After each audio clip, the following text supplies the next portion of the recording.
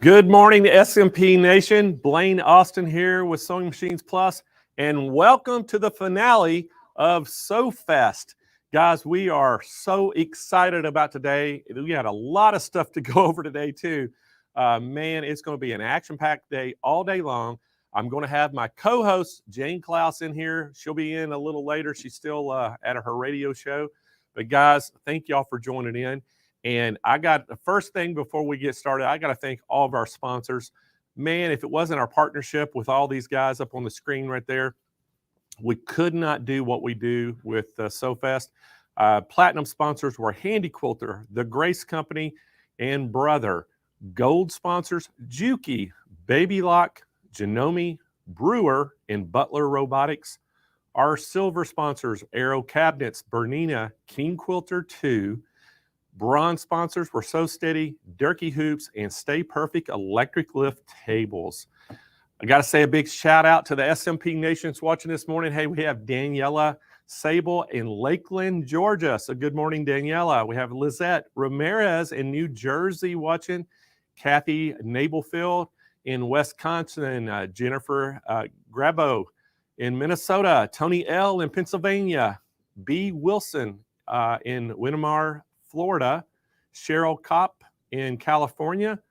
Laurie, how you pronounce your last name, Roger? Achuleta. She's in, that's a hard name to say. She was in Rio Rancho, New Mexico, wasn't it? That's a new one. Yeah, that is new. So good morning to you. And then we have Avetta Hedrick in San Juan, Texas, and Bird Dog 1949 in Wisconsin. So thank y'all and good morning for everybody joining in. Today we have some really cool educational sessions going. We got the world famous Joanne Banco is going to be back in here today, and Joanne's going to be doing t-shirts with a serger. She's going to be using, I think, that Brother Airflow 3000 for that. So I'm anxious to see that. And then we have a brand new educator to the SMP Nation, guys. We've never had her on one of our shows today. This will be her premiere. It's Mary Nisse, and she's doing in the hoop embroidery needle case. So she's I think her company is called Star Spangled Girl. Girl with a Star Spangled Heart. Okay, Girl with a Star Spangled Heart. Yeah. So we're super excited about Mary being on the show. So guys, we ended the voting with the garment contest last night, and we do have winners, and we will announce those winners this afternoon, the top 3. And man, it was the closest voting we've ever had at Sewing Machines Plus. So thank y'all for going and voting yesterday and last night. The voting ended at midnight Pacific time, and so we do have our winners. But I want to show you what they're going to win. All right. So first place in the garment sewing contest, they're going to win the Burnett B79 Yaya Han Edition sewing and embroidery machine, and the brand new Brother Print Moda printer and the fabric printer. And look at that, guys. Huge prize package. The machine, you're talking $3,300. The printer, $1,600. So great for the first place. Second place in the garment sewing contest. Look at that. You're getting the SE2000 sewing and embroidery machine from Brother. valued at $2,400. And then you're getting the finesse thread 16 pack, about an $87 value. And then third place is the same. So second and third both get that prize package. So great prize packages for our garment sewing contest. And not only are they getting that prize package, each one of them get a ribbon to put on their garment and hopefully take a picture and send it to us. And then the first place gets that golden scissors trophy that is so unique that we give away for the first place. So that's going to be pretty awesome. So our dream studio, we got to talk a little bit about that. Guys, we are giving over $100,000 worth of product away this week. And one person today, this afternoon, is going to walk away with a $25,000 Dream Studio giveaway. You see it right there, guys. It has that Juki HZL X3000 sewing machine. It has the Stay Perfect 2-tier electric lift table. It has the Handy Quilter Amara sit-down quilting machine. It has the Brother Airflow 3000 air threader serger. It has the Brother Print Moda fabric printer. And then it has the Baby Lock Pathfinder embroidery machine. Great package. So the first place grand prize winner is going to get that. However, if you just get in the top 5, okay, if you're just a runner-up, this is what you're going to get. Everybody there will get an HZL X3000 Juki sewing machine, and these are valued at $12.99. And you're also going to get a Sewing Machines Plus sew mat thrown in with it, your color choice. So we've got those, and so that's what our runner-ups basically are going to get. And then that grand prize, you saw what it's going to be. So it's pretty awesome.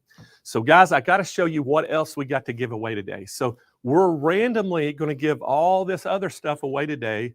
So let's show what we're going to give away. Let's do the biggest things first. Let's just show what. Look at that. So today we're giving away a Grace 16 Elite quilting machine with the Evolution hoop frame. Look at the price on that. You're talking just shy of $8,000. The next item that we're giving away, we're giving the Baby Lock brand new Allegro quilting and sewing machine. Guys, this is a $1,500 value. The next thing we're giving away is the Janome Sewus 780 DC sewing machine. The next thing we're giving away is a Grace Cutie tabletop hoop frame. It just keeps going. And another thing that we're giving away. Well, and then of course we have our gift cards. There we go. We're giving away gift cards today. We're giving away sew mats today. We're giving away the bags today. So we've got a ton of stuff to give away. So you got to stay tuned, because I'm going to randomly just give stuff away all day. Never know when I'm going to do it, just when I feel like it, right? So, but guys, you know, it's we really do appreciate everybody watching, and your participation has been awesome. I love seeing all the chats coming in, and so just keep it up. And you know, you ask, how can you win? Well, I'm going to tell you how you can win today. So all you have to do is just right now, if you haven't subscribed to our YouTube channel, go subscribe to it. Whether you're watching on Facebook or not, just go to YouTube, subscribe to our channel, SewingMachinesPlus.com. And if you're watching from YouTube, share the video, like it, do all the things you can do. You can actually hit where it says share the link and just go paste it on your Facebook page. You can do all that kinds of things. If you're watching on YouTube, go to Facebook and just like our Facebook page. You can like the video on there. There's a lot of things you can do. But the biggest thing you can do to help yourself is just ask questions or make comments throughout the day, and that's going to do it. Now, if I come up to with a special word and I say, like we kind of did yesterday, if I say, hey, guess what color, you know, Jane's going to wear today, her shirt, what color is her shirt going to be? You would just put the one word in there. Well, you have to do it at that time when I tell you. That would be the only way you could win it. So we'll do stuff like that throughout the day too. I may ask you a trivia question about one of the demonstrations, like something that somebody said. And so just kind of be on that lookout for that. But when I say that, just because you chatted early this morning, excuse me, at that time, I'm going to say, okay, put your answer in now. That'll only, the people who put their answer in and the right answer will only be the ones that gets in the spin the wheel to draw, because the way the algorithms pick up your information. So just to kind of clear that up so everybody will know. But it's going to be a fun day today, and we are ready to go. I'm about to lose my voice, I think. Excuse me. Been talking so much all week. So guys, we are looking so forward to this day. We've got a great lineup of demonstrations today too, and Kyle and I, we studied the inventory last night. Guys, we're in really good shape on inventory, so we have decided to extend all the specials on SewFest all the way till close of business, 4 p.m. on Saturday Pacific time. So if you have to kind of get a day to think about it, we're going to give you all the way to 4 p.m. Pacific time on Saturday. You can still call in and get those prices. We're going to honor that all the way till then. And if you are on the list, that goes for that too, all the way till 4 p.m. Because that way they'll have time to get you called back. But we are sitting really good on a lot of the inventory. We got a bunch of shipments in this week, which was part of SewFest. And so we're doing really good. And I'm really happy about that, because most of the time we sell out and run out of stuff. But this time we planned ahead and we really loaded up. So we're in good shape on all the inventory stuff. So anyway, guys, I hope that y'all are ready to go today, because I sure am. And I got to tell you about our first educator. Kathy Gandy is from Brother. She's a Brother educator. She has 49 years of sewing experience, and her favorite place to sew is her sewing room. And she first started sewing by making her own clothes.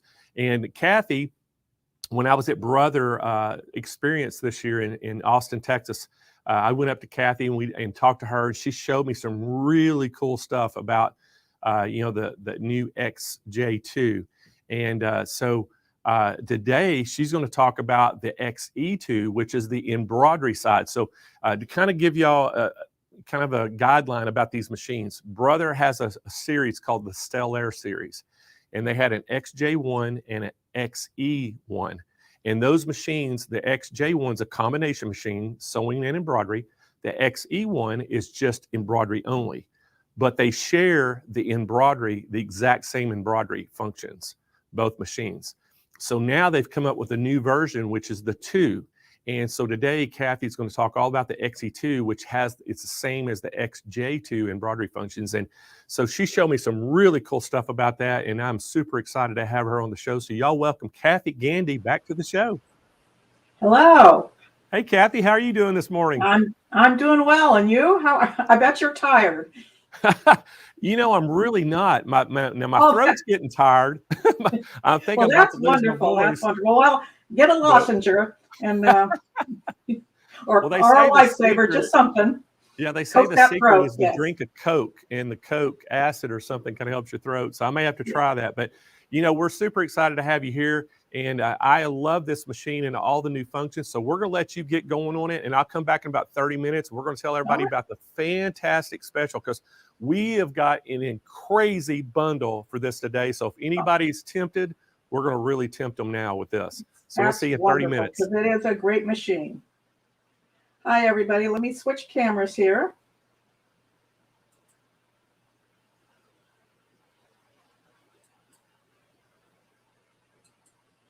There we go. So this is the XE2. And I just have, the arm is out over here, but it's a beautiful machine. I'm going to turn it on. One thing that I really love about Brother is that they really take care of you. They know their engineering. They know how to engineer these machines to give us a beautiful stitch out. So with our combo machines, they give us a 60 weight bobbin thread, because the bobbin in that machine is set for sewing and embroidery using the bobbin thread, the Brother bobbin thread. But in this machine, they would like you to use a 90 weight thread, because they've adjusted the bobbin to work with a 90 weight thread. So they send this thread with the machine, and this is going to last you a long time. But their engineering, the way they set up the machines, is just amazing. So I have the machine on here, and we have embroidery. We have the Disney embroidery, And then we have my design center. So let's go ahead and just go into embroidery and let's see what they've added new here. So one of the things that they have added is couching. So this is where you're going to put a yarn in the machine and the foot is going to sew it on. You're going to get a specialty foot that you put on the machine and adjust it and put the yarn through it, and the machine will sew yarn to give these beautiful designs. So not only do you have designs, you have an alphabet. So in this alphabet, you have uppercase, lowercase, numbers, and some symbols. It is amazing. And I love how it sews out. So that's a new feature in this machine. I'm going to come up here to my designs, and I'm going to come into here and get a design. So let's just pick this one here and go to set. Now, if I click edit here, I can add stippling around this design if I want. But they now added the echo feature, and then I can go and get the fills from my design center and add that to it now also. So I'm going to come in here and I'm going to pick an echo and let it do the echo. Look at how beautiful that is. I'm going to take my spacing and I'm going to take it down real close and let it recalculate and preview it here. And look at how gorgeous that is. You can see the lines, the striation lines come out there. It is just really gorgeous when you sew it like that. I know there's a lot of lines there, but it just pops. It just makes it beautiful. I just love it. And then when you come here, I can come to select here. And I can pick any of these fill stitches to go around that design. I might want to get, let's do this one here and say okay. And now you can see that I've got that wonderful fill design around my embroidery. It doesn't fill in, it just goes around the outside. So you have these wonderful new features in this machine. So another feature that they have here is no sew. So say I don't want part of this to sew. Maybe the inside blue here. I'm going to take that and get rid of that and come to the silver. I want to keep my silver and come to this blue and say that, and then come to this and no sew.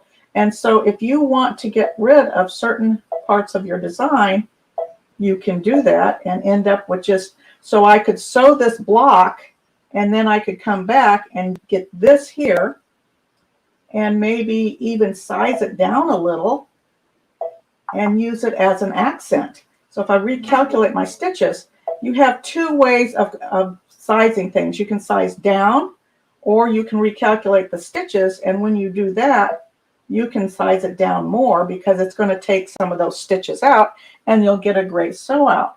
So you could use this to accent the design that you've already sewn. So that is just, I love the no sew feature. It's really, really nice. So we also have, let's go back home here. Another new feature that they put in here is the matrix. So I'm going to come here to our border function. We've had the border function for a long time. We've used it. So when I used to come to the border function, I would have to add one to the top and one to the bottom until it filled up, and then I would add my rows. But now all I have to do is touch this symbol right here, and it actually fills the hoop. Now I can change this hoop size to whatever I want, and it fills it in just perfectly. Now I have used this. When I did this, I got 8 across and 8 down. When I tried to do that myself, I could only get 7 across and 7 down. So the machine just does a nicer job than I could do. So let's cancel this, and that's pretty. that is, I did have that sewn out, so I can show that to you. So you can see how pretty that is. So I was going to do this. I was going to make a blouse and sew some more of these and do this for the cuff and the collar and the placket. And I just think that will be gorgeous. So I'm going to come home here. And then I'm going to come back into embroidery. And I'm going to get a shape. So I'm going to pick this shape and go to set. And then I'm going to add a letter. So I'm going to come into my letters here.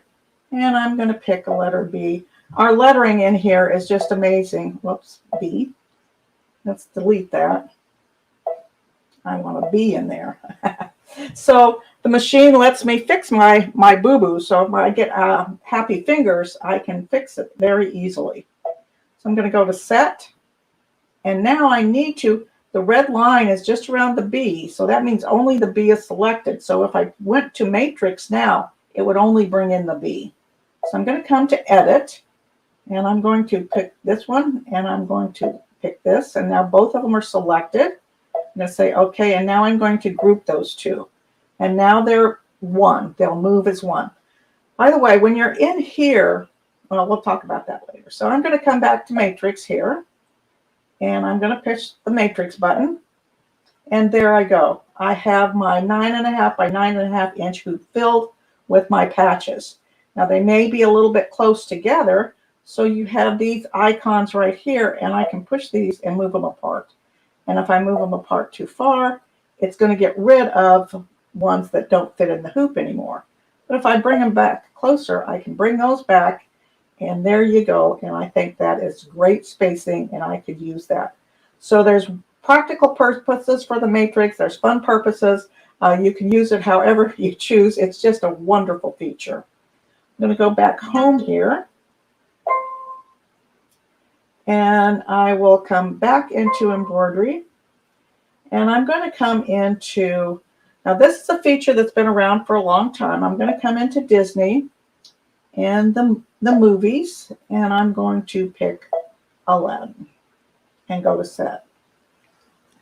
Now earlier today, I went ahead and used my Snap app, and I took a picture of some fabric like this. Well, let me see. So I took a picture of this panel. So I have a picture of this panel, and I put my hoop around it. Now these hoops have markings on them so that my Snap app can read the size. So I came to my Snap app, which is on my iPod, and I came to this section, and I took a snapshot of my fabric and sent it to the machine. And then I turned it off. I'm going to turn it back on. And there you go. I can take and I can place my design exactly where I want it on this fabric and sew it out. It's amazing. I can come back and I can add. So I can come back to Disney and back to the movies. And I can add Aladdin and go to set and bring him down over here and sew that out. So that is an excellent placement tool. So I'm going to turn that background back off and go back home and say OK. So now I'm going to come back into embroidery, and I'm going to show you our new system of placing, and that is our 2-point system. I showed that yesterday. And I'm trying to find my hoop here, sorry. And I will show it again today. So I'm going to take my hoop. Now, this is a 9.5 and 9.5 inch hoop. This machine comes with the 14 by 9.5 inch hoop. It's a huge hoop. So I'm going to show you the hoop size real quick here. So this is the largest hoop. Isn't that amazing? And you can see the marks on here. That's what the Snap app needs to read. So this is the largest hoop. So this machine comes with this hoop and a 5x7. Now, if you get the upgrade kit, you're also going to get a 7x12 magnetic frame. So if you have the XE1, you can get an upgrade kit that will bring it to the 2 so that you can use the features that I'm showing. So I'm going to get this, and I've got my line drawn on here where I want my design to be. So I'm going to come into here and put my hoop on the machine. Don't you love how these hoops go on so easily? I just appreciate Brother so much for all the wonderful features they give us. So I'm going to come into here. Now this is number 17 is the first category of the new designs. So I'm going to come into 17, and these are lines or corners. Isn't that bunny cute? Look at how cute he is. So I'm going to cancel him though. I want this design right here and go to set. So I want to place that right on this line here. So I'm going to go to embroidery, and I am going to push layout, and then I'm going to push my 2-point positioning. Now I can move this pin point here, and this is my first placement point, and I can move it all around. I can even put it in the center if I want, but I do want it on this corner because I want to place my corner right down here. Now that the red box is what it's seeing, so I'm going to take that. That's where I want it to go. I'm going to do next, and I do want to place it on this line, so I'm going to push this arrow here and then go to next. So now I'm going to move this red dot, I don't know if you can see it, down to this line here. So I'm going to do this. These are your speeds, and this makes it a little more precision if I do that. The other is a little bit faster and can overshoot it easily.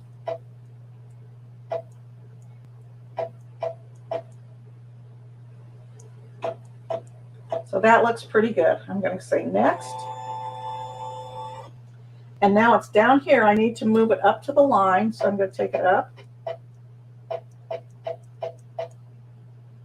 And I'm going to go set. And you can see that it's put it on an angle. So I've hooped crooked. Here's my line. You can see that these lines are crooked. So once I get that sewn out, it's going to be straight. It's just an amazing system. So that is a new feature of this. That first point that you put in there is your pivot point. So that's a permanent point. So that's where you think of putting a pin, and then you're going to move the design this way around it. So it's just amazing. I love that feature. All right, so now we're going to go into,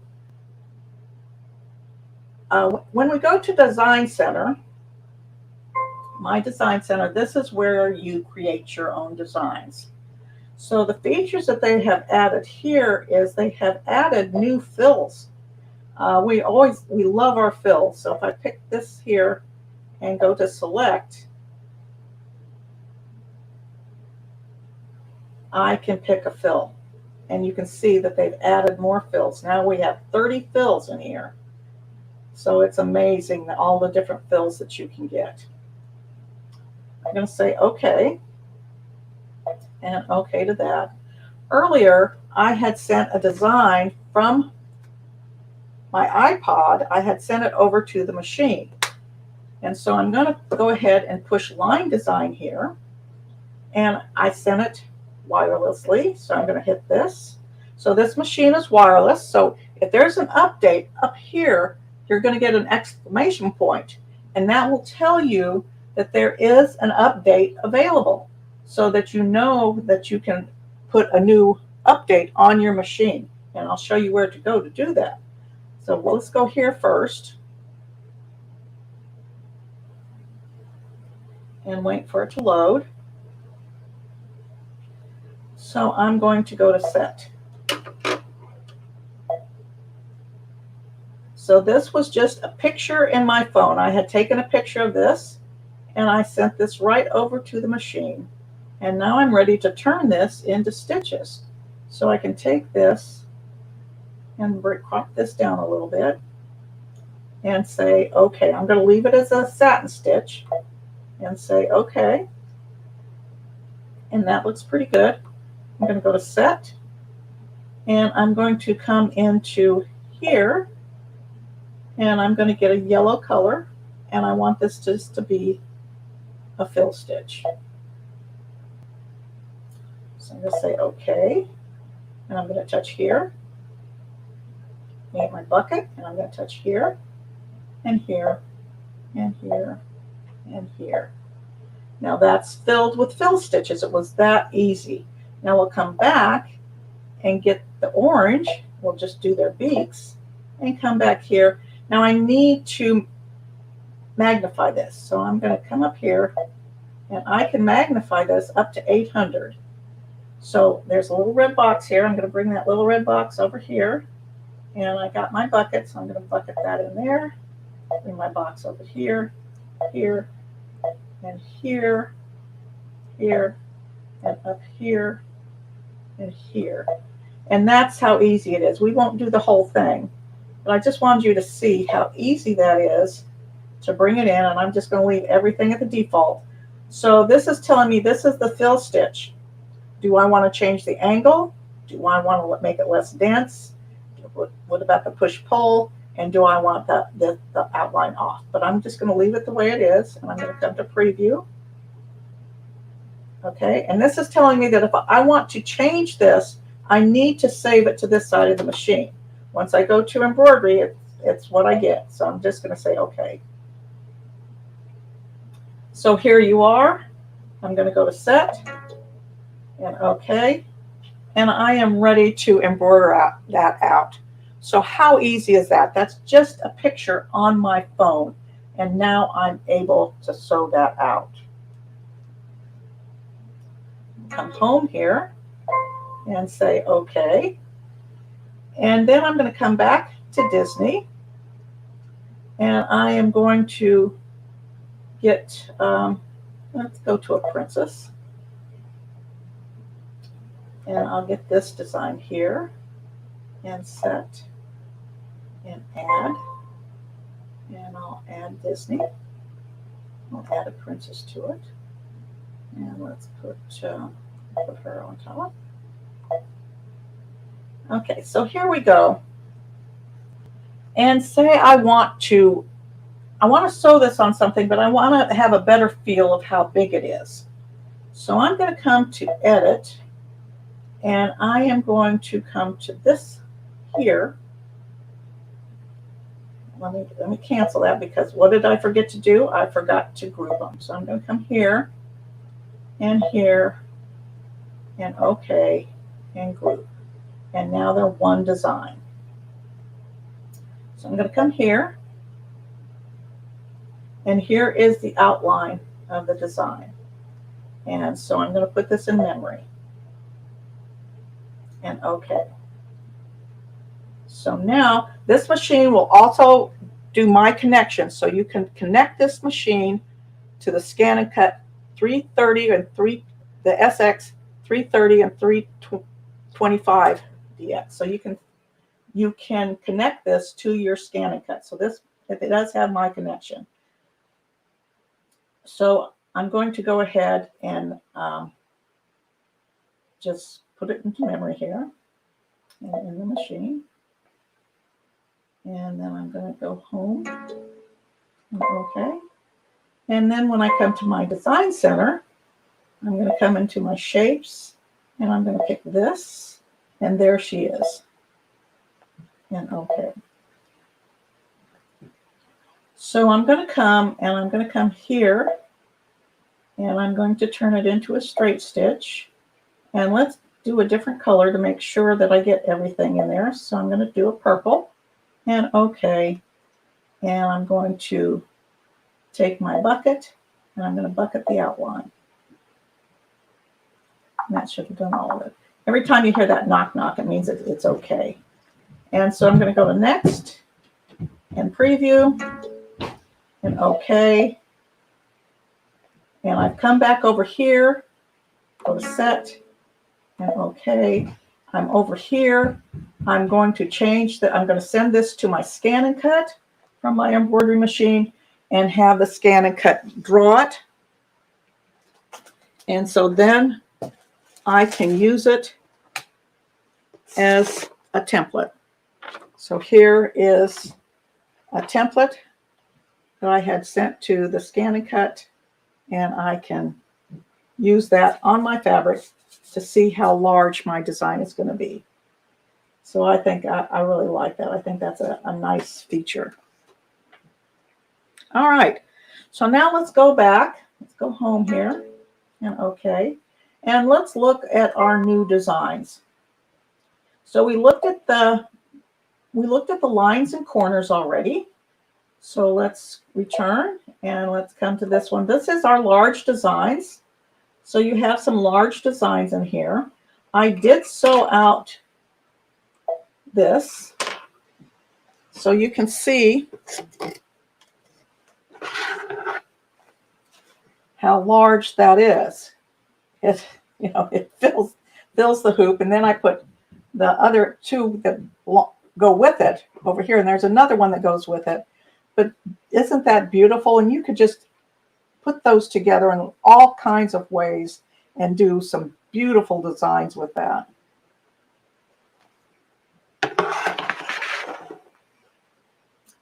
So you have that design. I'm going to cancel that.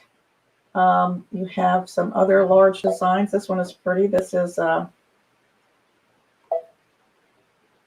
can see how big that is. That's an owl sideways. So we'll go ahead and delete that. So these are the large designs, and so you have 9 of those.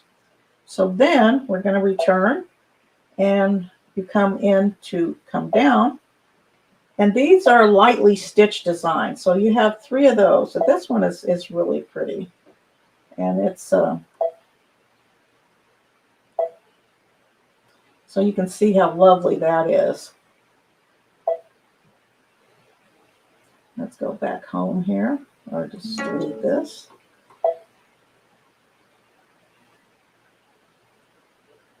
This is a design that I sent over from, I accidentally hit the cloud.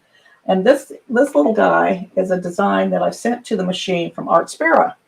So with this machine, you can also use Artspira. There are several apps that you can use with this machine. Of course, you can use Artspira. You got My Design Snap for the machine to send the designs to. And you have My Stitch Monitor. So My Stitch Monitor will tell you where you're at in your design. You can take your phone with you. If the bobbin needs changed, it will let you know that you need to come change the bobbin. So that is another great feature of this machine. Let's come back to embroidery, and we'll come down. This is quilting designs. So you have several new quilting designs in here. And we'll return and come down again. And you have 3 appliques. So you have the nice 3 appliques here. You have a sewing machine, some gnomes that are just as cute as can be, and then you have a flower. So this is a freestanding flower. So you'll sew this out, and then that will be your center. So then you're going to come back to here and come down, and then the next one is the crochet, and I did have those sewn out, and I just really think these are gorgeous. So these are all the crocheted ones, and you can see how nice and thick those are. When I sewed them out, I used a layer of water-soluble mesh and then a layer of heavy film, and then another layer of the water-soluble mesh. And it really sewed out nice. Now I did use a cotton thread on here. So I used a regular sewing cotton thread. I just liked the looks of it. But I want to warn you that if you do that, make sure that you clean your bobbin out every once in a while, because that cotton embroidery thread, and I use it in the bobbin also, the cotton sewing thread really gets linty. And if there's too much lint built up in your bobbin area, your bobbin sensor can't see if the bobbin's running out, and it won't let you know, and you'll run out of bobbin without knowing it. The machine will stop and tell you you're out, but you are totally out. So we're going to come back to here. We have one more section, and this is 3 designs, and these are in the hoop designs. So Brother has even given us some in the hoop designs. So this is your memory, so you can save to your machine, wireless, your USBs, and in the cloud. So this is an amazing machine that gives you a lot of options here.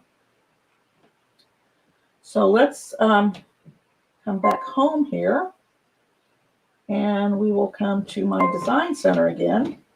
And I did want to show you that I have done a quilt on here. And so this is the quilt that I did. And so I took my 3 layers, my top, my batting, and my backing, and I hooped it. I snap-apped it, sent it to the machine, and drew around the square or around the L shape and dropped stitches in. So you can do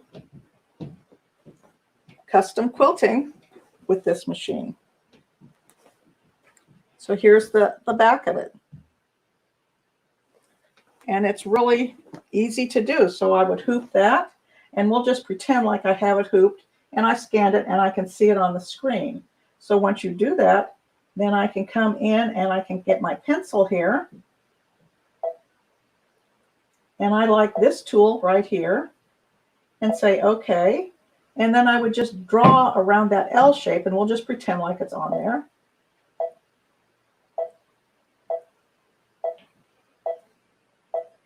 There we go. And I hope I sew better than that, but that's okay. So we're going to come into here, and we'll get a design.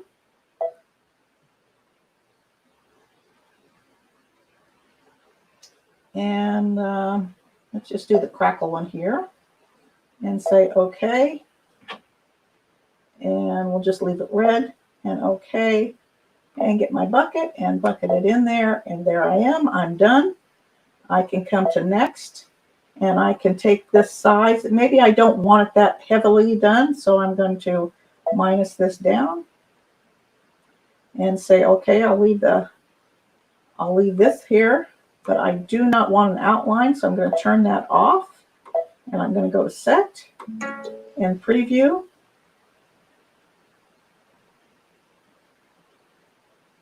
And okay. And there you go. And go, I forgot to take the outline off, but that's okay. Go to set, and I would be, well, let's go cancel that. Return, and come up to here and do no sew, and okay. And take my bucket and touch the outline and say next. Preview. Okay. And there I saved my boo-boo. So I was able to go back and take that outline off and go to set and say okay. And there I am ready to sew that on my quilt. So I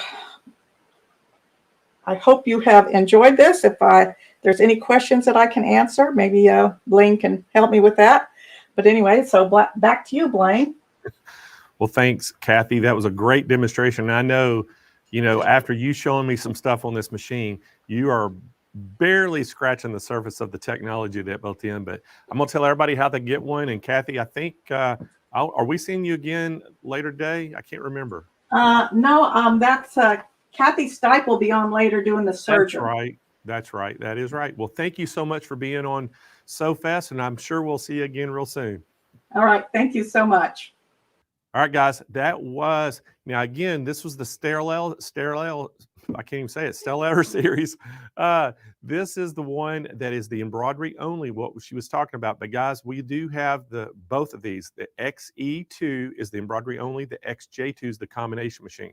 Now, what's great about this XE2? Again, guys, it is just a fantastic machine with Disney. And that's the cool thing about this.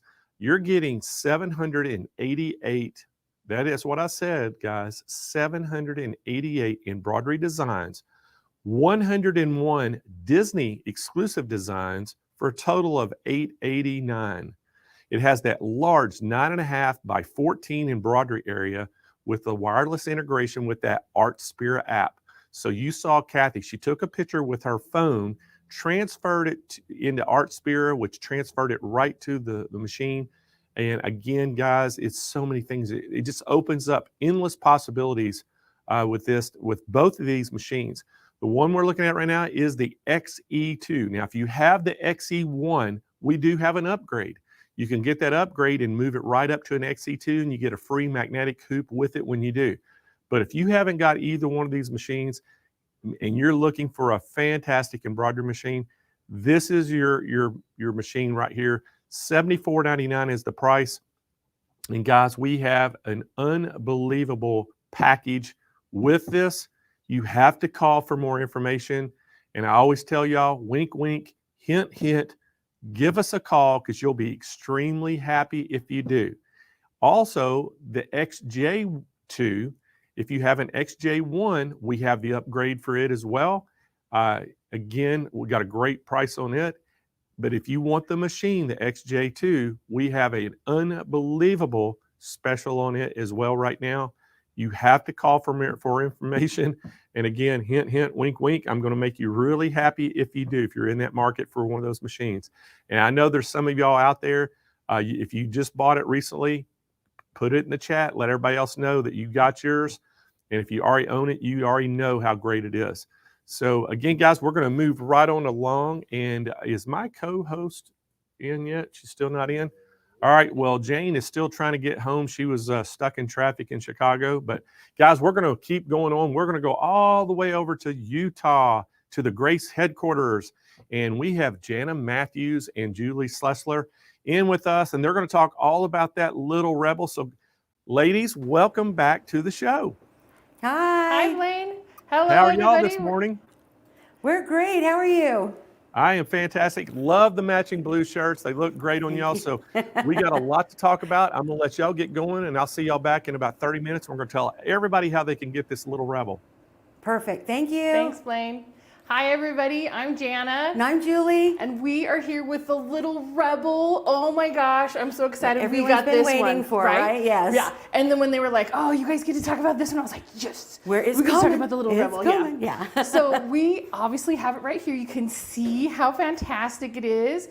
This is our new straight stitch sewing machine.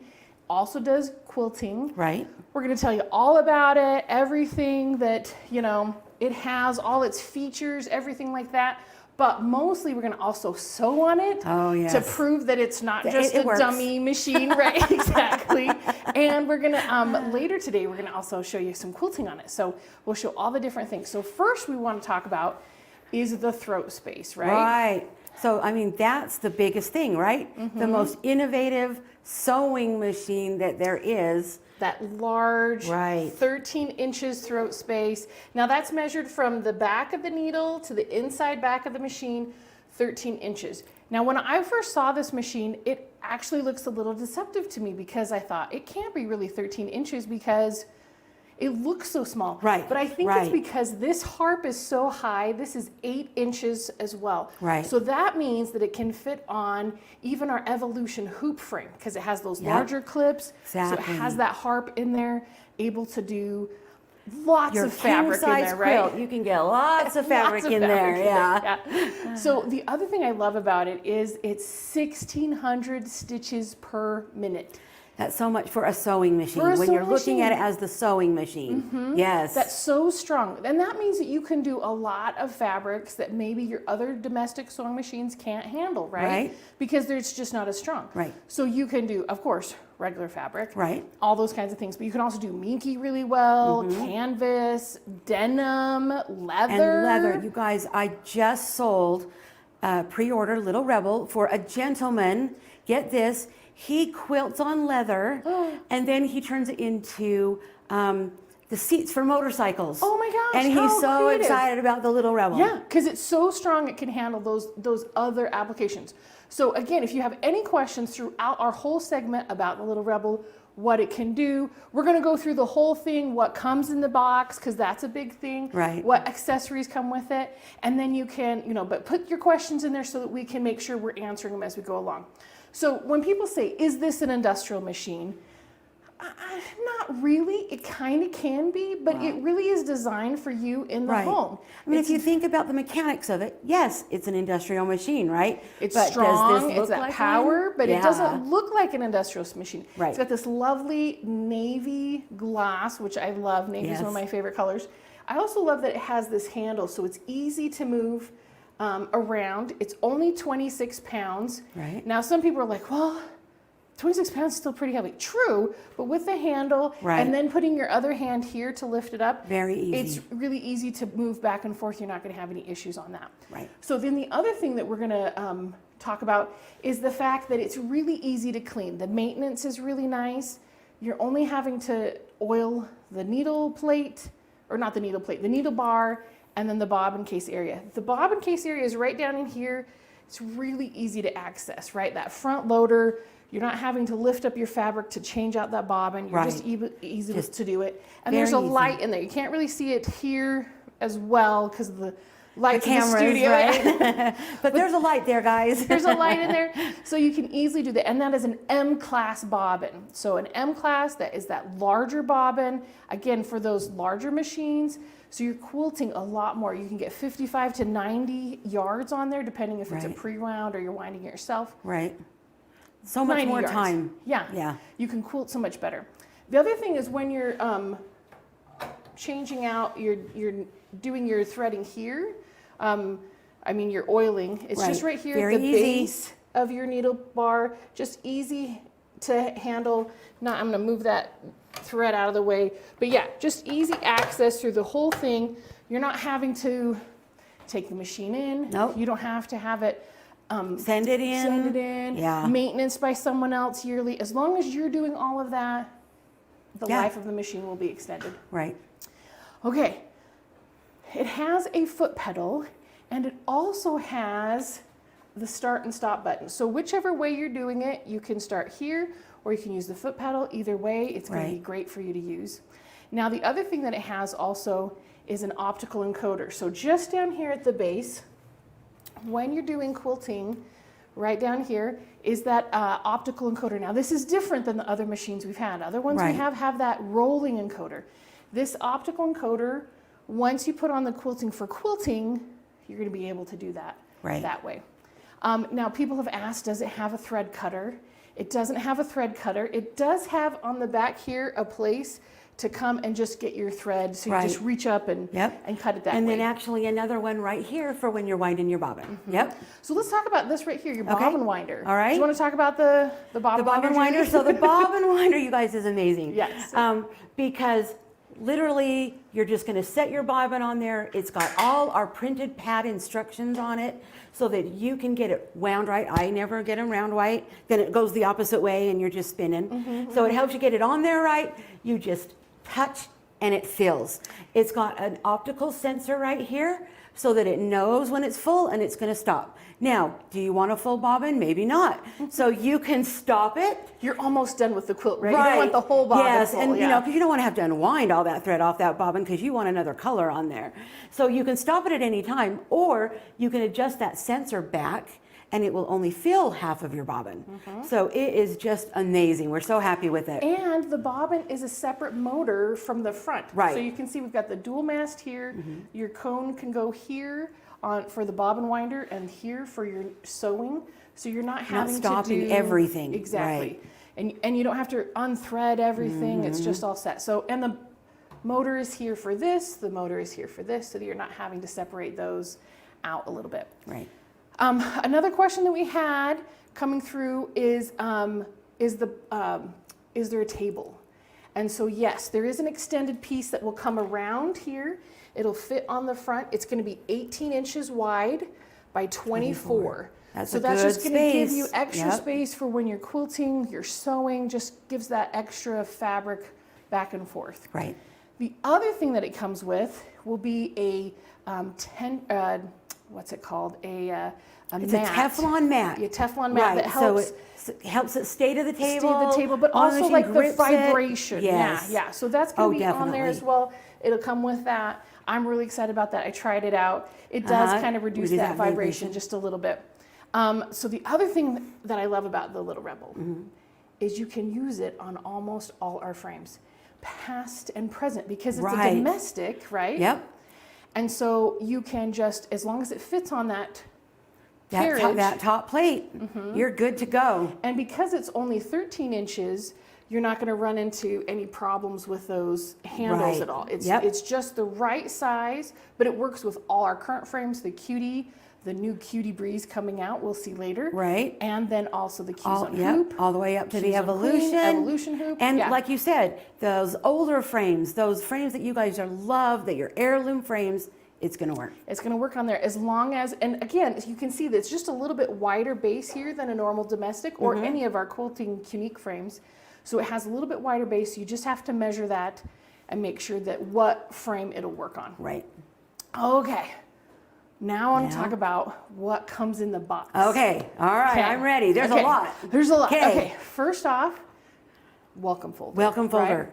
How you register Yes. the machine, instruction manual. Getting started, the reference card. The reference card to So, have. yes, very easy to have it out. You just grab it when you need some extra help. I also love that it comes with a new tension book. Yes. So you already have that booklet, how to fix your tension. You know, is it long stitches here? Is it long on the back? Which ones do we handle? All that kind of stuff. So it's really great for that. I also love that it comes with a brand new quilting panel and thread samples so you can test it out, right? Get a feel for it before you start that quilt. Before you're using your own fabric, test things, Test it out. try out all the tension, figure out everything, so you're all set to do that. Also, you get a controller, which we'll see later today when we're talking about quilting, Right. that will help you start and stop when you're using it on the frames. On the free motion frame, yep. Also, we talked about that sewing base, yep. 18 by 24. It comes with the foot pedal. It'll have a 7-foot cable. 7 feet. Yeah, Oh, so whatever that's great. table you're working Yes. on, you're gonna have plenty of room to come around the back of that table with 7 feet. Right. Oh, yeah. Yeah. Also, it comes with a hopping foot, which I have right back here to show off. So as well as the presser foot, you also get a regular hopping foot, so you can attach that on there when you're going to be doing quilting. So you don't have to get something else for that. Right. So we've got a hopping foot and a presser foot. Is that all the feet? You're also going to get a ruler foot and then an open toe foot. So Ah. that all comes. But people have asked, well, what if I want to use A glide foot. a glide foot, Right. a couching foot, the Wonder foot? Right. Will those work? So any of our hopping foot kits are accessible Right. and And they're compatible Yes. with the 13. Right. Yep. Blowing my mind. I know, right? So also coming with that is our little guide foot. And I've got this on right here. You can see I've got it set up. It's set up so on this needle plate are all these different lines for your seam allowances. And then we have this little seam allowance quilting, not quilting foot, but guide. Yeah. And then so you can, I can adjust it here and pull it out or move it in. So that helps with all Keep those your for the line section. straight, guys. I cannot sew straight. I can't draw straight. I can't walk straight. But with this, I think it'll help. So yes, so any of those things, right, that we want the tools to help you quilt more, Right. to sew more, to piece more, so that then you can quilt and sew. I mean, it's just And not worry fantastic. about it. Yeah. Exactly. So next, 3 M-class bobbins. Ooh, good. So one comes in the bobbin case area, one will be up on top here, and then one inside the toolbox. So you get So all you've the got tools. 1 in and 2 ready to go. Yes. Now you will have to fill those Right. with your bobbin because they're not filled. But you know, the M class, which again makes such a difference in when you're quilting and sewing. Much longer. It takes so much longer. Okay, what else does it include? So then you're also going to get the quilting needle plate. Okay, so what this is when you put this needle plate on, it is going to cover the feed dogs, and it's going to start. Let's show them this back part right here. Oh, yes. Yeah, so you can it's got see the sensors here that activate everything. Yeah, and then these two spots are a magnet, so it stays in on. place. Yeah. And that is when you're ready to free motion quilt on a frame. Oh, well, I'm sorry, or push quilt. through, yes. And it's going to engage that stitch regulation, that optical encoder, and take those feed dogs so they don't grab your fabric. Right, because that's kind of important when you're quilting, whether you're push quilting or frame quilting with free motion, that those feed dogs are no they can't longer be in trying the to way. grab the fabric, right? You can't be creative and have it grabbing you. Exactly. So we also get, this was the part that I thought was so cool and new, is you're getting 4 needle packages. Yes, yes. So whatever thing you're sewing or quilting, you get a size 18 with a 10 pack, size 16 10 pack of needles, size 14 needle pack, and a size 12, which we haven't done 12 before because we didn't do sewing machines before. Exactly. So having 4 different packages, whatever you're doing, that comes included in it, that's going to be fantastic as well. Right. And then our tools. Yes, you're going to need your tools, right? So you're going to have a needle magnet. Yes. Now, always nice. Now what is important about the needle magnet is it sits on the needle, and it kind of gives you that better example. So it's like, here's the needle, and the needle magnet sticks onto it. So as you're turning the needle, you'll know if it's straight or not, and so it's just an ease for those kinds of things. Right, because how many times have you have that needle just a little bit off and nothing works? Yeah. Just for that little tiny twist, right? Yeah, yeah. So we've got the needle magnet. Then we've got all the Allen wrenches, everything you're going to need for anything that you're going to need to tighten or do on your machine. It also comes with a brush so you can clean things out, things you need to brush away, and oil. Yes, so you get some oil. Now this is just regular sewing machine oil, but we get you a bottle to start with so that you can get going, so you're not having to be like, oh, now I need to oil machine and I have to go to the store and get something else. But what if I run out of that oil? You can just get some regular sewing machine oil and go from there. Yeah. Okay, perfect. And then the other part, because this is a sewing machine instead of just a quilting machine, right here on the back we have different size caps for your thread. So right now we've got the threads for our finesse cones. Again, the finesse thread we love, 50 weight, 100% polyester. 100% polyester, 1,500 yards. Right. Great to do a whole king size quilt with bobbins, and then you're done with the thread. You don't have to do more. But back here is another cone. So it comes with 3 different caps for that. So on your thread stack, if you're just using smaller thread, it's all going to fit, not or bigger ones, run around. you can just stick that on there, and so it's available so you can have all those set. Right. Okay, and then it does come with a thread inserter. So it's not an automatic one, but we'll have another one just to help you out for those that don't. Now, you can get a lot of other accessories with this, right? Right. We talked about all the hopping foot kits you can purchase separately. Those will work. You can also use, if you're using it on a frame, you can do the Gracie laser. Right, you do some can pantograph exactly. work, right? You can do all those things Yep. that are accessory for other things as well. But we also want to talk a little bit about how the machine works. So we've got right down here, we've got our start and stop button. It'll light up. I'm not going to start it right now because I have no thread in there and I have no fabric, but I don't want to start it and then mess up the machine. Right. Just like a regular typical sewing machine, we've got the reverse button, and then here is our up and down for our needle. So right away, all the things that you need. Right there. You can grab back here the wheel and go back and forth with it, but it has it here as well, so you can do the needle up and needle down. This is your quilting button when you're going to be doing push quilting or frame quilting. Once you put that needle plate on there, you can push that so it activates the optical encoders. Right. So now, and I believe, I saw it yesterday, guys, but you put that on there and I think it automatically lights up. I think so. Yeah. So, but if it doesn't, You have to that push it, button. yeah. There it is. And then on the top here are our different stitch lengths and stitch speeds. Now we only have 2 buttons and only 5 lights, but you can see that as I push the light, it gets brighter, and then halfway light. So then there's all the stitches, the smaller stitches, and then we're going back down to do less stitches per inch. But you can see there's ultimately 10 you see stitches. 5, so there's 10. There's 10 because it's 2 modes in each one. Again, I'm just pushing those, going back up to the lights. And then here we have our different stitch speeds. Again, 2 buttons, 3 lights, but you can see as I push those buttons, I'm going to get a little bit different. So there's 6 different stitch speeds, even though there's only 3 lights. Okay.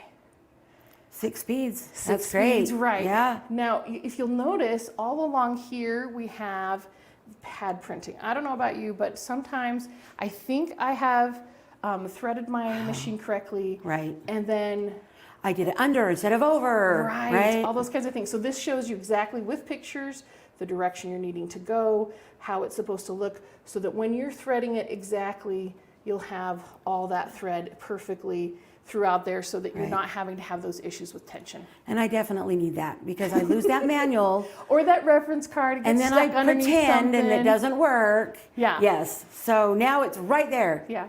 So another question we had was, does it come with a walking foot? It doesn't come with it yet. They're still developing it, so that should be coming out hopefully in the next year or so. There's a couple other things that we're working on to develop with this. A ruler table, so not the expanded table part, but a ruler table that you would use with a frame, so you could do ruler work.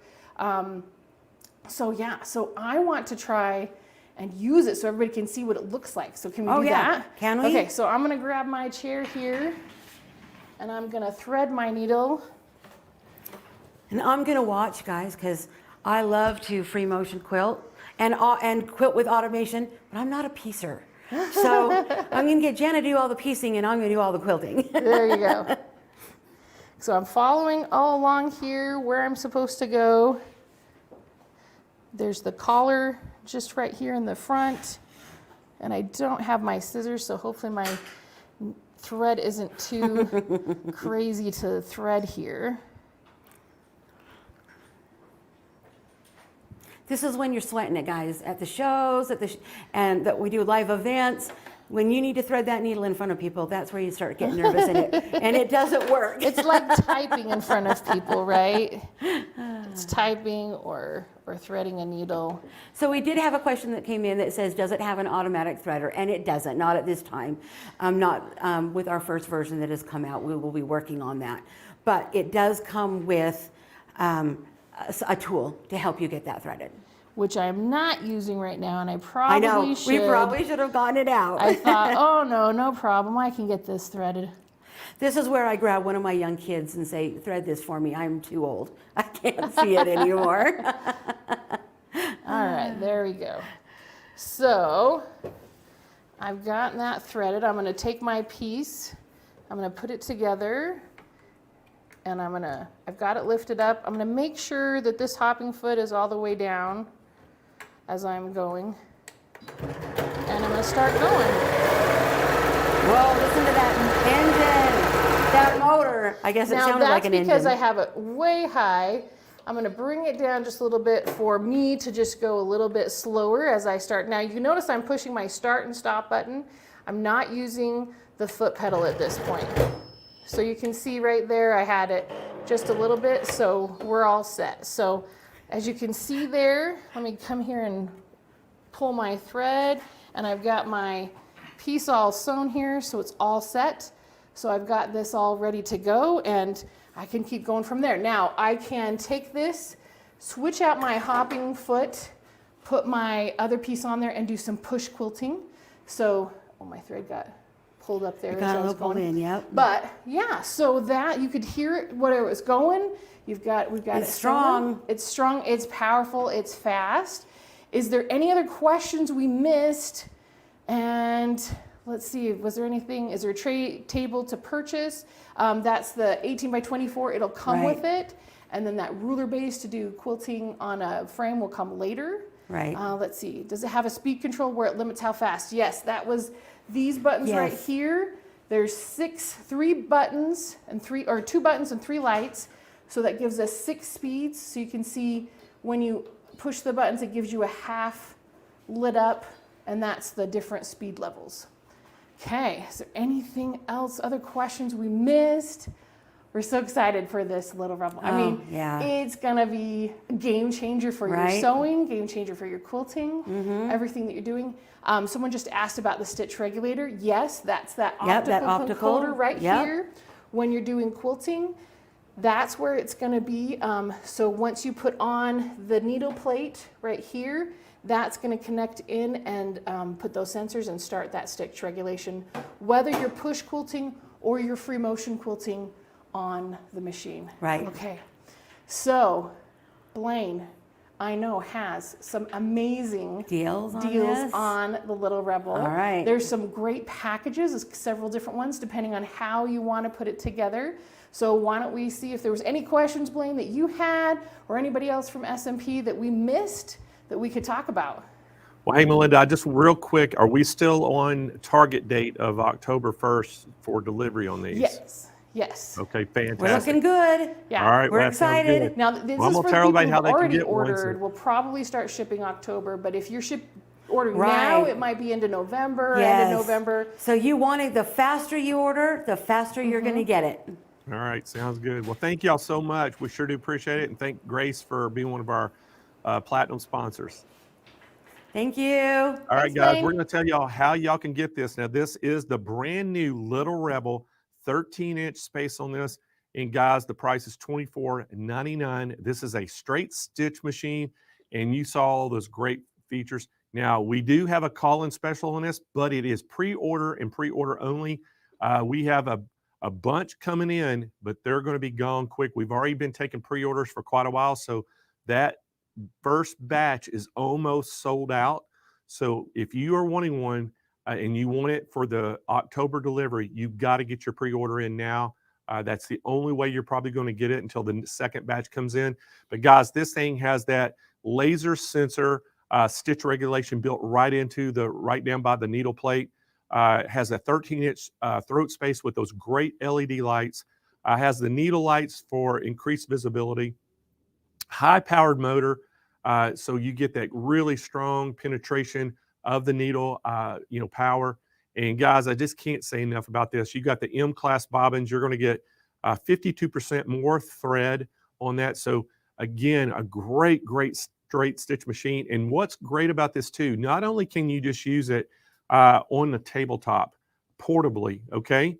You can also put this on a cutie frame or the hoop zone frame if you just are limited on space. And then you've got a full-blown long arm quilting machine. So that's what's so great about that. And y'all see the height. Look at the height on the machine between where you could roll up a quilt in there. So it's got a lot of space in that 13-inch throat space. You got a lot of height in there as well. So guys, a great machine. $24.99. We do have a call-in special. Call to get that special price and to get that pre-order now. Free shipping nationwide with your purchase, and we're offering special financing as well. So give us a call right now, 800-401-8151. All right, guys, we are going to move on, and I want to bring the world famous Jane Klaus in. She is going to be co-hosting with me again today. So Jane, welcome back to the show. Good morning, everybody. Good morning, Blaine. Hi, SMP Nation. How are you guys?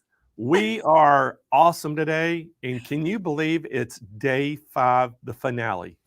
I mean, TGI day 5. I can't believe that it's already day 5. It's just like, where's the week gone? It's so much fun. I always feel so inspired after the shows are over that I don't even want to leave my sewing studio. Well, I'm so happy you're here. I know you were stuck in traffic this morning coming from the radio show, but you're not here sure now. Why they want to do a little construction on a Friday mid-morning, but it didn't work out for my schedule. Well, they just didn't know about So Fast, but now we got you the rest of the day. And man, I'm super excited today. We're giving away so much product today. I'm telling you. And then I probably, we're giving over $100,000 for the show. and there's got to be, at least 50,000 of it today. It's a ton of product we're giving away today. Oh my gosh, amazing. Of course, you always save the best for last. So $50,000 worth of product that we're giving away today. That means everybody needs to hang with us all day long because you never know where Blaine is going to sneak in that giveaway. Nope, they don't. So speaking of giveaway, why don't we just do one right now? Okay, let's do it. What do you guys think? You want to do a giveaway? I want to do a all giveaway. that needs to happen is I need to show up for the show. We're doing a giveaway. Exactly. So what I'd like to do right now is do a $100 gift card to Sewing Machines Plus. And all they have to do is we'll send them a code and they'll put it in the checkout to save them $100 on their purchase. So guys, here we go. We're going to spin that wheel. So Kennedy, spin that wheel with a little Friday enthusiasm. Here we go.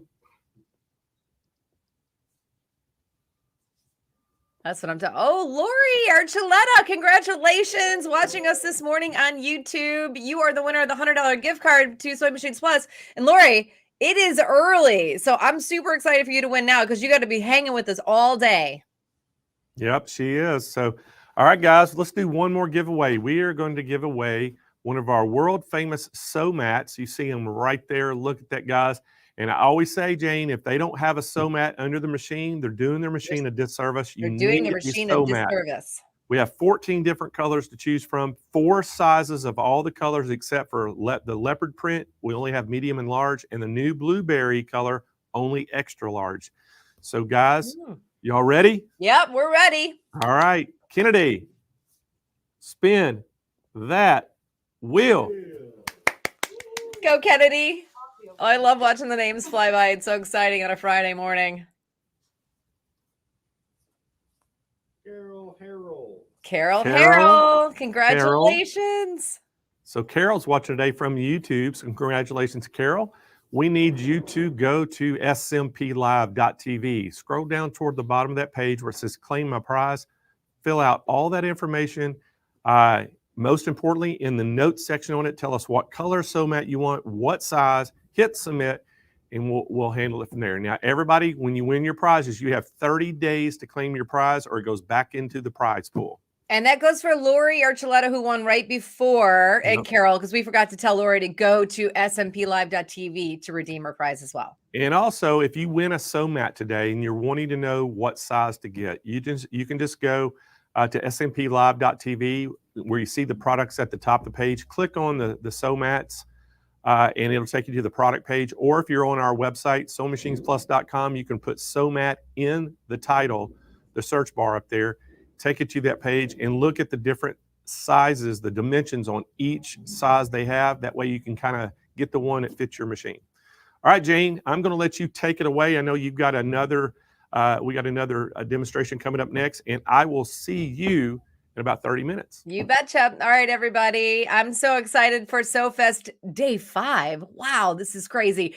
I'm going to ask to bring the girls from Brewer up right away so I can see who we have, and I'm going to do their intros, ask them a few questions. I want you to say hi to Brewer, so let's pop them up. And we've got Marissa.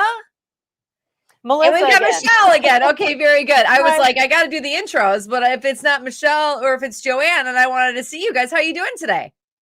Good. We're doing good. We are very excited to be back here, to show amazing products. So great. I know. Okay, so Marissa, you've been hanging with us all week. You're the notions buyer there at Brewer. And I love that you bring the industry trends and you bring them to everybody with what we want. How do you know, how do you find the trends? Well, in a very boring way, we just analyze numbers and we check to see what is trending, what is not trending. We check out a lot of social media. We see what other shops are purchasing and buying and what the customers are asking for. So a lot of analytical data that we have to do daily just to see what is trending. So I know everybody thinks that I just keep demoing and checking products all the time, but there is a lot of numbers behind, the trending. So and Michelle, you're a product specialist. I am, yeah. What does that entail in your day-to-day life? You're trying everything out? I do try some stuff out. I also work specifically with a certain region of dealers. So tailoring to what events they've got going on and how I can best support them in sales and stuff. You want to give a shout out to that region of the country so people can do a high five, virtual high Oh, five? I've got like the whole Midwest kind of area. So Midwest. Let's go. Let's hear it for the Midwest. All right, you guys. Thank you so much. You did your own intros, so you saved me from that, and it was perfect. So I'm going to let you go because today we're talking about daylight. Yeah? Correct. Yes. Okay, I'll see you in 30 minutes. Okay. Awesome. Thanks. Yeah, so we've got 5 different options here from Daylight. Wanted to kind of end the week off with something that I think is super underrated. We all like the fun, like trendy gadgets and different tools and stuff, but something that's super necessary in your sewing space is being able to see what you're working on really well, right? So Daylight is an incredible company. They make amazing products, and we've got 5 of them here to show you. This first one, I know you saw earlier this week with Joanne and Marissa.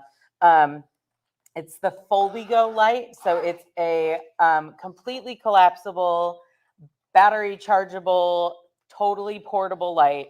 So this is perfect for, was this in the retreat bundle? Yes. Yeah. So this is perfect for when you're traveling, when you're going to a retreat, you're going to a class, whatever you need to do. It collapses completely down to fit into this tiny case that you saw. So the whole thing fits in here. It's super sturdy. It's like a hard shell case. So it will protect the light. It's got 4 different brightness settings. The arm is completely adjustable. The head of it is completely adjustable. Just a really sturdy product. So there's a battery light indicator right at the bottom. You can maybe see, maybe if I turn this off, you can see. There's some little lights right here that will let you know how much power you've got when it's charged. And it can run for up to 8 hours. So you will get closer to the 8 hours if you're on some of the lower light settings. If you have it at max brightness, it will be a little shorter than that. But the battery will last up to 8 hours. So that's, a full day of crafting. Yeah, and it's dimmable, so you can just, depending on where you are, the settings, just put it the other way. There we go. There you go. Okay, it will get brighter. We can turn it off and on. So, and I like that it's like very, the light doesn't change the colors of the fabric. Right. So it's super true to color. It's not going to skew warm or cool necessarily. There's a bunch of different LED units in there. So it doesn't really heat up. It doesn't change the light. It's super consistent, and will keep everything true to color. And the LEDs are very sturdy. So as you're traveling with it, you're not worried about breaking a bulb or anything like that. I'm sorry, I'm keeping an eye on the comments. It is rechargeable. Yes, it charges with a USB. but it has a plug too, so you can just put it on the, So you can still use it while it's charging. If you do want to just have it plugged in your sewing studio, you totally can. Keep it plugged in all the time, and then it's 100% charged whenever you do need to move with it. But the LEDs also are, I think it's guaranteed for 2 years. So all of the Daylight products have a 2-year guarantee on them, and they're all rated at 50,000 hours of light or more, which that's like a lot. 5 years at least of if it was on all the time. So it's going to last you a long time. They are a little bit of an investment, but they are such high quality products. So we love this one for travel.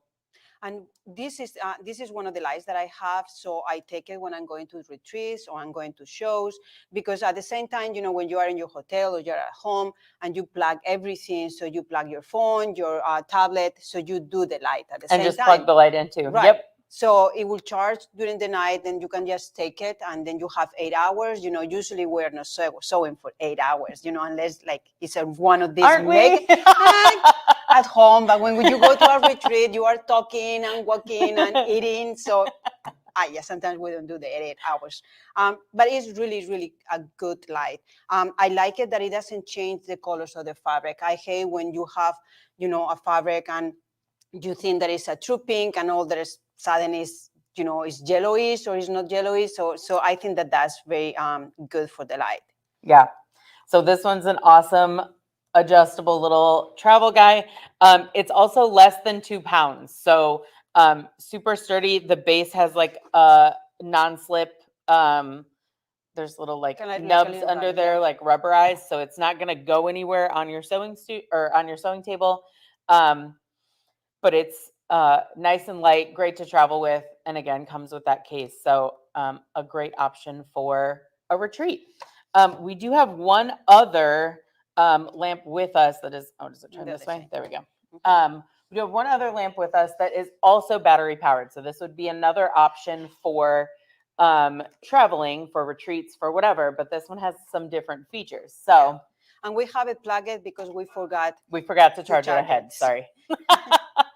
But this is the Halo Go.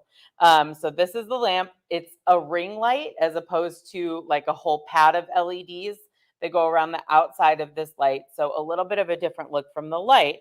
But the thing that is really, really cool about this is that it's also a magnifier. So there's this cover on it that you just lift up, and then you've got a magnifying surface right here. There's a lens right in there.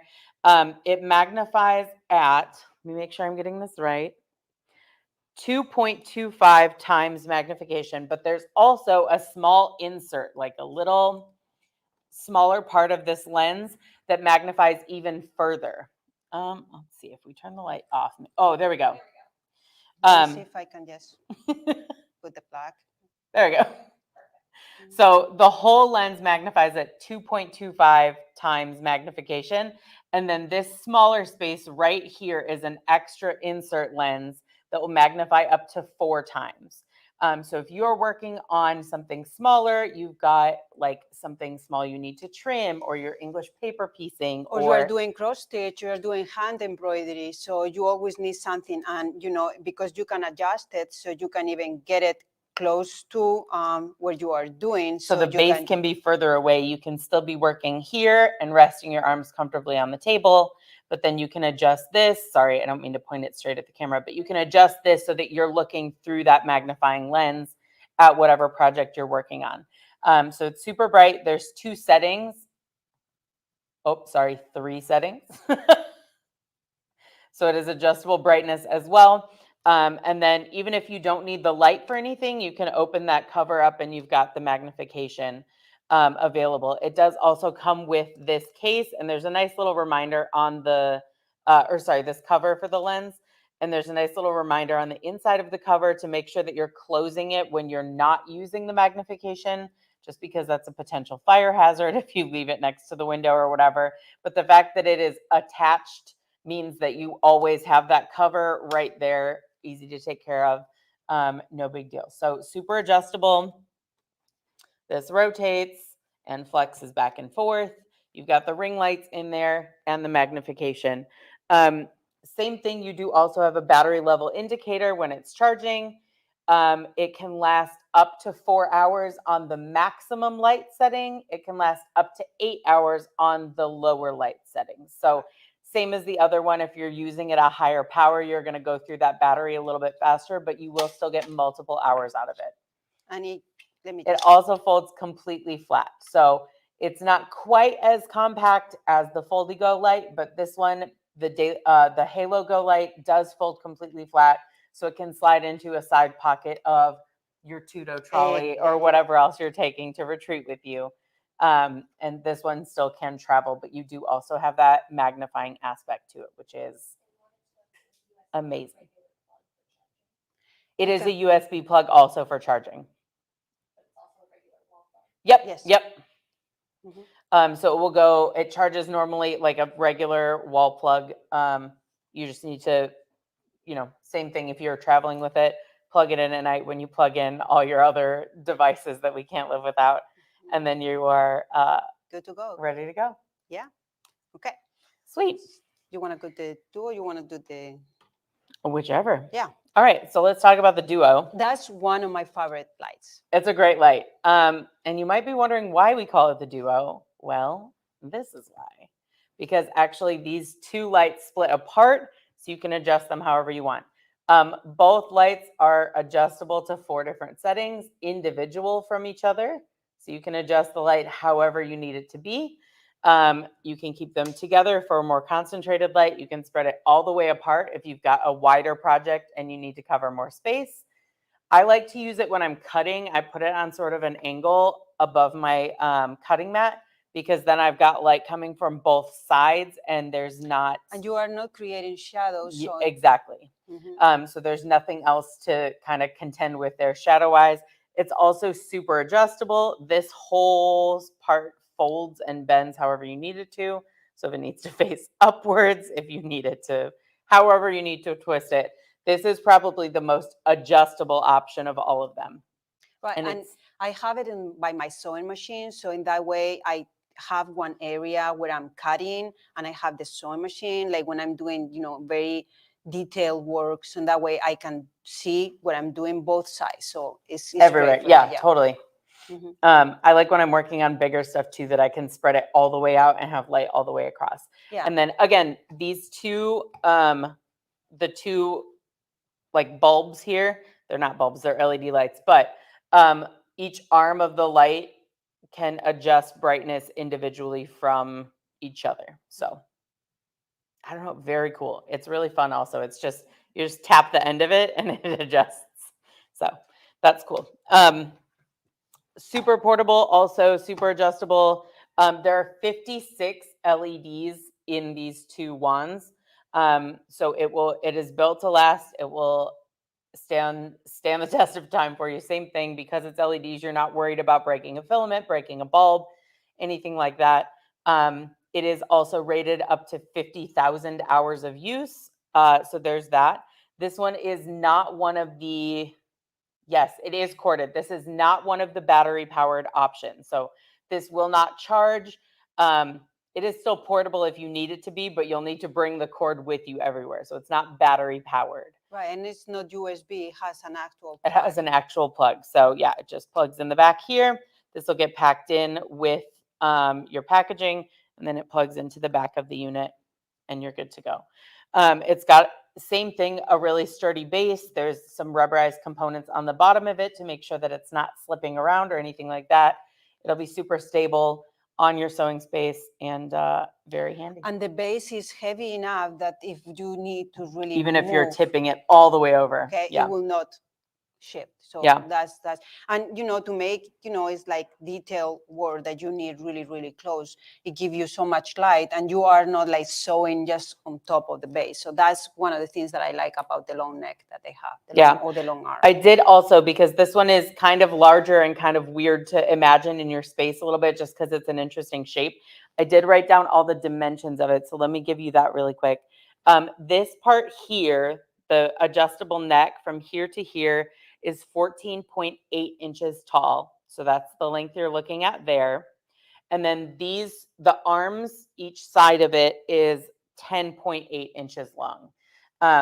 So not quite as long as the arm is, but a good amount of space here. And then the base is 4.7 by 6.7 inches. So even though the light can reach much further, the base is still super compact on your actual surface. So we've got that one. Did I turn them off? There we go. No, there is one. No. Okay. So just wanting to make sure we're not interfering with all the studio lights, Okay, so let's do this. This is one of the newest lights that they just develop. And yeah. Well, this I think that is a favorite of every staff member at Brewer. Yes. Why? So we all have these that are, sorry, I put this right in front of my face, didn't I? It's not very helpful.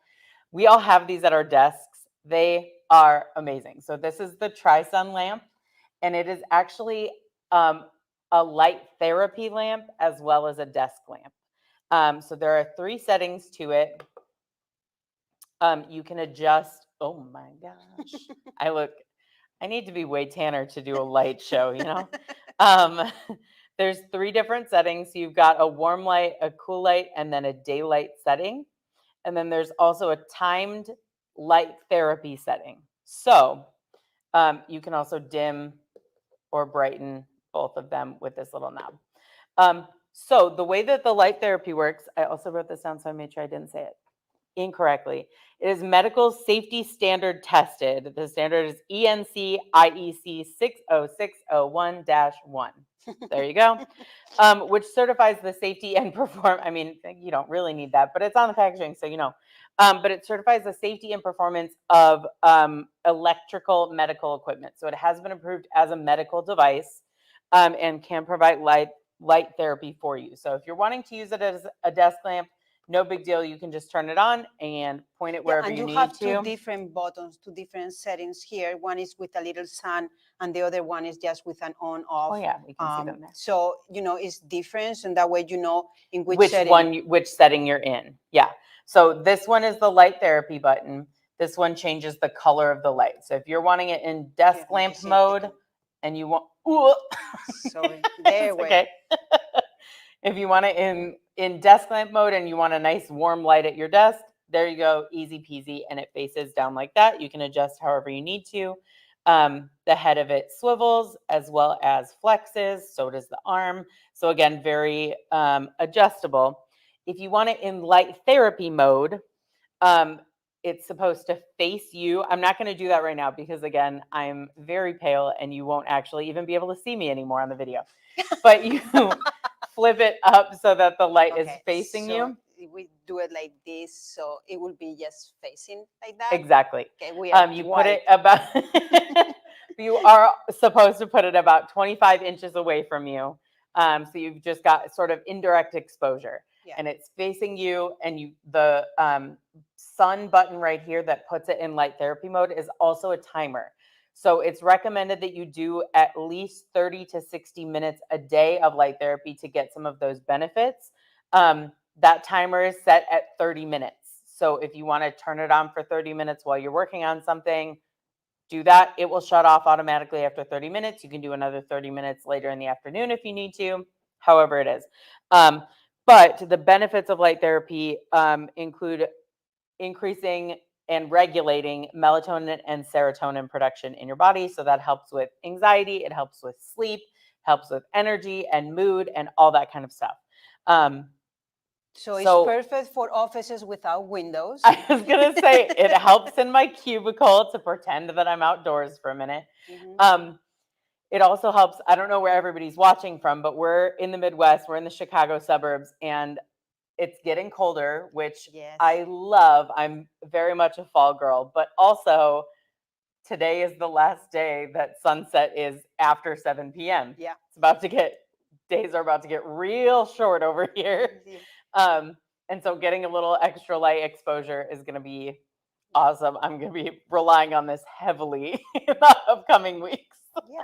And it's, winter, as you said, a lot of people there, maybe they are sewing in basements, so you don't have, the daylight all day long. So it's, it's a really healthy approach to having a light, because even if you have it in one side, it's still giving you the healthy vibes, but you don't have to, worry about putting another light bulb. Mm-hmm. So good.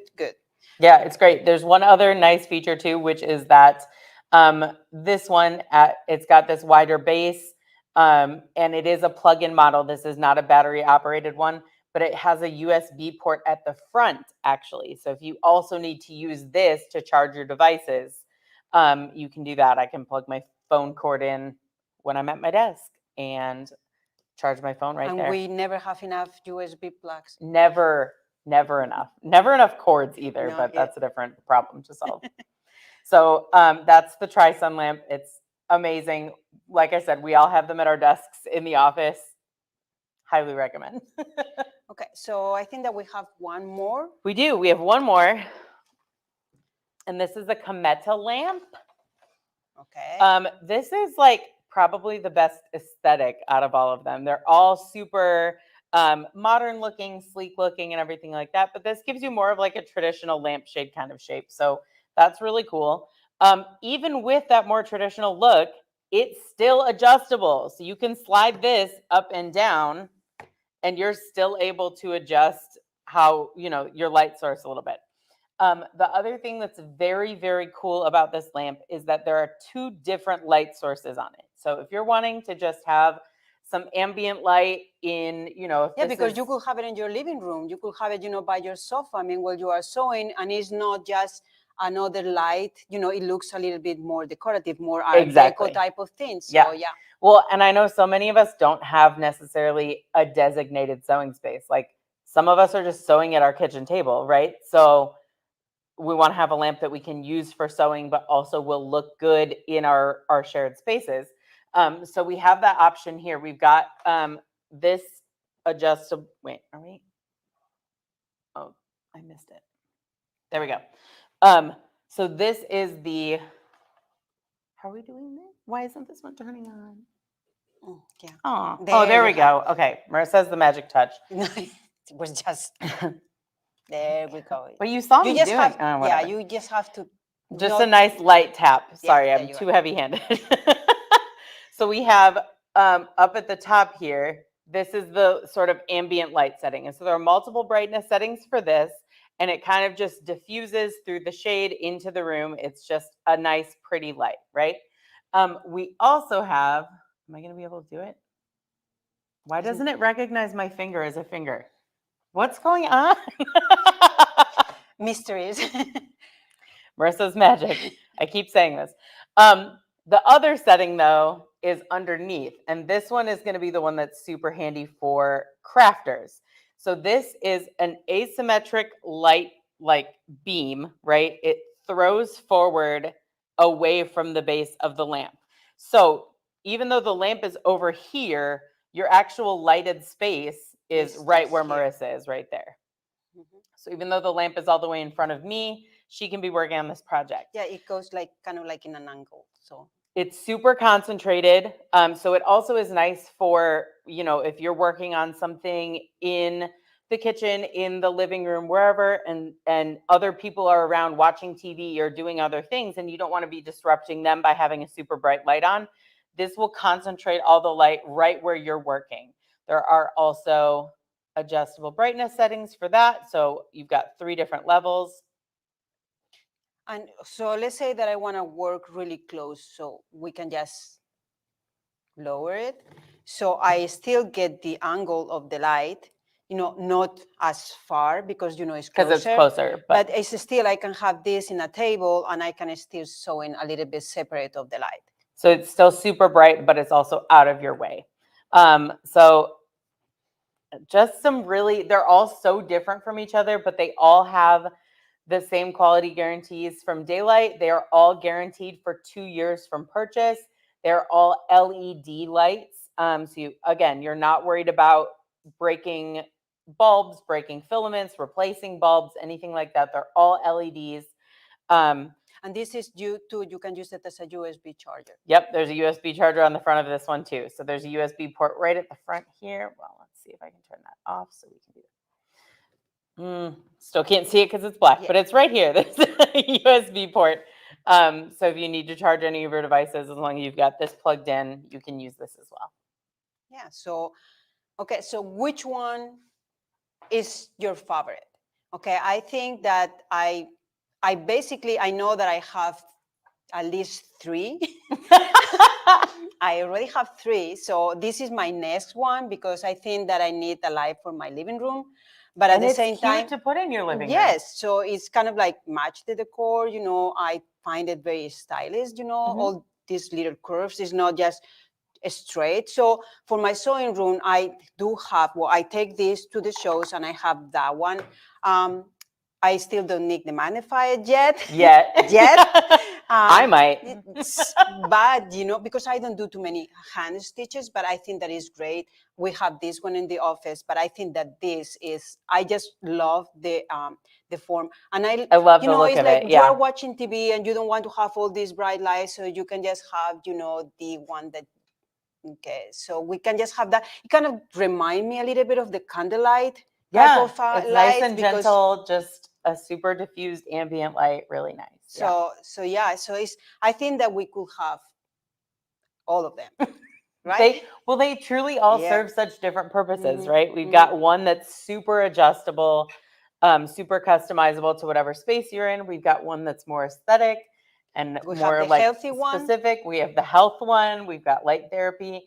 we have the magnifier, and then we have the super, super compact travel one. Yes. So we tried to pick some products to show you today that show the full range of all of the features that Daylight has has as options for you. Yeah. Because it's just, they're a great company, and they've got, you know, amazing different features that are really well thought through. So any questions really, really fast for us? I know that this is the last day, and if you guys have any questions that we can answer about the lights. Or anything else that we've shown this week. Yeah. Yeah, that would be great. So. Oh, I'm glad you like the choices. Good, I'm glad. Mm-hmm. What's the name of the last light with the shade? Oh, this one. It's called Cometa. It's COMETA. COMETA, everybody. All right, I got a couple questions that people wrote down. The light therapy was a really interesting point for a lot of people. Some people have to stay out of the sun for health. We know that light therapy is good, especially when it gets into those darker days of the winter. Are they all light therapy was the question. That one is specifically the only one that has been like certified, has been approved and medical safety standard tested for light therapy. And show us that one again. What's the name so people can write that down? Yeah, that one is called the Tri-Sun lamp. TRISUN. So it's called that because we've got the 3 different light settings. There's the daylight version, the cool light version, and the warm light version. And what you get with the light therapy setting is that daylight option. And Marissa's holding that the sunlight one. Right, yes. And it can be dim. So if you really, really want to have a summer day, you can go max. If you want to have something a little bit not so bright, you can just, because, you know, not everybody affect, you know, the lights the same way. It might bother your eyes if it's too bright, so you can always dim it. Well, I love that.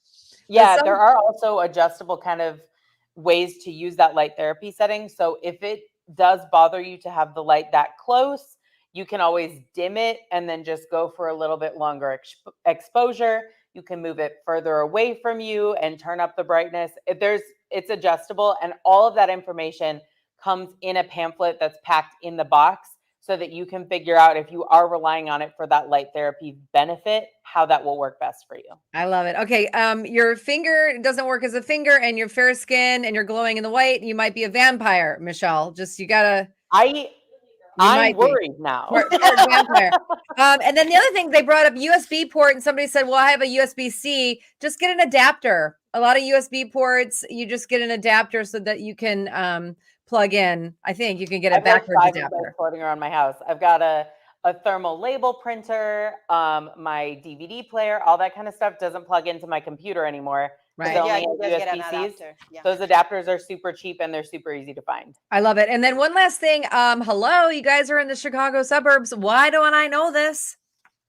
Come visit. Where are you? What suburb? We're in Aurora. I love Aurora. I'll be right over. It's too bad that you told me. When I know someone's close by, I'm like, oh, I'm gonna go say hi, and then you can't get rid of me. Nope, come on over. Okay. All right. Well, Michelle and Marissa, thank you so much for joining us today and telling us all about these amazing lamps from Daylight. And again, these are our friends from Brewer in Aurora, Illinois. We know you. We love you. I'm going to tell everybody how they can get their lamps. Thank you. Awesome. Thanks so much. Okay, everybody. Well, you saw that was a great presentation. I also love having great light when I am sewing or in my craft room. So let's show you how you can get these lamps. Pick your favorite. I don't know, buy them all. That would be great. There you go. These are the Daylight lamps. You need to visit smplive.tv to place your order, or you can call 401-8151 to place your order and to get some more questions there. You see the prices there, but of course it is SewFest, so it is a call-in special. I know a lot of people loved a lot of the lights here. You're seeing the Foldy Go lamp, the Halo Go light and magnifier. Just don't leave that too close to the window. Duo table lamp and twist to go. Again, there are it is a call-in special. 800-401-8151. Oh, Jane, it is way too early to be messing up the phone number. Are there more, guys? There you go. Which one of those was the I love the Daylight lamps too. Who said that? Julie. But I love the the sun one, kind of, you can be by it and feel like you're getting some of that sunlight, especially in the dead of winter. I'm going to bring Blaine back so we can talk to you some more, but I could talk to you all day long about good lights because it's good for your eyes too, by the way. Well, hey, Jane, I love those lights as well. I actually have some daylight lamps and love them. They're so awesome. And, they really give you a lot of light to work. And what I like about it when I do my hobby stuff, it doesn't cast a shadow. Oh, yeah. That one that had the little angle. Yeah, so it gives you light all around it. Blaine, all of the lamps that they showed us, the one that was the floor lamp with the angle, the adjustable one, the sunlight lamp, and then we saw the ones that were on the screen. All of those, if we call 800-401-8151, we could say this is what we're looking for if we don't necessarily have the name. Your team knows which ones we're talking about. Yes, what it is, we have the whole daylight category, not just those 4 lights. Every single one of them on daylight brand are on the SewFest special. So all they have to do is do the call-in special to get the festival pricing. But every daylight lamp, so it doesn't matter if it wasn't on the show or not, just go look at that category. They can type in daylight in our search bar. It'll take them to that product page, and they can look at every single one of them.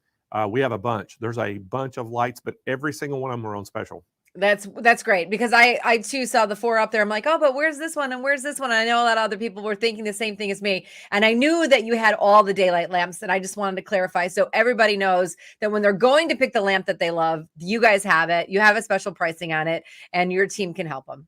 Oh, and they've got a couple lights that are just, I call them the MAGA lights. Man, these things are huge. They put out a lot of light, and so especially for quilters.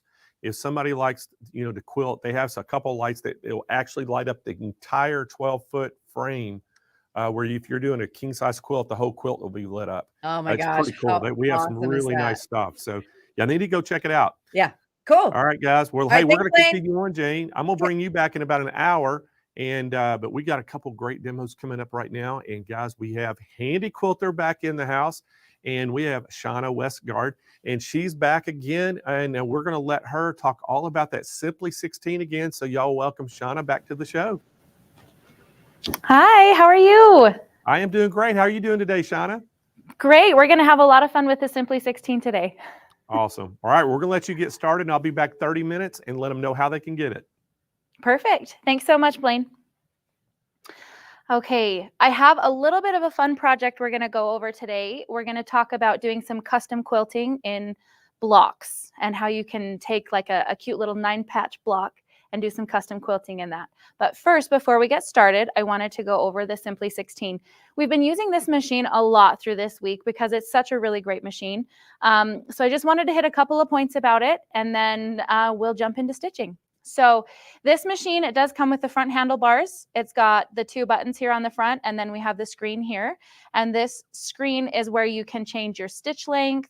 You can adjust your needle up, needle down. We actually have 2 stitch modes. We have manual mode and regulated mode. So you do get regulated stitches with this machine. It has the option to control your light bars. There's light here on the machine. Those are included so that you do have a lighted workspace, which is great.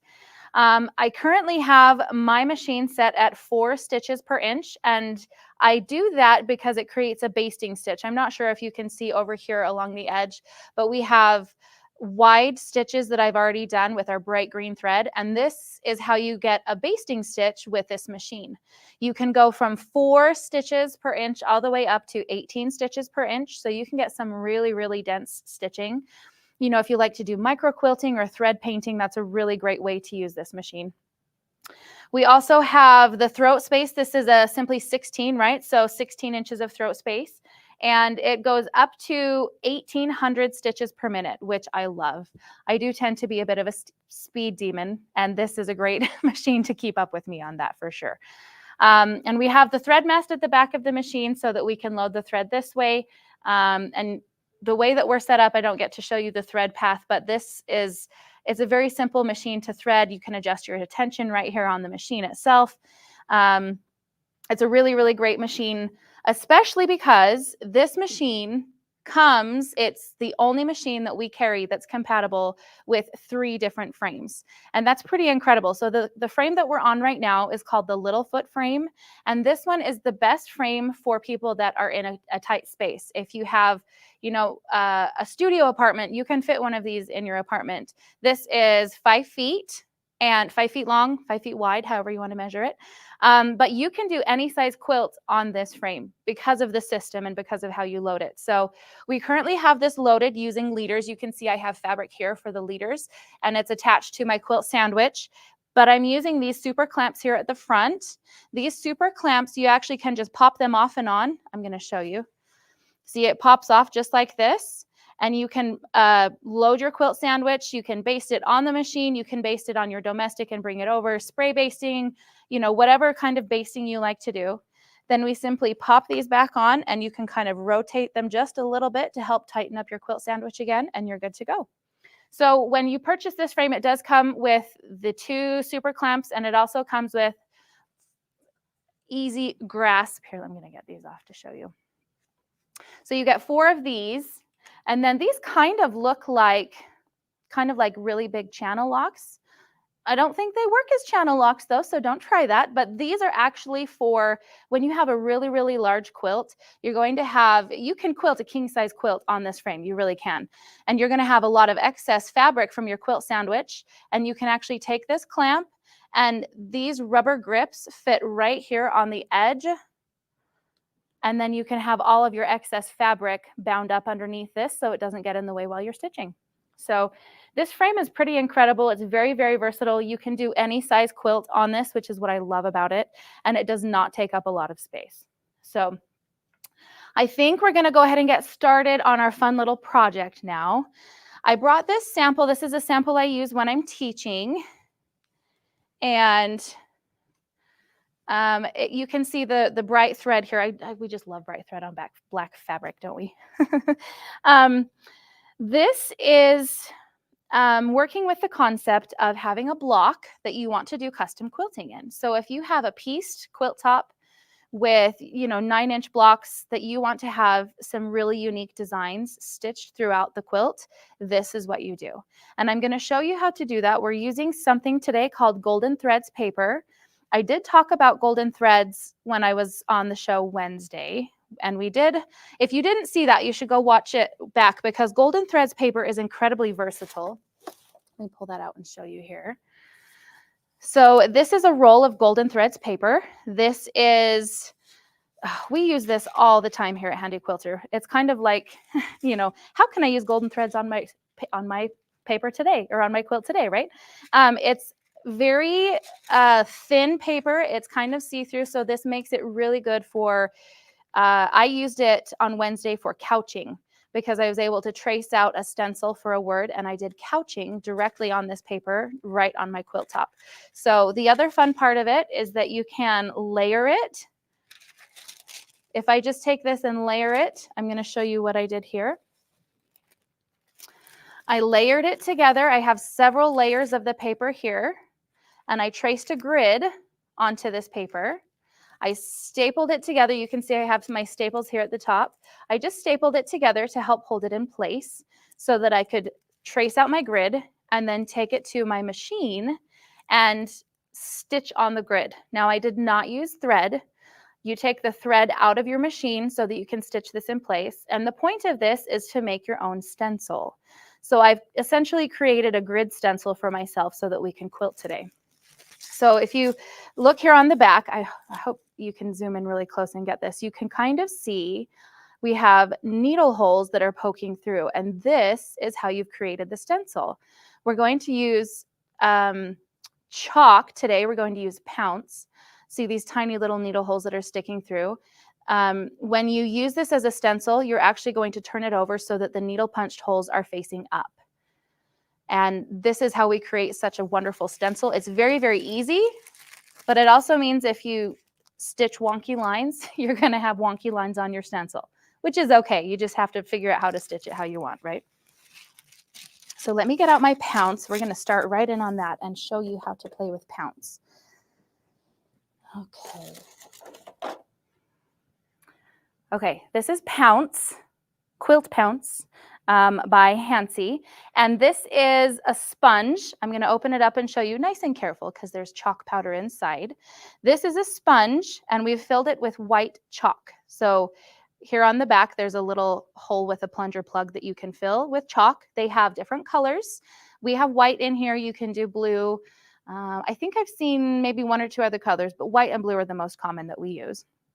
And then we have this sponge on the inside that you transfer the chalk from the sponge onto your quilt top. So I'm going to show you how to do this. It's really fun.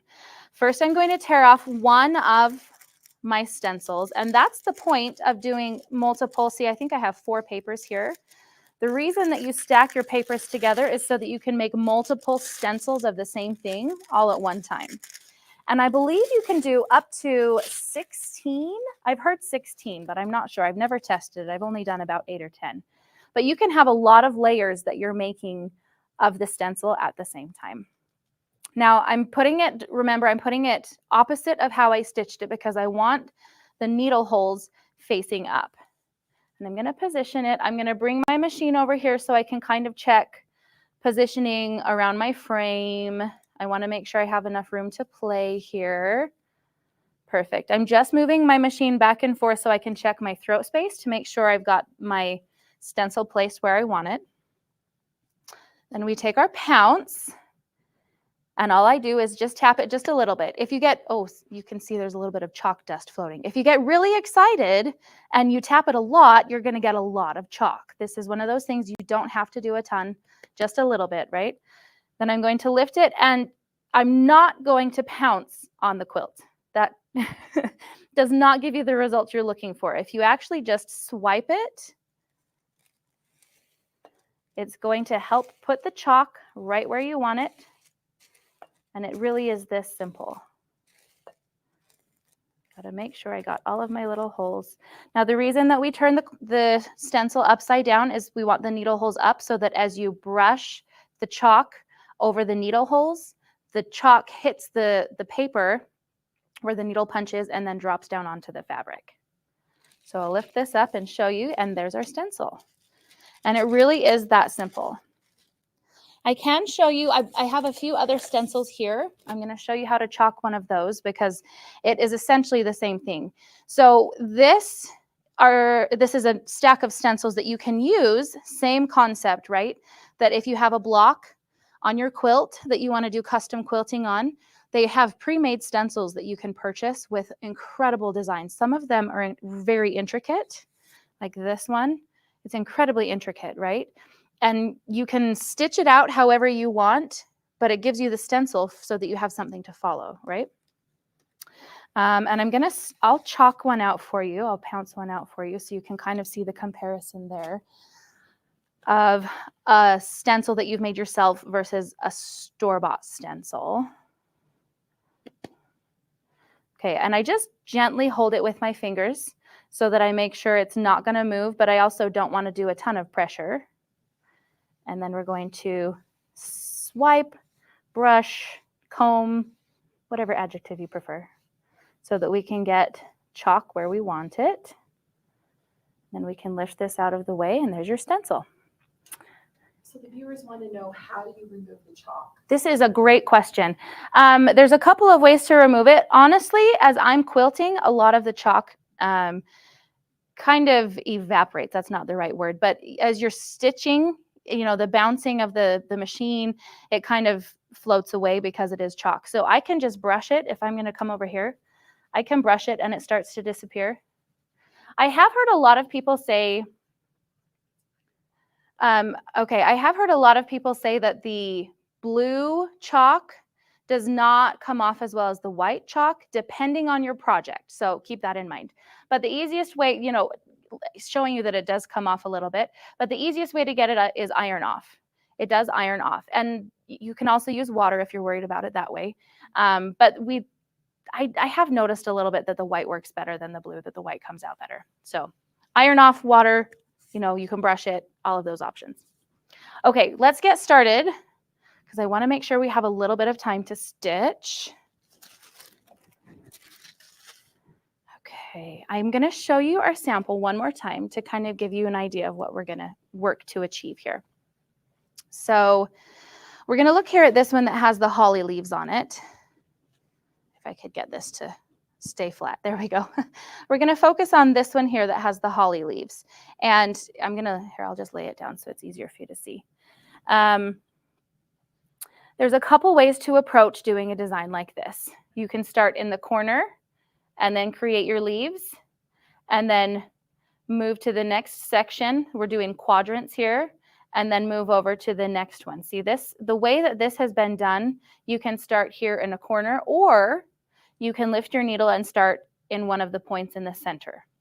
So we have, and there's a lot of different elements that you can include as you're stitching this, because we have a leaf here in this block, and then this one has curly cues, right? And then this one, we've done a little bit of an orange peel look, right?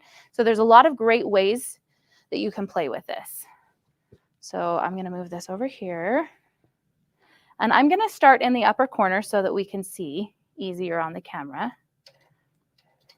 I'm going to pull up my bobbin thread, move back in place, and put my needle down.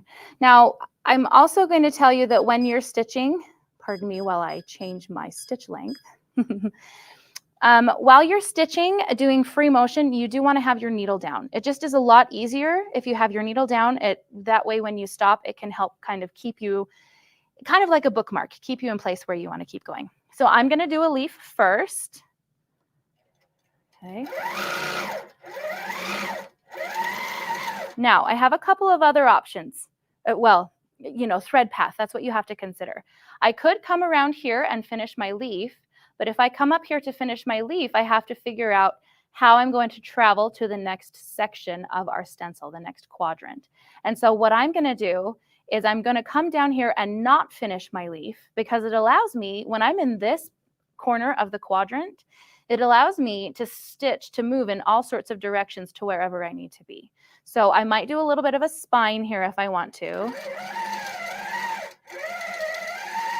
Right? And then come back here. Now, I also have one of my sample blocks here has L's and E's, and I love L's and E's. So I'm going to do some of those first.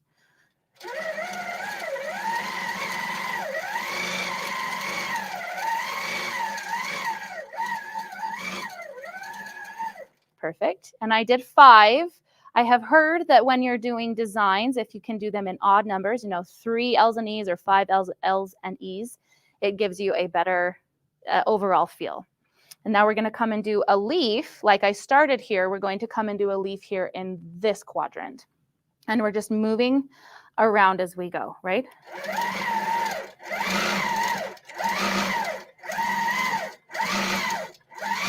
And I'm going to throw a spine in, because all my leaves need spines. And then I'm going to just copy this design of the L's and E's. I'm going to copy that design over here in the side. And I'm moving around this kind of like doing a mandala design or like doing a wreath. And you can choose how you move through this, but I've found that this is the way that I prefer to move through. So we'll do some L's and E's here.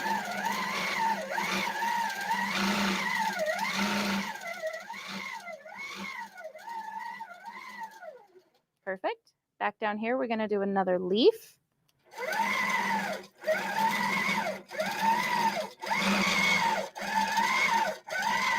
And a spine. Okay, now same thing again, right? We're taking these L's and E's, and we're going to do them right down here. Now, as you're practicing free motion quilting, and you can do this on a domestic, you can do this on a sit-down machine. As you're practicing, you want to practice doing designs in all sorts of different directions, because when I do my L's and E's facing up, if I do my L's and E's sideways, then they might look a little wonky if I haven't practiced, because I can't move my machine, and I can't move my fabric, I can only move my machine. So as you're practicing free motion quilting, try doing your L's and E's in all different directions. That will really help. Here we go.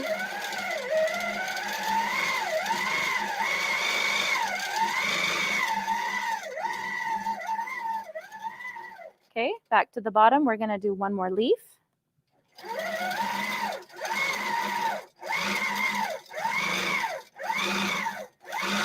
Do a spine.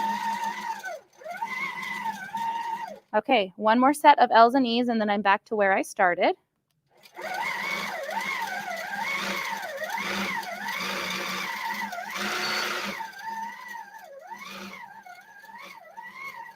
All right, now we have an almost finished cute little design, but I have an empty space in the middle. So before I go up and finish my leaf, I think I'm gonna come in and do some of those orange peels that we had seen on the sample to kind of fill the space here.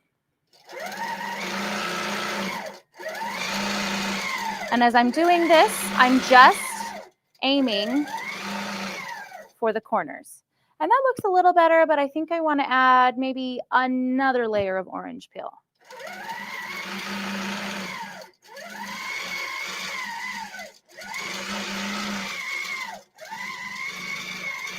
Beautiful. And then if we're done with that, I can come up and finish my leaf. But the other fun thing about this, as long as you're staying in your center quadrant in these points here, you can actually go around and add more things as you go. It's pretty incredible. So I'm going to do a little bit of echoing here.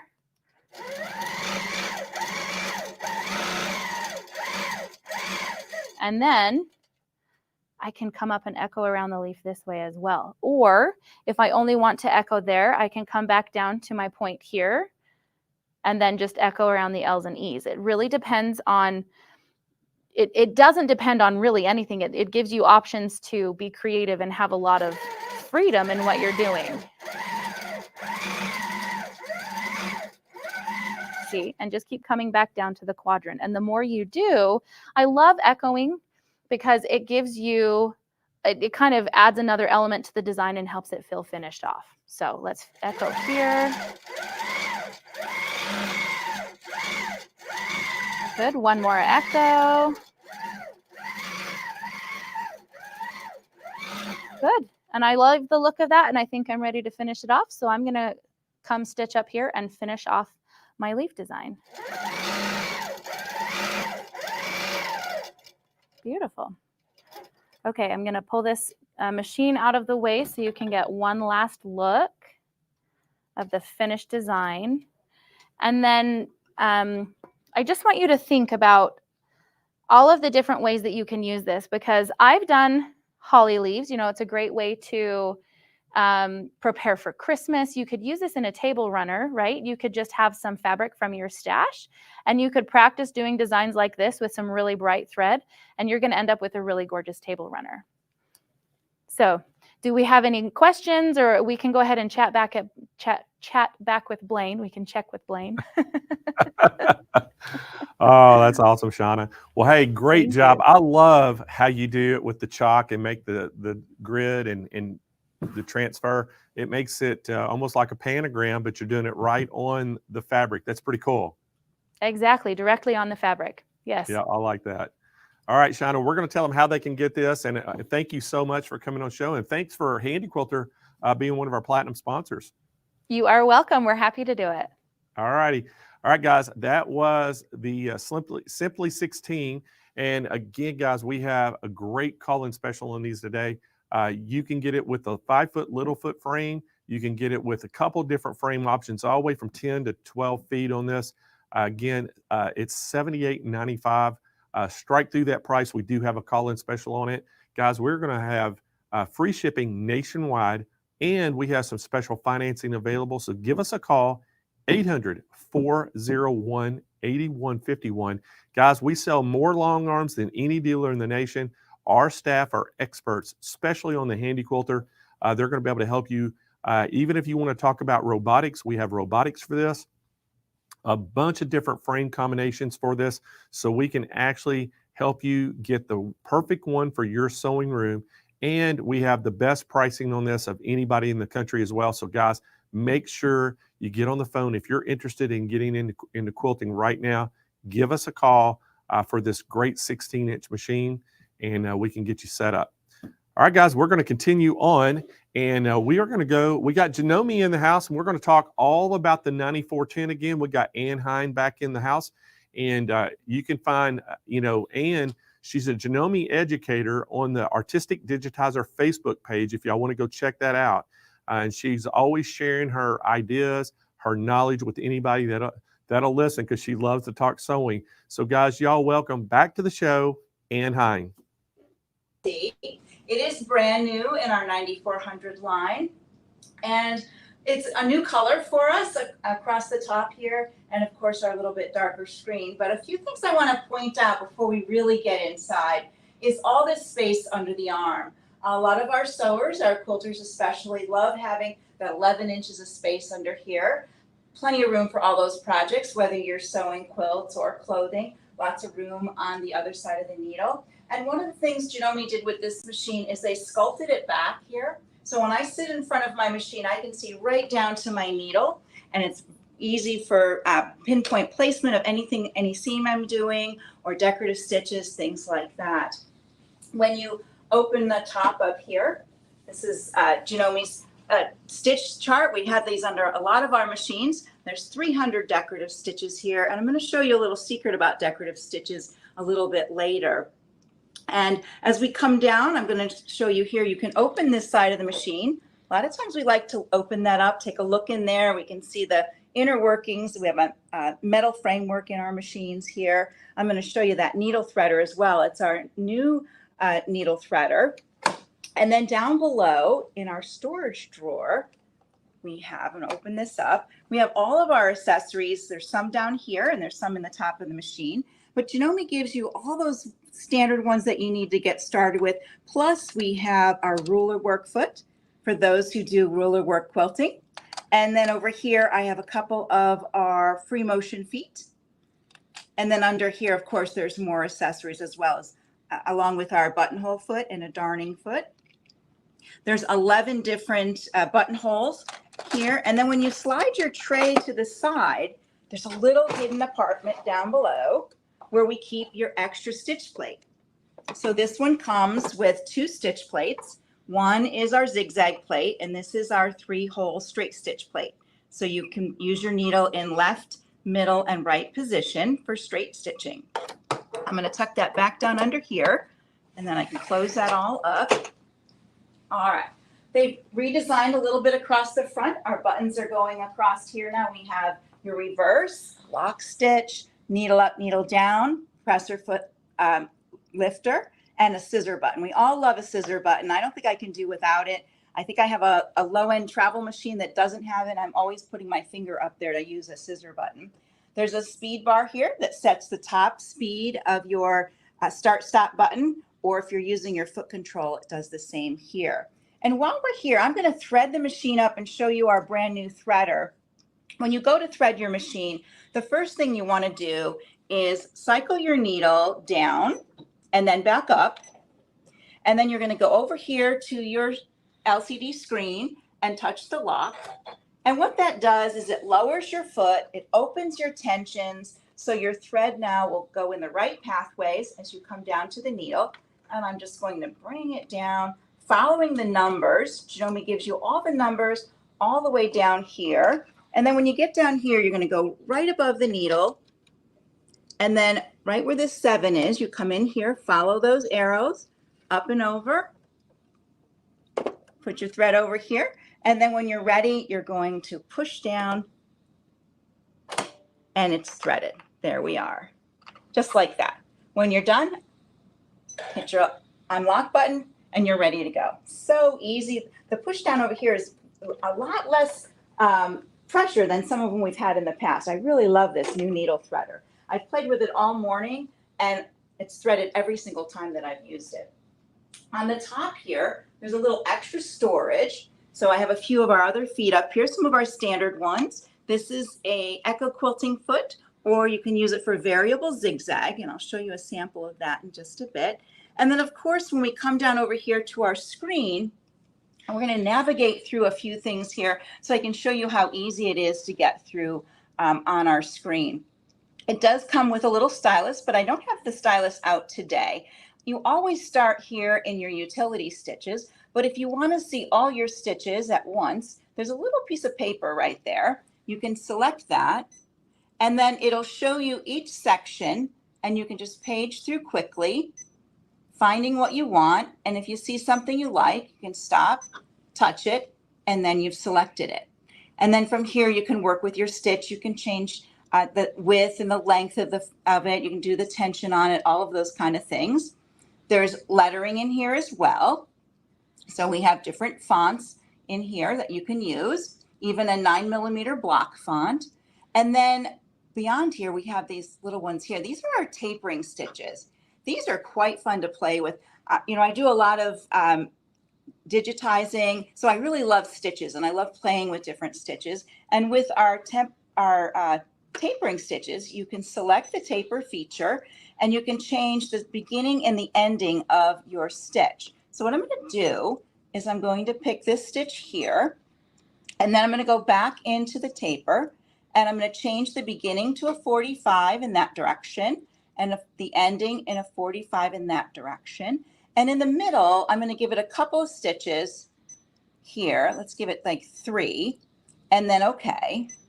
So I made this little design right here. So it'll just stitch from start to finish on that little design. If I want to, I can save this design right here at the stitch with my favorite stitch. And you can save every stitch in this machine that you change as your favorite stitch. And each time you come back to it, it'll be right there at your stitches. So let's move away from that stitch. And when I come back to it, there is my favorite stitch. At any time I can do the default or use the trash can and put it back to its regular stitch. So I love that ease of moving between stitches, creating a great stitch, being able to use it every single time, not have to think about like, what did I do with that stitch and where did I put it? So that's a really wonderful thing that Janome has added with our tapering stitches. And then right here, this is our t-shirt, as we all affectionately call it, but it's actually sewing applications. And I really, when I talk to people about this, this is your sewing helper. When you are using your machine, you have some that are in the sewing section, some are in quilting, and then there's feet applications as well. So under your sewing applications, you'll have some general things like seaming a woven fabric or working on a curve, rolled hem. But there's also, I'm going to page over, we do have a new one here called pouch zipper. We have the lap zipper as well. But pouch zipper, how many of us are sewing those zipper pouches now? By following this along, it sets your needle when you're going to sew on the right side of your fabric for the back. Then you'd select here. It's going to make sure it moves the stitch over for you to the other side of your foot. Then you're going to top stitch. So it tells you all the way through getting your zipper in to your pouch, and then you're going to sew around the outsides and you're all done with that pouch. Janome makes it so easy to navigate through your projects, to use these features to make your sewing faster, easier, and I think a lot more fun, actually. Now, we have a lot of quilters, I'm sure, and this button gets a lot of use. When you come in here, there's 2 pages of quilting techniques in here, applications, and the one I want to show is the ruler work. And when I select ruler work, of course, I get my message to please make sure the proper presser foot is attached. And I would attach my ruler work foot that I had out before. I'm just going to lay it here to show you. There's our ruler work foot. I'm just going to put it out here on the edge of the machine. And then we'll go back in here. It's telling me to lower my feed dogs. I would lower my feed dogs. And then I can choose how the thickness of my fabric is with my batting, whether I have a light low loft or a medium loft there with the thickness. And then that would set the tension for me and the height of my foot and so forth. But of course, I love that Janome lets me make all those changes myself if I need to fine tune it to something that I'm doing. So they leave the very end of it up to you. They give you a lot of auto sets in here, but there's a lot of things that you can go in and tailor it because we're all different and we all work with different threads and we all do different things. So it shows the foot that I'm going to use. It lets me adjust my tensions. It gives me everything. It even asks me to put in the straight stitch needle plate for best results. So I know I would change out my zigzag plate, which I have now, and then I would put on the other plate. I'm not going to go through and change that at this moment, but you would just pull your tray out here, and there's a little latch here that releases your plate. You take it out, slide the new one in, and then push down for the other one. And of course, it's going to let you know over here, make sure you have the proper foot attached for the plate. And there you go. So if you're into ruler work, very easily, very quickly, you'll set up your machine and you'll be ready to go. If you're into free motion, you would touch your free motion. You get those same messages. You have a choice of your PDH foot, which is the hopping darning foot, or when you come down here and you touch some of the other options, you will see that you can change to those QC and QO feet. These are little snap-on feet. I held them up earlier, and I'm just going to bring over a little piece of fabric to lay under them. They look like this, these little clear feet. They snap on. This is the open one, QO, and this is QC, closed. So these do not hop. These, I really love these. I like the hopping one sometimes distracts me, but I like this. It just skims, when you put it on your machine, it just skims your fabric as you're doing your free motion, gives you a great stitch. You adjust your speed slider to your sweet spot, and then use your foot control, and you'll have perfect stitches every time. It's a great way to go. And then if you wanted to do echo quilting, you would snap on your echo quilting foot. Now, I mentioned this foot earlier to use for variable zigzag. So I want to bring out a little sample of that. Variable zigzag uses a zigzag stitch and your knee lift, and you can change the width of that variable zigzag to add a decorative feature to your quilting. Or if you're thread painting, you can use it the same way to fill in areas with lots of amounts of stitches by using your knee lift left and right, getting a wider stitch, narrower stitch, and layering in more threads on top of each other for all those decorative features that you do when you're doing thread work. So it's a very fun thing to do when you're working with your machine. All right, so let's go through one more thing under sewing applications is we have the feet. So when you touch under here, these are your specialty feet. These are feet that are not included with your machine, but you may have them or you may want to purchase them in the future. There's a beading foot, and when you select there, again, it tells you to put on the proper one. And there's two different beading feet, shows you the foot here, gives you the stitch. And a beading foot has a little opening right here that those string of beads slide through, and it holds it right in place so your zigzag stitch goes right over it and does not hit the bead. And you can kind of see it with this one here as a little bit bigger graphic. So that zigzag goes around those stitches, and it looks like you maybe put them on by hand. You can hardly even see the stitches when you get them done. So there's the beading feet. We have pin tucking feet, here, cording, free motion couching. That's very popular right now. We've seen those raised letters that people are doing on pillows for the fall. This is a great foot for that. It's an extra accessory, but it's a free motion couching foot, and you would run your yarn under the bottom of the foot. In the top of your machine, you would have your regular thread, and the regular thread would stitch that yarn down onto your project. So you have two different sizes of yarn for your feet that come with this one here. So yarn couching is really a lot of fun to do. And then on the last page, our applique foot is one of my favorites. And the applique foot, you have some different applique features here. And the important thing that I like to point out is when you come into the applique, when you touch the cornering technique up here, what this gives you is, you know, when you come down to the corner of an applique and you're going to turn, and you know, a lot of times we have to count those stitches. Like, we know our applique stitch goes forward, backward, to the side, forward, backward, to the side, and we're counting those, and we're getting to the corner like, ooh, where did I leave off? I don't want it to go off to the edge.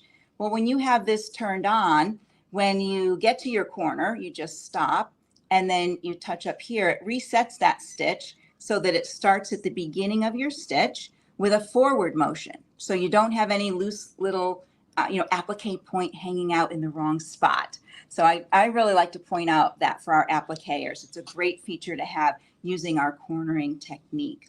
And of course, you can use this without the applique foot. You could use your F or your F2 foot. This is your F foot. right here, or you can use the F2, which is the open foot. Both of those will work with the same stitch. The applique foot itself is a short little foot. It's about half the size of this foot and helps with going around curves. All right, what else is under here? There is our variable zigzag. So if you were interested in variable zigzag, you could select here. It shows you to put that PDH foot on. You can do different types of free motion with your variable zigzag, whether it's going to go over the middle of the foot, comes more from the left on there. So you have different choices under that part of it.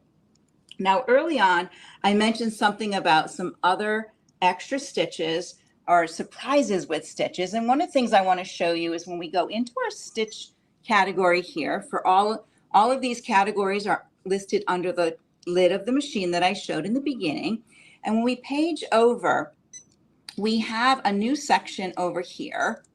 Two new sections. One is Mirage stitches and one is created stitches. So I'm going to start with Mirage. These are new stitches.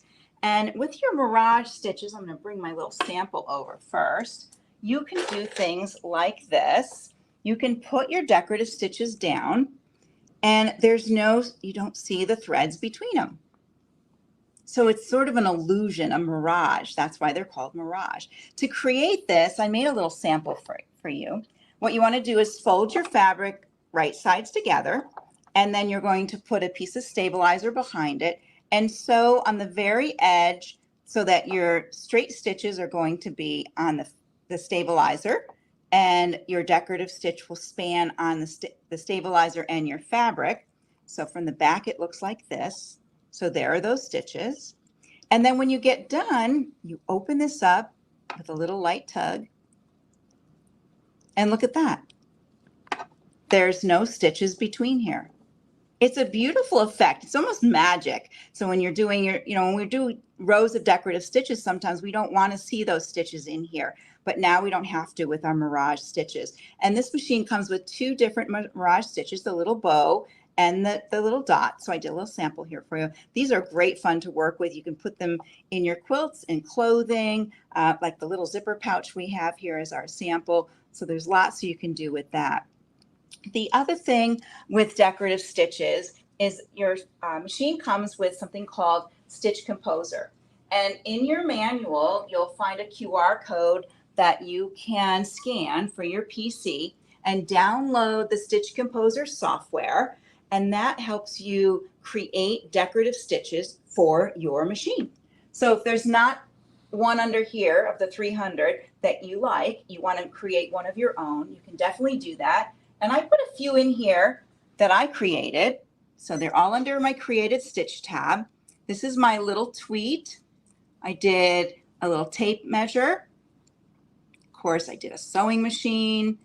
These are little different trees and bushes that I did. And I call this one my X's and O's. So this one is a double stitch. So it's stitched over twice on itself. So I created these in the software, and through the USB port on the side of my machine, I brought them into the machine, and now I can use them in any of my projects. I can combine them with other things and use them any way that I like. So I think I covered almost everything. I didn't mention up on top here, we do have our bobbin winder right up on top. And a lot of people forget what this little guy is right here. Is after you wind a bobbin, you can cut your thread right here. So you don't even need to pick your scissors up. Again, Janome's thought of everything. And you have to look on some of our other machines. We have this up here on a lot of machines. So that's a really handy feature. After my bobbin's done, I just clip that thread. I can bring my bobbin down and put it right here in the bobbin case. And of course, again, Janome shows me just how my bobbin should fit in my bobbin case. All right. Someone has to show them taking the bobbin in and out. Oh, okay. So we just had a question come in, and because I can't see the messages, so how to take your bobbin in and out. So I'm going to take the bobbin out. And one thing I try to remind people is you can look right here. Maybe if I put this, is it better this way? We can see it, maybe. So when you look at the little window, it shows the thread coming off the left side of our bobbin.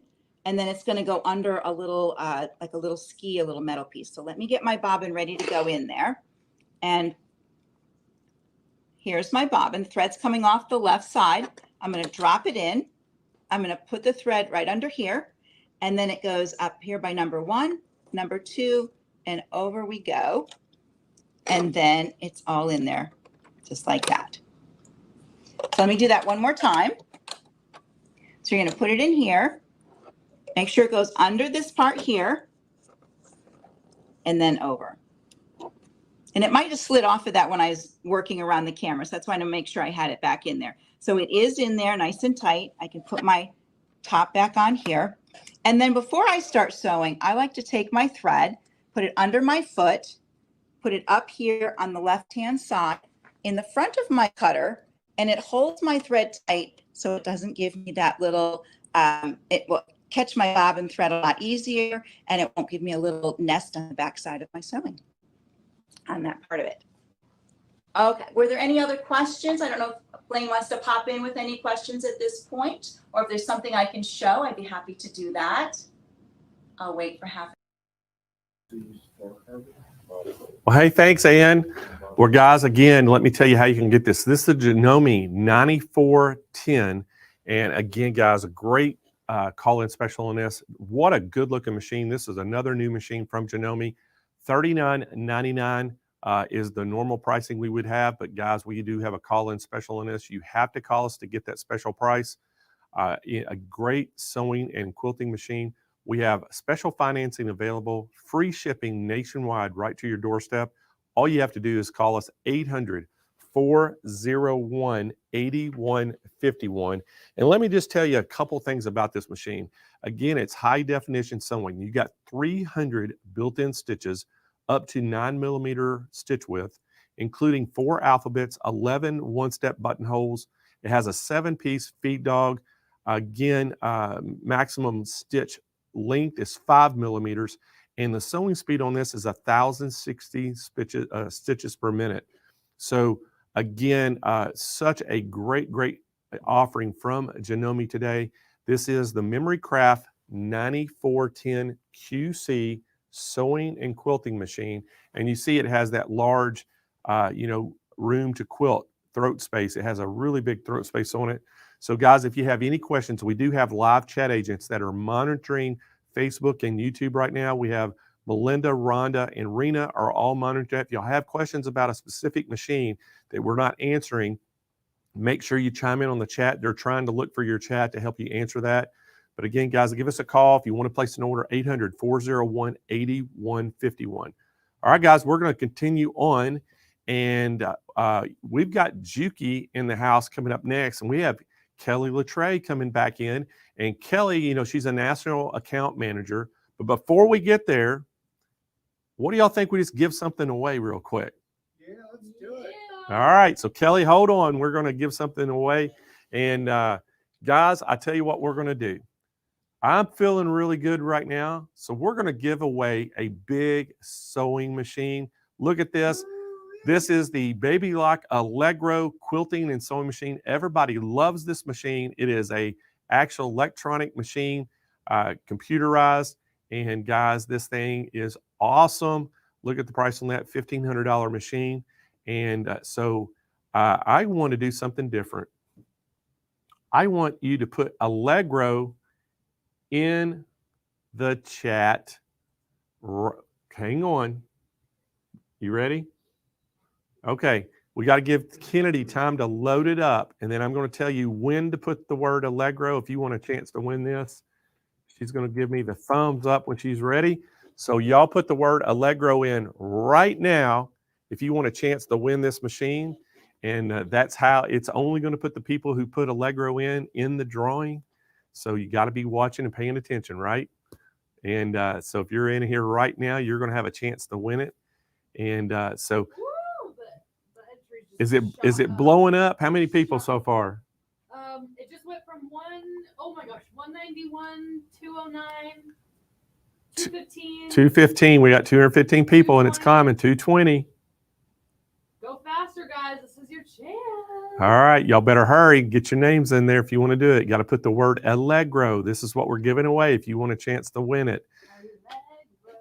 And guys, just to tell you a little bit about this machine. Its sister was the Jazz 2.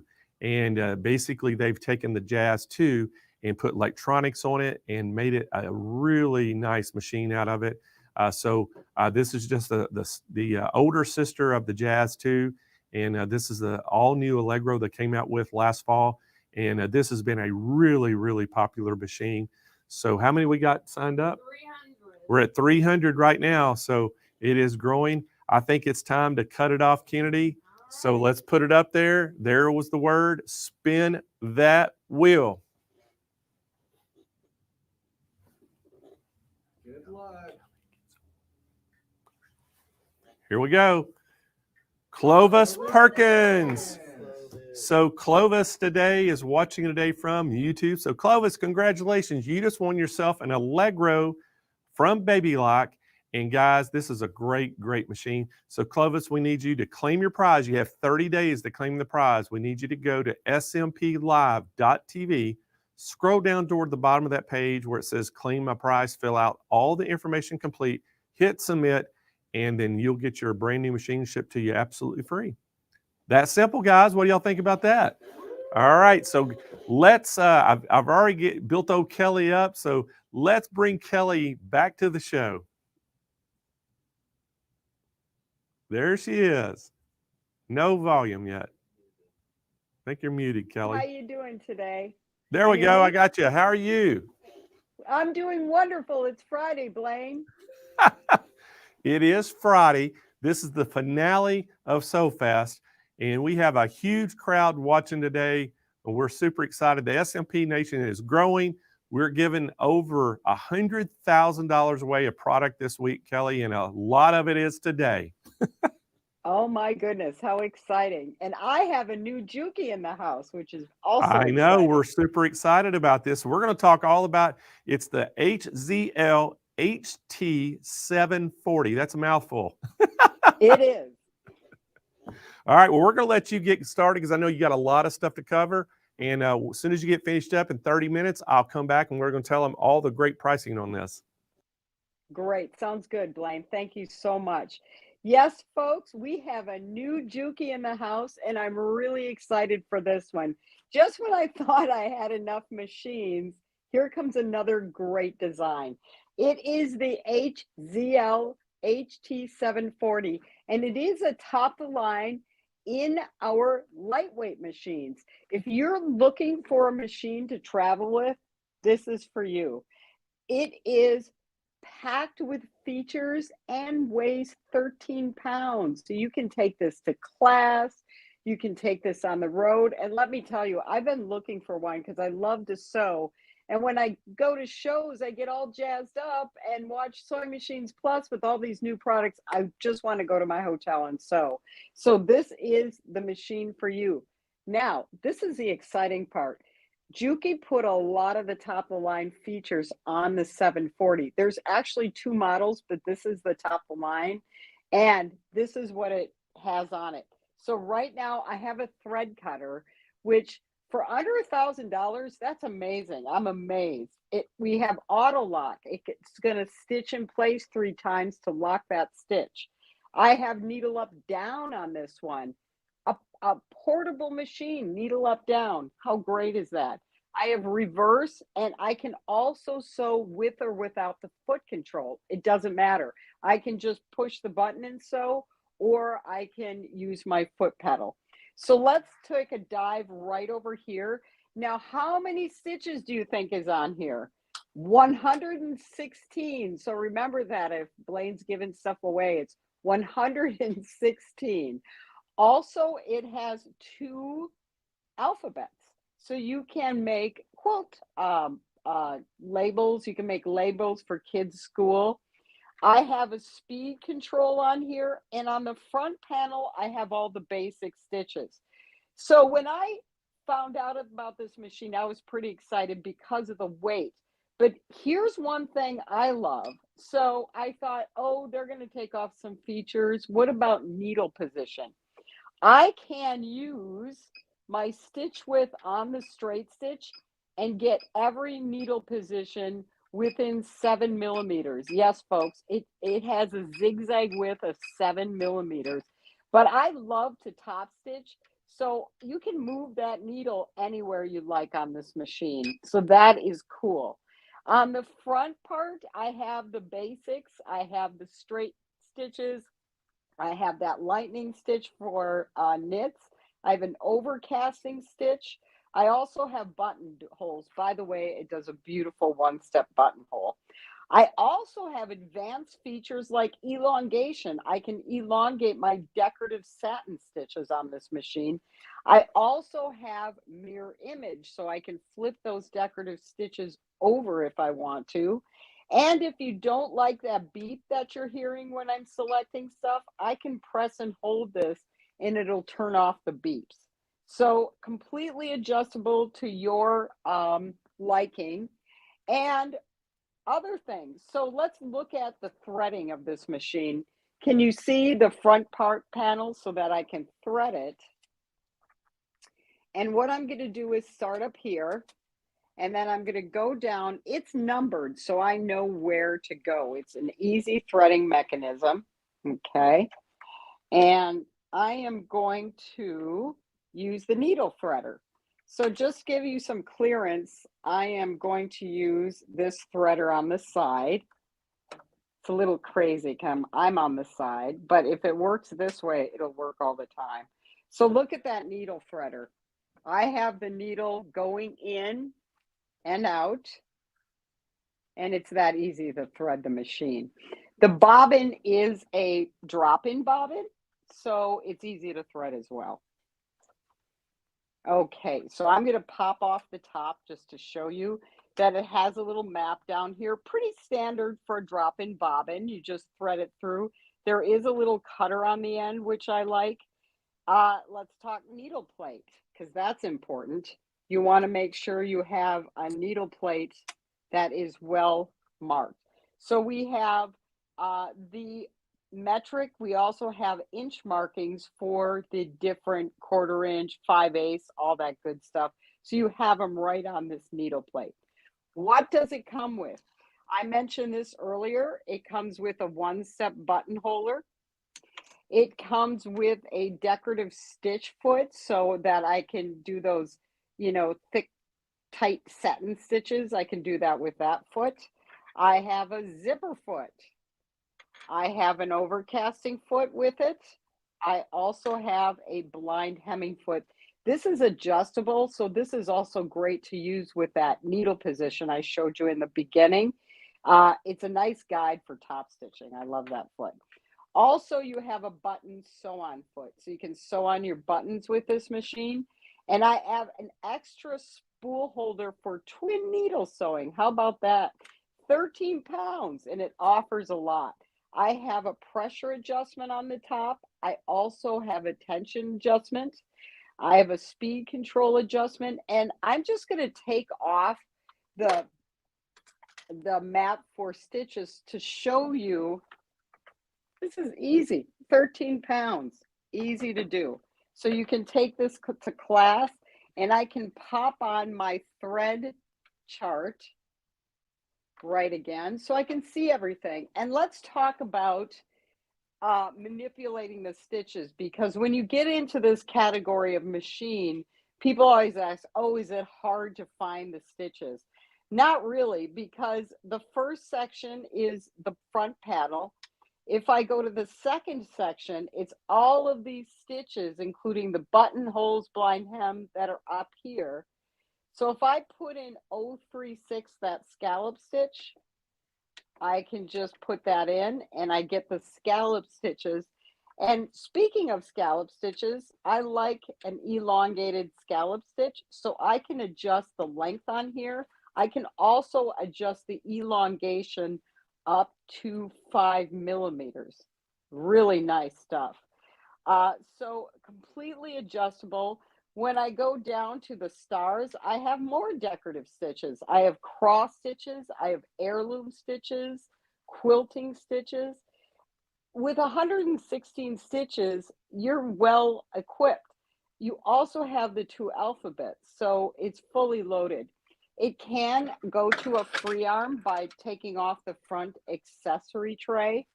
And this is the place for your accessories. You can put all the things that come with it right in the front so you know where they are.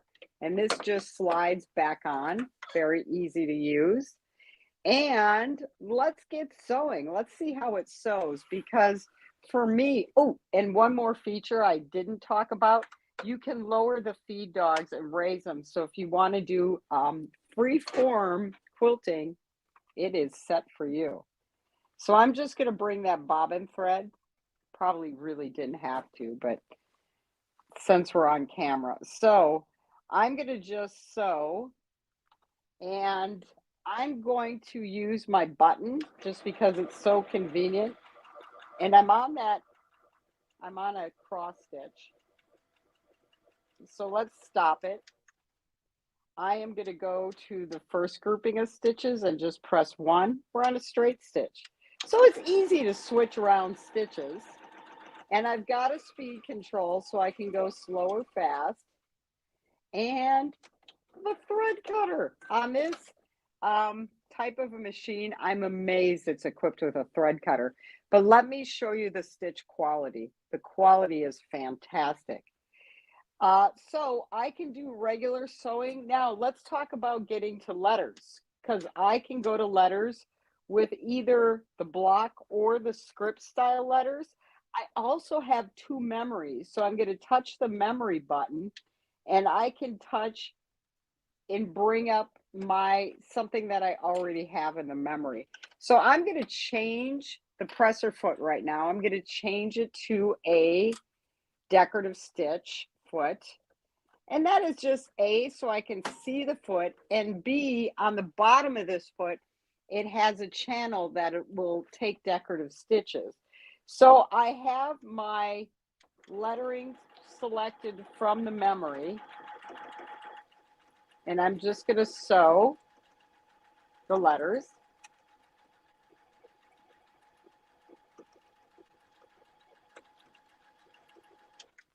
And then cut the thread. I love that it cuts the thread. Amazing. So that is the lettering. Really nice quality. You can put it right in the memory. Let's talk about buttonholes, because again, on a price point like this, I'm amazed at the quality of the buttonhole. So this is the presser foot. Okay. I have a gauge on the back that I can insert a button.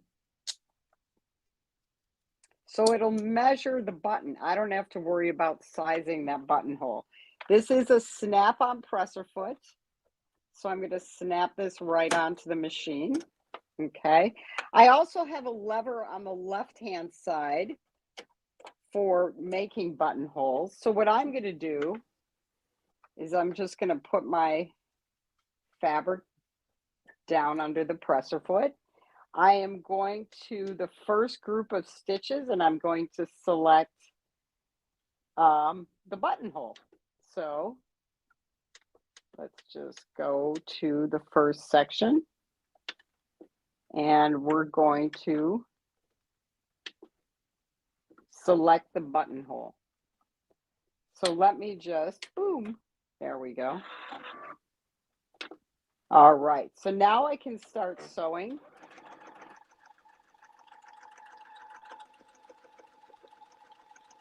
And it's going to sew the beads of the buttonhole in the same direction. So it gives you a nice quality buttonhole.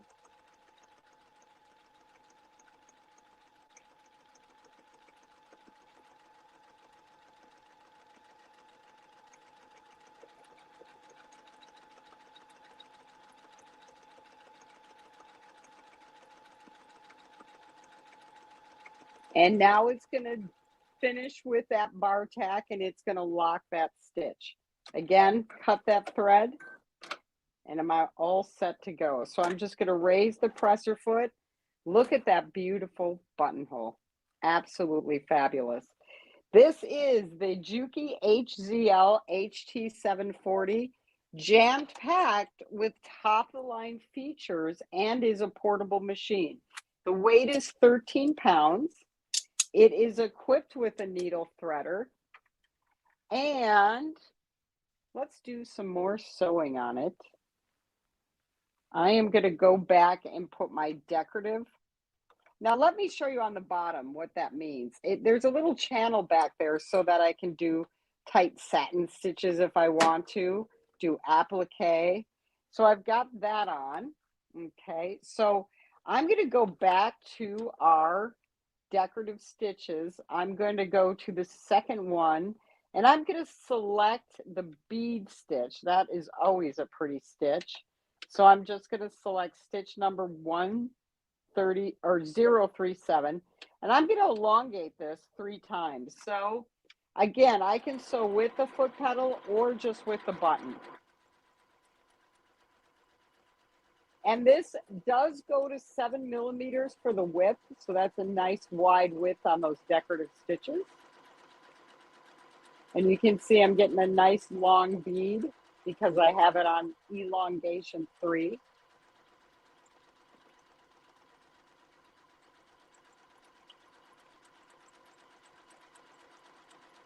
And I can speed it up if I want, and I can slow it down if I want. And I'm going to stop it here. I'm going to cut the threads. And also I'll show you that it does have, so I'm going to select that scallop stitch again so that I can elongate this 3 times, and I'm going to mirror image it. So I can flip that so it goes in the opposite direction.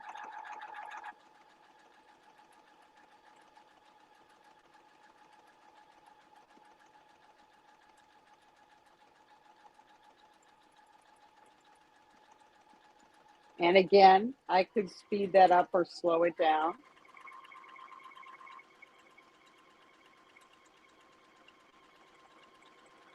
And then when I'm done, I'm just going to stop and cut the thread right at the edge of that fabric. But you can see how pretty that elongation is. So if you are looking for a machine for travel, the HZL-HT740 is the machine for you. It has decorative stitches on it. It has 116 total. It includes a variety of satin stitches, 1-point patterns, heirloom, quilting patterns. It also comes with professional buttonholes, and you saw how great that 1-step buttonhole is. The other thing I like is Juki, we print our instruction manuals. So you'll get an instruction manual for the machine. So when you get it, you can start working on it right away. You don't have to do a QR code or anything. But if you ever want to, if you go to jukihome.com and look at our machines, before you buy, you can look at the instruction book. You can look at all of the accessories that come with the machine. So this one will tell you right off the bat what comes with it and what are optional accessories. And let's talk about maintenance on the machine, because it is such a beautiful machine. You'll want to keep it in tip-top shape. So what I'm going to do, I'm going to, about every 8 hours of sewing, or when I see lint coming up from the bottom, I'm going to use my lint brush to delint it. And what you get with the HZL HT740 is a combination lint brush and seam ripper. 2 tools I can't do without, unfortunately. So I would delint it every 8 hours. The other thing I'm going to do is I'm going to check my needle. If the needle, you can hear the needle tapping, it's probably dull. So change that needle too. But what an exciting new machine by Juki, because it's 100% portable.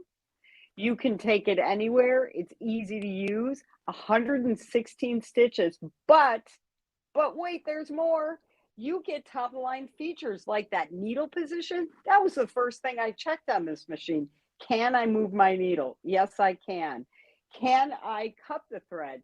Yes, I can. I can auto lock my seams. I can reverse. I can do whatever I want. I can sew just with a button or with the foot control. I can change that speed. So regardless, this is the machine for you, especially if you want one that's portable. And I know that Blaine's going to have an awesome price today on this machine. So get them while they're in stock, because this is a machine. I was at a show last week and we sold out of them right away, because folks are looking for a machine that they can tote to class, they can bring to a hotel at the show. This is what kind of things you can do with this machine. Also, I have a niece that just started sewing. Perfect machine for her because it has that top line feature of the thread cutting, one-step buttonhole, a needle threader, but it's not so intimidating that she's not going to want to learn how to sew. So I think it's perfect for that too. So whether you're a beginner or whether you're an advanced sewer, the 740 offers features that are fantastic. It does also come with a dust cover. I'll show you that too. And you can put your foot control and your accessories on the outside pocket. So it comes well equipped, fantastic machine. So I'm going to check in with Blaine to see if there are any questions on this beautiful portable machine. Hey, Kelly, the only question is, how can they get it? So you bet. Please you let did them such know. a good job explaining that. That's awesome. And thank you so much. And, you know, big shout out to Juki for being one of our sponsors as well. So thank you, Kelly. You're welcome. Our pleasure. Thank you, Blaine. All right, guys, we're going to tell you how you can get this. And again, this is a awesome little machine. And this is the HZL HT 740. Now, guys, look at the price on that, $539. But wait, that's not the call-in special. We have a call-in special on this. So give us a call. We have some financing available. We have free shipping. All you have to do is call 800-401-8151. And Kyle just informed me we just sold out of that product. But you can still pre-order it. If you pre-order it right now, you'll still get the special. I think everybody went crazy on this machine, Kyle. But anyway, we sold out. You can go ahead and order it right now, but you have to pre-order it. But guys, the sewing speed on this is 800 stitches per minute. The needle type is that 130R or the 705H. Number of stitches is 116. A number of fonts is 2 alphabet and numeric fonts. It has the maximum zigzag width of 7 millimeters, maximum stitch length 4.5 millimeters, number of buttonholes. It has 13.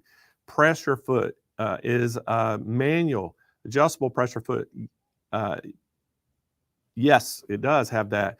Bobbin type is a 15 class, and it only weighs 13 pounds.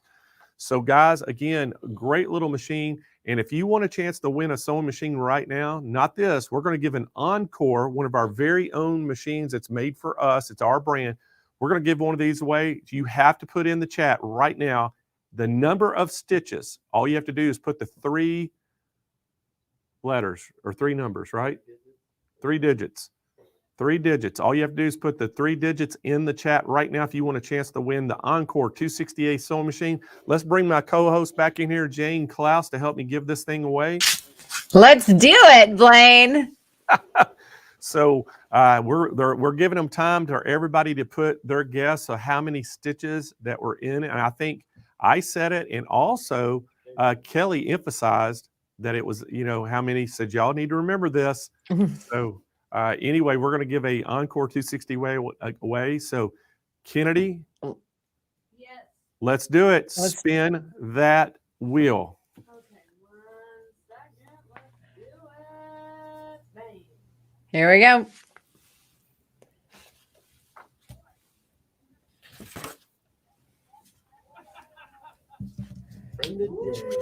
So Brenda J, 8689. So Brenda J, you just won yourself an Encore 268 sewing machine. To claim that prize, you have 30 days. Just go to smplive.tv. Scroll down toward the bottom of that page where it says claim my prize. Fill out all that information complete, hit submit.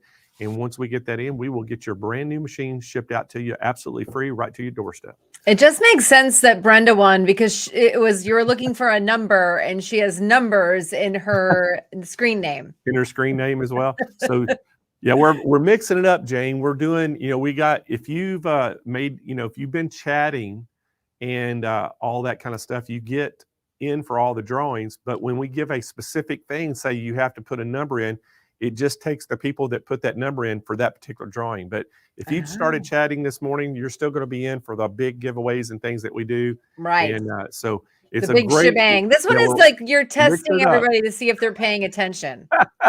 And I want to make sure they're learning something. Yeah, I want them to remember that had 116 stitches. So that's awesome. And we're going to be doing some more of that. So, but Jane, I know you've got, oh man, we've got our first educational session right now. And oh my gosh, everybody's going to be blown away by this. I'm going to watch. I can't wait to see what she's got. So I'm going to let you take it away. All right, that's cool. I know as everyone's saying, I'm definitely paying attention. Look at me, I'm paying attention. Okay, our first education session, the guest, I mean, she crushed it yesterday talking about having fun with feet. You know her, you love her. She is the owner of Let'sGoSew.com. She's a brother ambassador. And you'll see her on It's So Easy TV. Of course, you can watch her YouTube channel, Let's Go Sew. And she educates you there. Tips, tricks, techniques. And she has celebrities on with her as well on her shows. Today, she's going to be talking about t-shirts with Sergers. She is the most impressive. It is Joanne Banco. Everybody say hi. Hey, everybody. Can you hear me? Yeah, we can hear you. Hi, Joanne. How are you? I'm good. How are you? I'm so good. I'm super excited since yesterday. I mean, I'm always excited to see you, but like you captivated America with your presentation about having fun with feet yesterday. Don't put me up here because I might fall down. I don't think so. There's not a chance. Not a chance. So literally, like I woke up at 1 o'clock in the morning and I was like, I can't wait to see Joanne talk about sergers and t-shirts. And I'm like, okay, Jane, go back to sleep. Go back to sleep. She will be here in a matter of hours. So, no, I'm telling you, and you and I texted after the show or after your session, and I just can't tell you how great and impressed I was and everybody else. So you just absolutely did such a wonderful job. And I know you will do the same today. So, Joanne, I'm going to let you take it away and just work your magic. All righty. See you later. I didn't have any yellow today, so sorry. I have no yellow in my wardrobe. It is not my color, unfortunately. But hey, everybody, it's so good to see you all. I hope you're back again from yesterday. And I want to tell you real quick, I did go through almost all the comments yesterday. There were a million of them. I mean, there were a ton. So first of all, thank you all so much for all your kind words. You take my breath away. I cannot tell you how much it means to me to know that I'm helping you and to get your feedback. So I always appreciate that. I'm going to be doing a special blog post this weekend. If you are on my Let'sGoSew.com email list, you will be getting it. If you'd like to sign up, I welcome you to go to Let'sGoSew.com. Sign up, and every weekend I send out what I call a love note, talk about sewing, and I will also have that posted on my website. So I will do a recap. I will answer your questions. I will give you some more resources and provide some more information, because even though it seems like I have a whole hour, like I did yesterday and today, there's always more to tell, and I want to give you the opportunity to give me some feedback and some questions as well on that forum. So Let'sGoSew.com is where you'll always find me.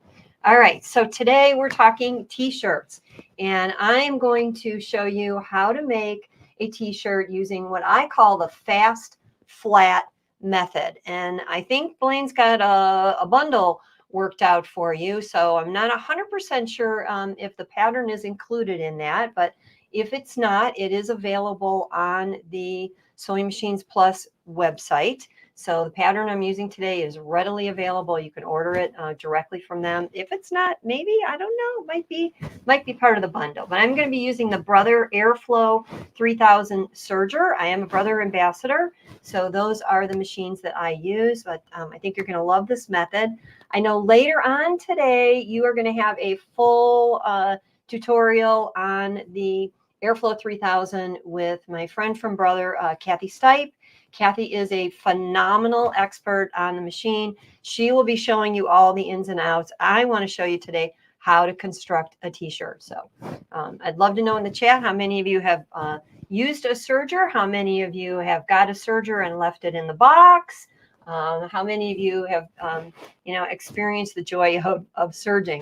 I've been working with sergers since I was 16 years old, which is a long time ago. Started in a custom drapery factory where I was introduced to the Big Daddy sergers. They were not the easiest thing in the world to use, but I cut my teeth on those and had one of the very first sergers available that I purchased in fashion school. I've had many sergers ever since, but I love my new Brother Airflow 3000 serger. So let me give you just a few preliminaries. First of all, like I said, I am going to be using a pattern today that is readily available on the SewingMachinesPlus.com website for you to be able to purchase. It is a pattern by a company called Jaylee, and Jaylee is known for creating patterns for knitwear, so very appropriate for what we're doing today.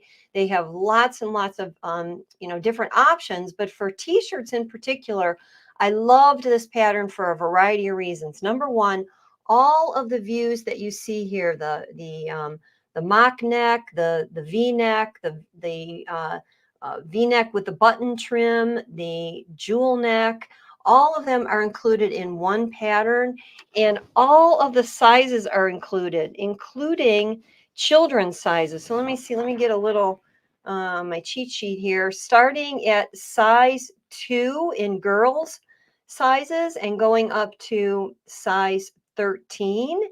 And for ladies, this pattern starts at size 4 and goes to size 22. So one pattern will do it all. It is one of those multi-size patterns. I suggest you trace off the pattern onto pattern tracing cloth in order to preserve all those sizes.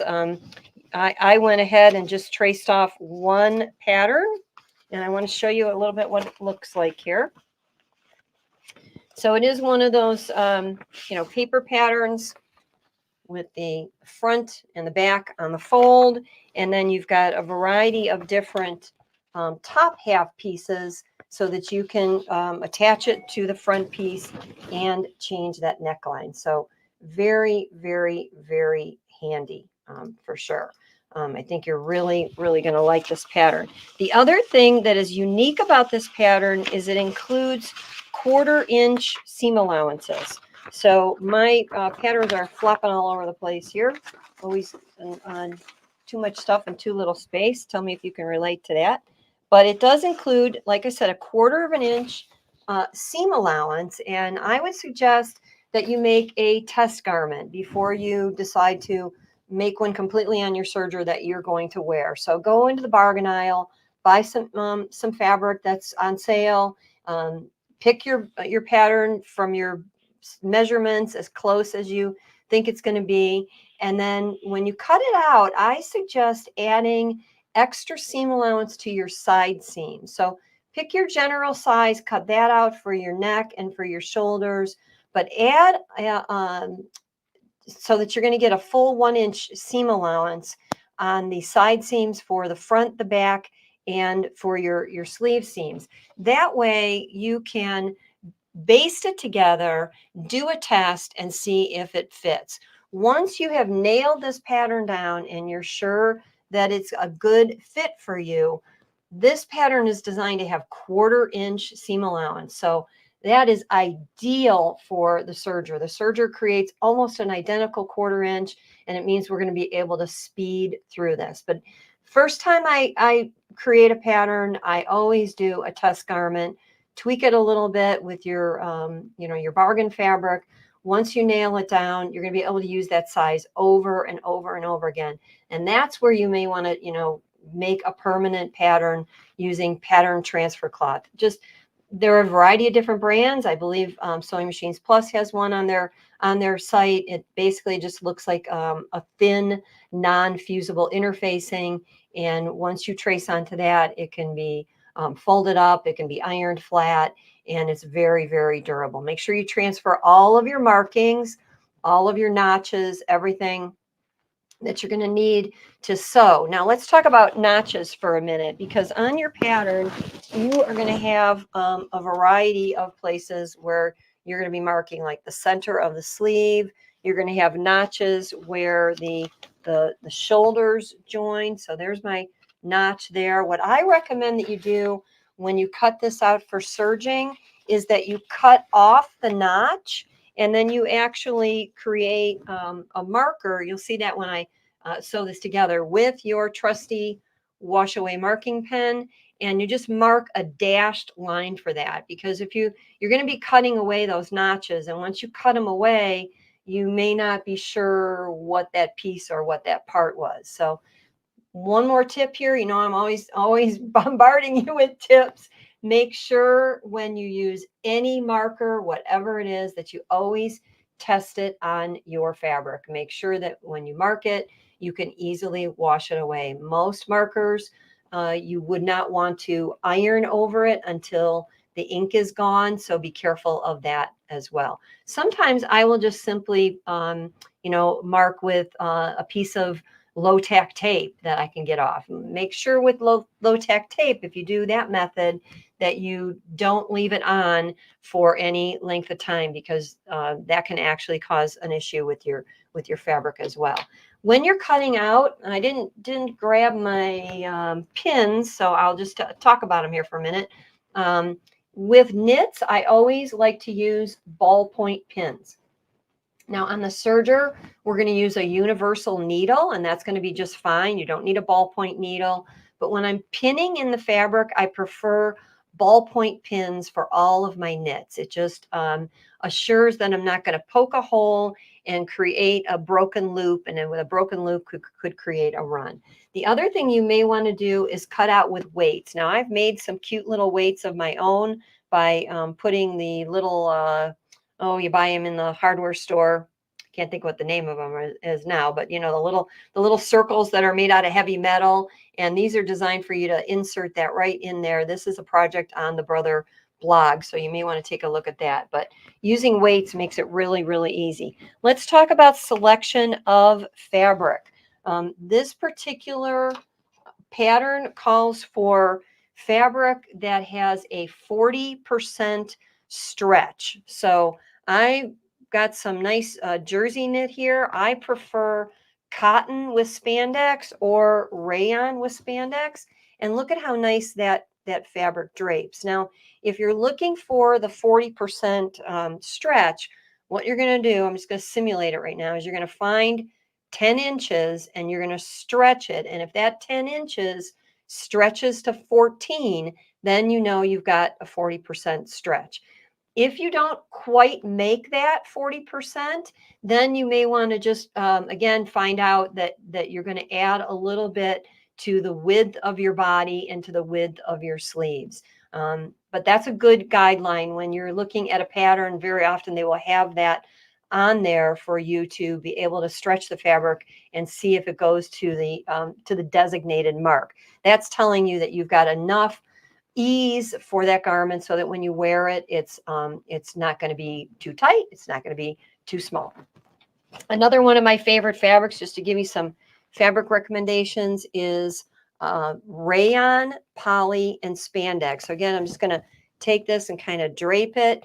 You can see with any kind of t-shirt, for a stretchy one that's going to have a nice drape to it, your fabric needs to have that kind of characteristic and that kind of quality to it. So keep those things in mind. Hopefully those answer some of your questions. If you come up with any more, be sure to get in touch with me. All right, I'm going to switch now over to, let's see here, over to the machine. So let me go ahead and do that. And I've got my machine all set up and ready to stitch.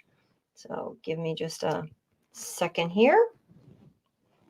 All righty. And let's see, I'm going to go ahead and tell you what the steps are for constructing this t-shirt. So hopefully everybody can see me there at the machine now. If you can see me at the machine, give me a yes, thumbs up, so that I know that I am at the machine. I'm looking at two different monitors here, and I see myself at the machine on one, but I don't see myself on the machine on the other one. So Somebody just, okay, I see a yes. All right, that means I'm good to go. All right, so here is my beautiful airflow serger. I've already got it threaded. Like I said, I want to take the time to show you step by step how to construct this fast, flat t-shirt. And if I took the time to thread it, it wouldn't take me long, but it would take a few minutes out of my demo. I will have to tell you that this machine comes loaded. It comes with the gathering foot, which I've done several projects with the gathering foot. Maybe we can do that sometime again in the future. It also comes with the piping foot. And by the way, the gathering foot allows you to gather fabric at the same time that you're sewing it to a second layer. That's what this foot is specifically designed for. And then it also comes with the piping foot. This foot is ideal for sewing serging piping into your seams, and it works really, really well. And then the trusty blind hem foot, which has probably one of those 101 uses. We can do a whole bunch of things with this foot. In particular, I'm going to be doing my hemming with this foot. So I've got my tensions set up for a plain balanced stitch. I'm going to be switching that. And I want you to know that you're always going to want to cut yourself some samples of fabric so that you can do testing. And the longer your piece, the better off you are. If you think, oh, I'll just cut some little pieces of fabric, well, every time you chain on and chain off, you leave a tail. And every time you leave a tail, you use up thread. So one of my first tips for you is to always cut yourself long strips of fabric and use that as your tester so that you can adjust your tensions, your settings as you go along, and then not be wasting the thread like that. So I've got mine set up just for now. I'm going to be switching it in a minute here, but for a balanced stitch, I'm just about at 4 on my tensions here, on just about everywhere. I have removed my right needle and I am using the left needle only. For me personally, when I sew on a super stretchy knit in particular, I like to use a 3-thread wide serger stitch. So I'm using the left needle, that gives me the widest stitch possible, and I'm using just the upper looper and the lower looper. And I do that because I get the most amount of flexibility and stretch. And since my fabric is very stretchy, I want my seam to be very stretchy. Now, I know my friend Angela yesterday showed you some great things. And in fact, her ruching technique would be beautiful as a finish on this t-shirt once you're all done making it. But she likes to use a 4-thread, and that's fine, whatever your preference is. I, like I said, use the 3. However, in areas that I think might get a lot of stress on the armholes, I may go back then and just stitch in that armhole area right along the serger seam with my stretch stitch on my sewing machine, because then I'm thoroughly reinforcing it. For most of my ready to, my everyday wear type of garments, I don't put that much stress on it. I'm not fishing like Angela is, and so she's using her arms a lot, and she likes to have that extra security. I prefer the little bit of more softness and a little more stretchiness of that seam, but that's how you would counteract that. You would simply reinforce that. I'm going to do something crazy today. I am not going to stitch with matching thread. You, of course, would use all white thread in your needle, white thread in your upper looper, white thread in your lower looper. But I want you to be able to see every stitch the way it's forming on this. So I want you to see that very, very clearly. I want to give you another little known tip on sergers, and that is the upper looper thread. If it's facing you, it will always press flatter. So let me try to explain that a little bit better. If this was a seam that I was stitching and I was going to be pressing, say, this shoulder seam toward the back, or the side seam toward the back, so that it lays flat in that area, notice how it wants to stand up and wants to go the opposite direction? Well, if you always pay attention to having the upper looper face you on the side of the seam that is going to get pressed so that you're facing that upper looper, you're always going to get a flatter press to that. See how that just naturally wants to lay flat? It's just a phenomenon of the stitch itself. So that's a very little known trick. You can impress all your friends with that, but look how nice and flat that lays. Now let me give you another little tip. You can see from me pulling on this seam that the thread that is showing the most is the green thread. And my green thread is actually in my lower looper. I'm pulling it down here just so that you can see it. My yellow thread is in my needle. So if I pull really hard on this, if you looked at it, you would see my yellow thread and my green thread. And what that's telling you is that regardless of whether you're doing a 3-thread stitch or a 4-thread, whatever color thread is in your leftmost needle and whatever color is in your lower looper, those are the 2 threads that would show if that seam was pulled a little bit. So if that was pulled on my body, which is obviously why I would want to use white thread instead of green and yellow, but if that was pulled, those are the threads that would show. So when you're serging multicolored fabrics, or maybe you're short on thread, you can go ahead and put a blender thread in your upper looper, because that thread is only going to show from the wrong side. Now, ideally, I like to have all 4 threads match, but again, just realize that it's the needle, whatever's the leftmost needle. If I have another needle in the right, that one is not going to show because it's to the side of the left needle, but the left needle and the lower looper are the 2 threads that should match the outside of your fabric best. So that's another great trick for you.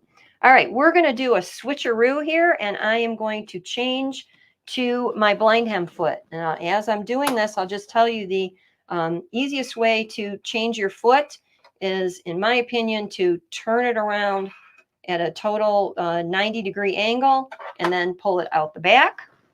Set that one aside. I'm going to put the blind hem foot on. The same way I like to put a foot on, I like to turn it at a 90-degree angle and then flip it around, lower the presser foot, and it should snap on, but it might not. So how about if I teach you another trick? This works on your sewing machine as well as your serger. If you reach back and you press that clip one more time, it opens it a little wider, and voila, very often it will grab right onto your foot. So instead of fussing and mussing and moving that all around and trying to get that in the right place, try just pressing the lever there. It'll open that clamp a little bit wider, and very often it will cause it to snap right on your foot. All right, construction order here is going to be a little different than what we would normally do. I have already pre-treated my hems. So let me tell you how I pre-treated my hems. Got a contrasting sample here. I got my sleeve hem here ready to go, but I have a contrasting sample so that I can tell you the steps. So the first thing that I'm going to do is I'm going to apply interfacing. All right, what kind of interfacing? Well, interfacing that feels and looks like a slip. So it's a tricot type interfacing. What brand? Well, whatever brand you find at your store, go to Sewing Machines Plus. I'm sure they have it there. I've got 3 different ones here. So here's the criteria. With all of these types of stretchy fusible interfacing, I'm talking about fusible. So how do we know the fusible side? It's bumpy. That's where the glue is. But all of these have a stretch in one or more direction, and more stretch in one direction than any other direction. The most stretch you get is crosswise. So when I'm stretching this right now, I'm getting a lot of stretch crosswise. I'm getting very little stretch lengthwise. Same with this one, different brand, different type, but very similar. Crosswise stretch, very little to almost no lengthwise stretch. And then the next one here, crosswise stretch, I get a lot. Lengthwise, very little. So I'm going to want to cut whatever brand I choose of that lightweight tricot knitted interfacing. I'm going to cut a 1-inch wide strip, and I'm going to use that for my hem. Now, if your hem on your pattern doesn't have a 1-inch hem allowance, then I suggest you change it. On this particular pattern, I believe it had a 1-inch hem allowance for the bottom hem of the t-shirt, but it had a 1/2 inch for the sleeves.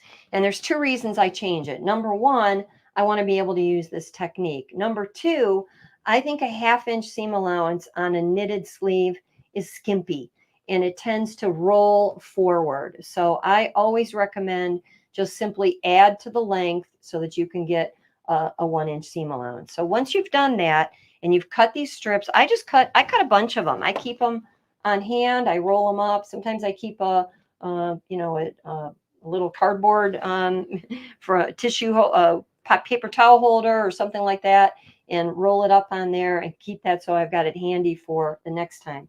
But what I'm going to do is I'm going to fuse that to my bottom hem. And you can see here that I fused this partially.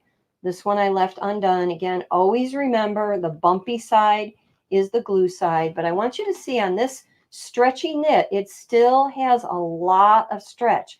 So I'm not losing that flexibility, but if you could feel these two, you'd feel a distinct difference. What I've done is I've stabilized that hem. It's going to not only create a better look from the outside when my garment is finished, it's going to make it easier to do a hem treatment. So I'll talk about a few different hem treatments in a little bit, but let's get going on this blind hem. What I'm going to do is change my tension. I'm going to actually use this piece that I've done as a sample for my test and to show you how it works, and then I'll do it right on the actual garment. So the first thing I'm going to do is I'm going to fold my hem up and press it in place. Then, just like we do on a traditional blind hem on our sewing machine, we fold the hem back on itself so that the outside of the hem allowance is touching the outside of the garment. And we leave about 1/4 inch. I'm going to snip off this excess stabilizer there. We leave about 1/4 inch exposed. And we do that so that we have an area for the foot to ride on. And the ideal setting is so that we've got it set, again, that's why I'm using the blind hem foot, so that the needle is just going to nip, use a pen here to point it out, just nip the fold. The more the needle catches the fold, the more my stitches will show on the outside. This is not a totally invisible blind hem, and it's not like a blind hem on your sewing machine in the way that you can get it to barely catch the fabric and you can change a lot of the spacing. We're going to have pretty close stitches, but it's a really quick way to get the hem done. And so I'm going to change my settings. I've got a little tweaking to do on the settings here. First of all, I always change my needle tension to close to 0. My right needle means nothing because I'm not using it. My upper looper usually stays about at the balanced setting, and my lower looper gets tightened to a number that is usually close to what you use for a rolled hem. So I'm going to go with 7, and I need these settings so that I'm basically creating a flat lock type of stitch so I could pull that hem open when I'm all finished. Now the trick is to get my fold of my fabric set to match the guideline on my foot so that the needle will just barely bite that. And what I can do is I can adjust that guide so it's closer to the fold or further away from the fold. When this goes further away from the fold, it'll bite the fabric less. When it goes closer to the fold, it'll bite the fabric more. My ideal is to just barely get it to bite that folded edge. Now, keep in mind, you are working with a looser stitch tension. And why do I leave my blade up? Because if it trims a little bit of that unevenness, I'm happy with that. But I do want to leave that up for a clean finish.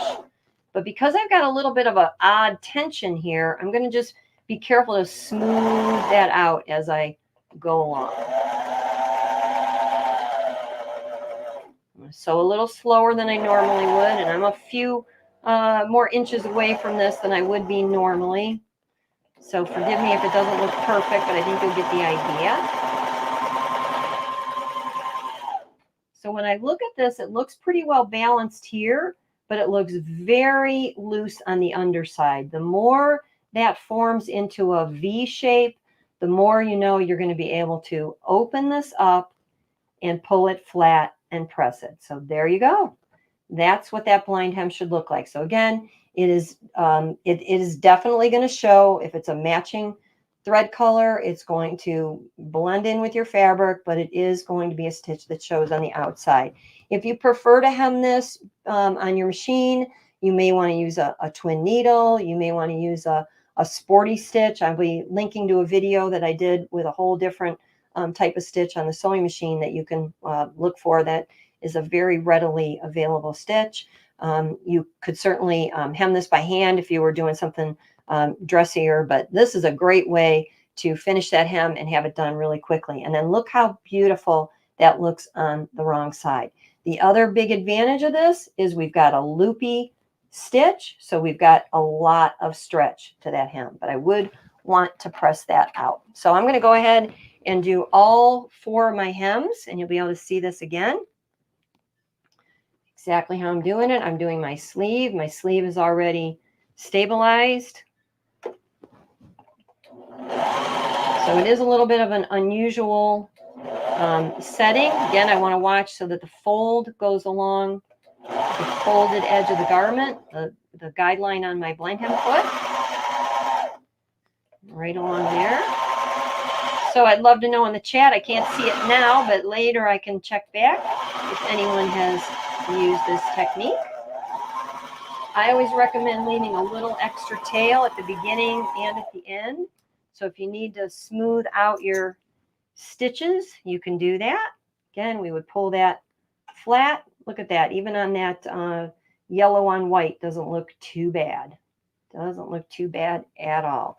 So again, this is part of the fast flat method. Try to say that 3 times real fast. That would be a trick in and of itself. If you ever want to, get that a little more control there, just lift up your presser foot. I love the fact that the presser foot lift is on the right-hand side of this machine, so I can access it really easy. And again, don't worry if you trim a little bit of that excess off. In fact, as I'm doing this, I'll just tell you that 99% of the time, you actually want to be trimming when you're serging. And there's a couple reasons for that. Number one, chances are you didn't cut your piece perfectly straight. So any little ragged edges get completely trimmed away. That's number one. Number two, the stitch on a serger actually forms. Again, we'll just pull that flat, set that one aside. The stitch on a serger actually forms in combination with the needle position, the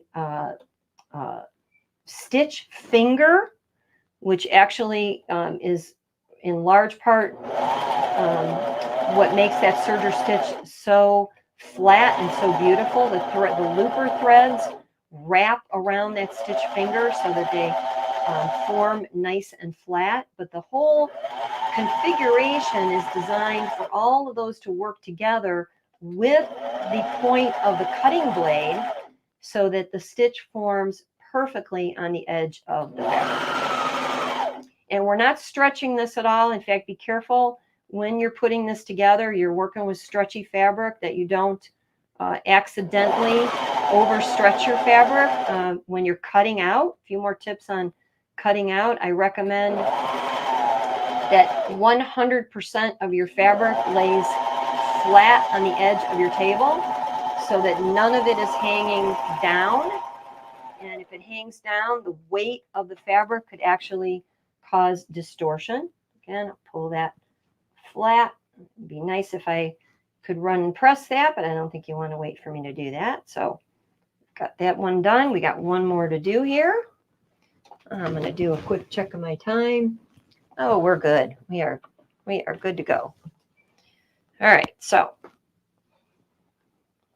pretty easy, huh? This is not really anything that is that advanced. If you've got a serger and you haven't done much with it yet, or you haven't sewn much in the way of garments with your serger, a t-shirt is a perfect place to start. And again, I love the fact that that pattern has all those sizes included. You know, if you want to just get yourself, you know, in practice, we all know practice makes better. I won't say perfect, because I don't know if there is a real true perfect out there, but practice definitely makes better. And wouldn't it be great to, you know, get some fabric and maybe cut out in children's sizes and, you know, donate those somewhere. By the time you get 2 or 3 t-shirts serged up, you're gonna be a pro at this, and then you might want to try, you know, doing something for yourself or for somebody else.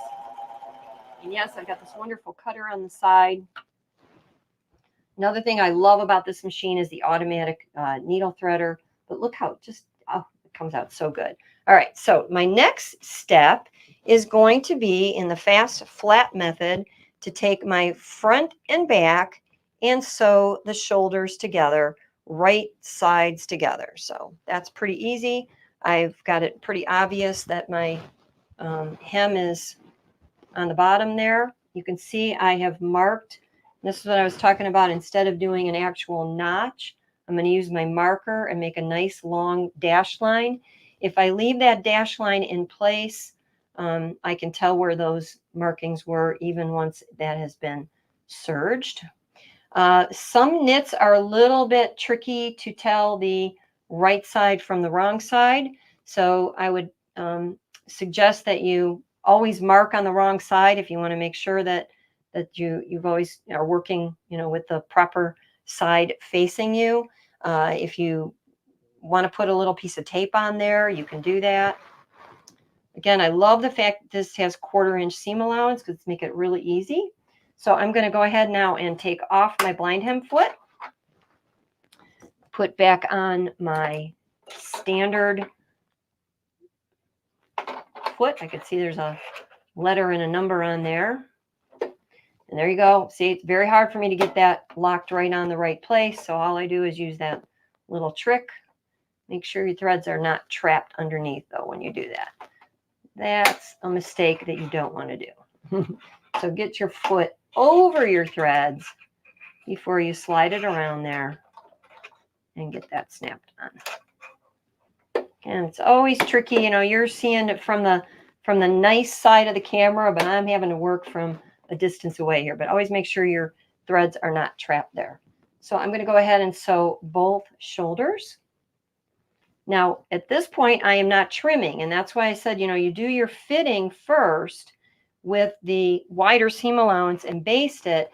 And then once you get that all worked out, you're going to go ahead and do a 1/4 inch seam allowance, because that means I'm just going to, oh, you should have stopped me. I got to change my tension. So I'm going to go back to what I was at before, which was 4, 4, and 4. And we'll skip the testing process here. My stitch length, by the way, is on 3.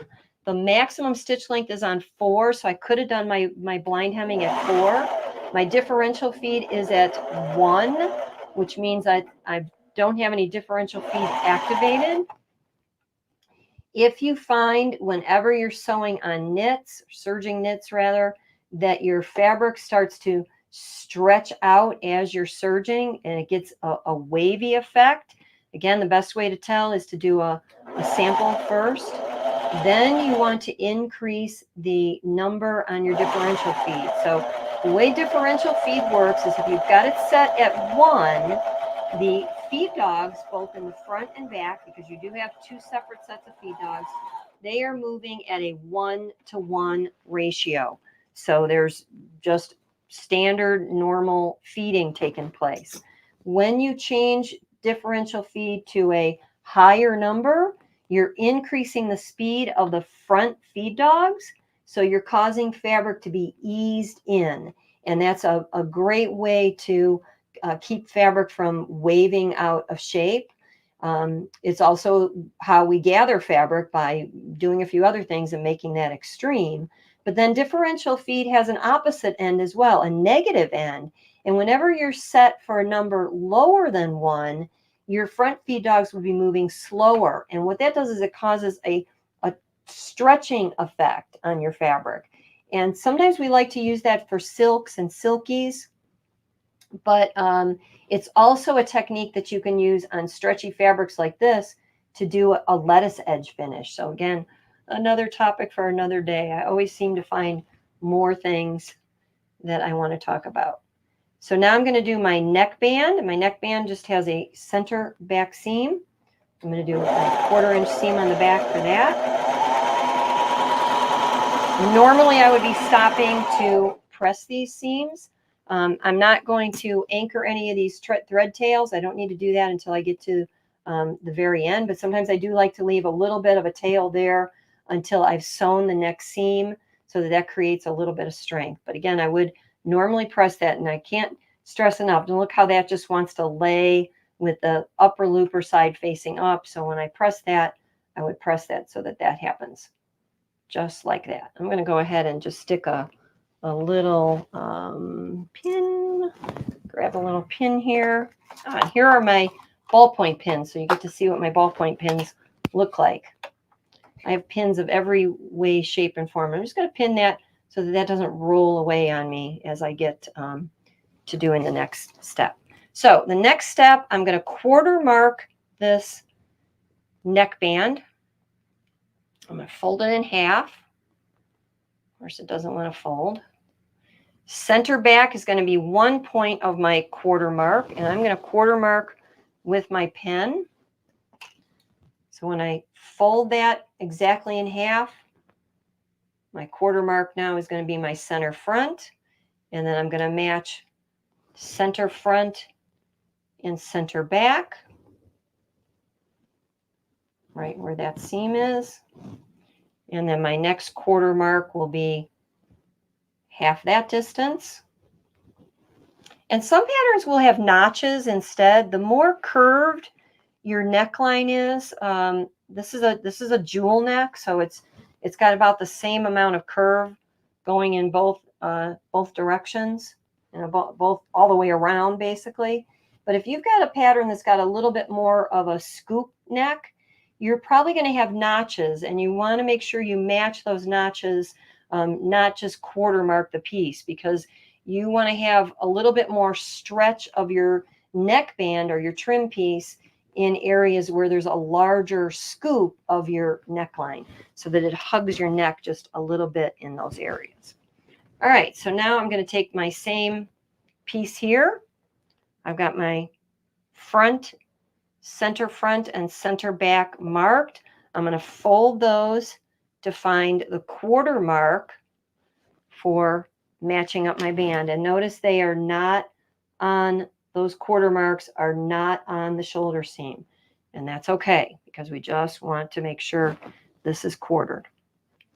So the next thing I'm going to do is take that neckband. It slipped away from me. Where'd she go?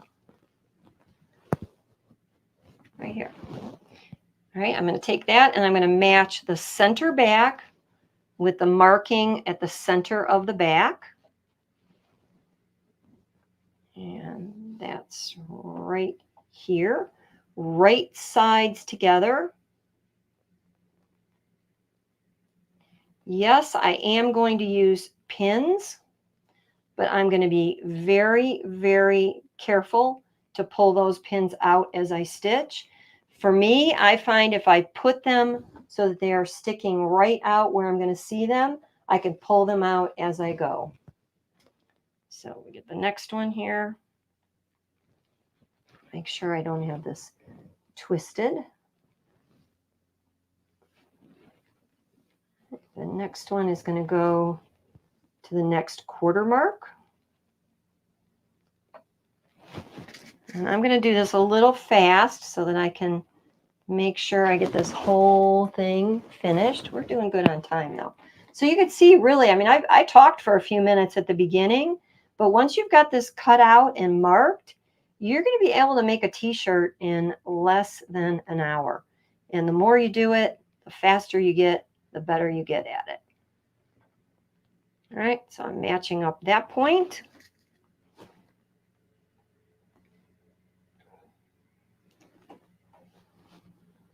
And the next one is right here.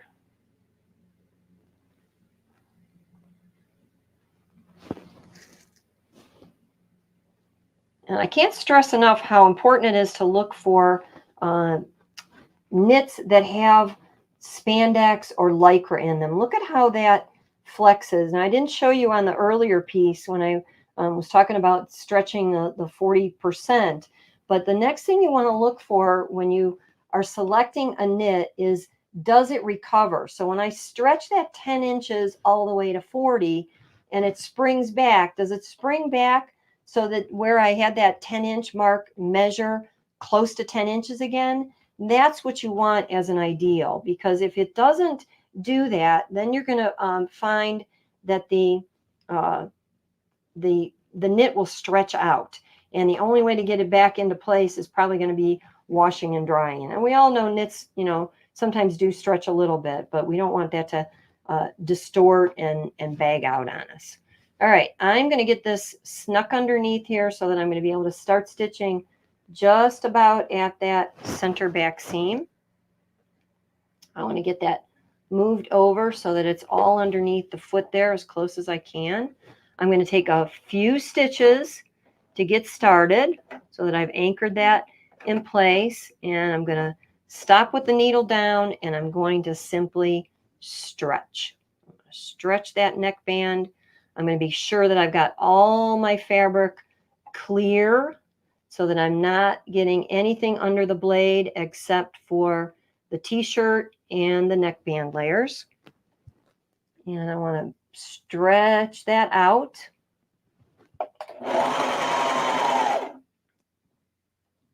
Again, the more close I am to the machine, the better I'd be able to see. So I probably don't want to trim too much off. Got my shoulder seam pressed toward the back.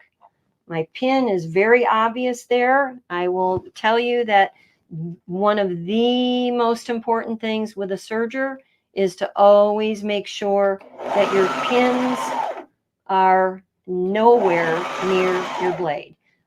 Serger blades and pins are mortal enemies, and if the two meet, it's a bloody battle. So you don't want to have that happen. Okay, I'm stretching that as I go along.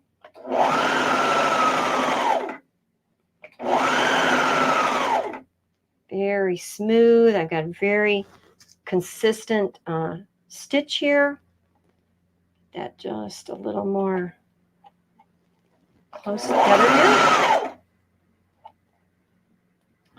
All right, when I get to the back here, I want to show you a little trick that is another one of those $1 million tricks. You can see right here that where I started with the stitch fully on the fabric. Now, if I continue to serge and my blade starts cutting these loops, I'm going to cut part of my stitch. So I'm going to cut this tail, and I'm going to show you how I clean finish a round circle here. So anytime you're doing a serger stitch in the round and you want it to end neatly and cleanly, when you get to the point where they're just about to meet, you could stop and you could actually disengage your blade. And for me on this machine, it's very easy to do. I don't need to trim anymore there because I'm matching up those edges. I'm going to simply open up my first door, open up my second door, and I've got a little lever down here. I'm going to simply flip that down. Oh, no, I'm sorry. That's the wrong one. My blade is right here. My blade will not cut anymore. Once I get that closed up, it's a lever that's right under the front left side of the machine. So I'm going to be able now to continue serging. And notice that your machine will give you a warning light here if your doors are not fully closed, but I can serge now without that blade cutting, and it's going to allow me to overlap those stitches just slightly. Once I've overlapped them, I want to get off of this without creating a chain tail. Most of your ready to wear, you have that kind of ugly, messy chain, and this is going to give you a way to get off any circular area neatly, or any edge, but in particular with a circle. So I'm going to stop. I'm going to raise my needle up. I'm going to pull a little bit of slack in the needle. So just get my finger underneath there, loosen that a little, raise the presser foot, and ease that off of the stitch finger so that it's no longer forming a stitch there. Now I can continue to chain off. And I want you to see, aside from the fact that I'm a little cockeyed from being so far away from the machine, look how perfectly that ends. Got a little piece of fabric that got stuck in there. Let me clip that. And when you do this really carefully, it's almost hard to tell where you started and where you stopped. So again, the simple way to do that is just before your stitches are ready to meet, you lower your blade, then you stop with the needle up, you pull a little bit of slack, you raise your presser foot, and you pull so that the chain is no longer forming on those fingers. Then you lower it, continue to chain yourself off. And with this chain now, I can neatly finish this. My favorite way to neatly finish any chain is to simply wrap it around my finger, make a knot,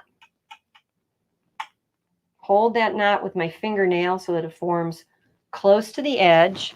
And then I'm going to grab one of my favorite little tools here, which is a loop turner that's normally used for making spaghetti straps. And I'm going to go ahead and trim that so I have just about an inch left. I'm going to slip this loop turner. A double-eyed needle will work. There are other tools, but I just have this always on hand. I slip this underneath, get the hook under those stitches with it open, wrap the hook, close it, and then pull those threads underneath. It's a perfectly neat finish then from the right side, and it's tucked under on the wrong side. All right, we only need to do a few more steps here. Let me get this back into place. The next thing we're going to do is do the flat method of our sleeve. So let me grab my sleeve here. I'm going to find the shoulder point. I'm going to match the shoulder point with the shoulder point on the actual shirt, t-shirt. Pin that in place. And I'm going to match my raw edges here. And I'm only going to put a few pins in here because what I'm going to do is just as I'm stitching this, I'm going to guide these edges so that they match. On a t-shirt, you should have a 1-to-1 ratio, or at the very least, maybe a teeny bit of ease in your sleeve seam. And in most cases, it's going to be 1-to-1, just like it is here, because we're not trying to ease a woven fabric into an armhole and give us a little ease on the body. The fabric itself is stretchy, and that will give us the ease. Now, normally I like to stitch with my sleeve facing down, but again, because I'm just working a little bit around this camera today, I want to make it a little bit easier on myself. I'm going to stitch with this facing up. Remember, you can always lift your presser foot to get that first little part of your fabric tucked underneath. Now I can remove my pin, and I'm just going to serge away and match those raw edges. Again, you can see they're just forming together without any excess on either one. And then, you could also, oops, I want to get my blade back into cutting so that if I want to trim, I can trim a little. Just put my lever back up so my blade's back up.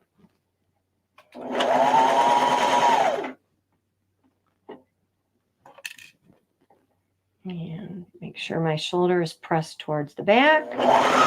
And you know, knits are very forgiving. If you're a little off there, it's really not going to matter. You know, a little 1/4 inch here or there isn't going to show up. You have to be much more careful with woven fabrics than you do with knits. The only thing I would caution with knits is that they can be a little trickier to handle. So just give yourself a little more time. Make sure that you're, you know, use pins where you need to use pins, and be a little bit cautious in securing your layers together. There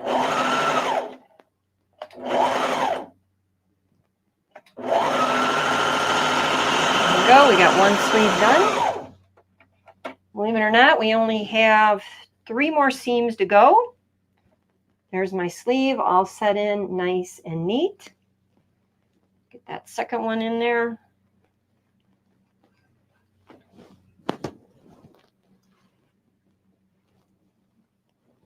And we're good on time, so we're going to be able to get this done.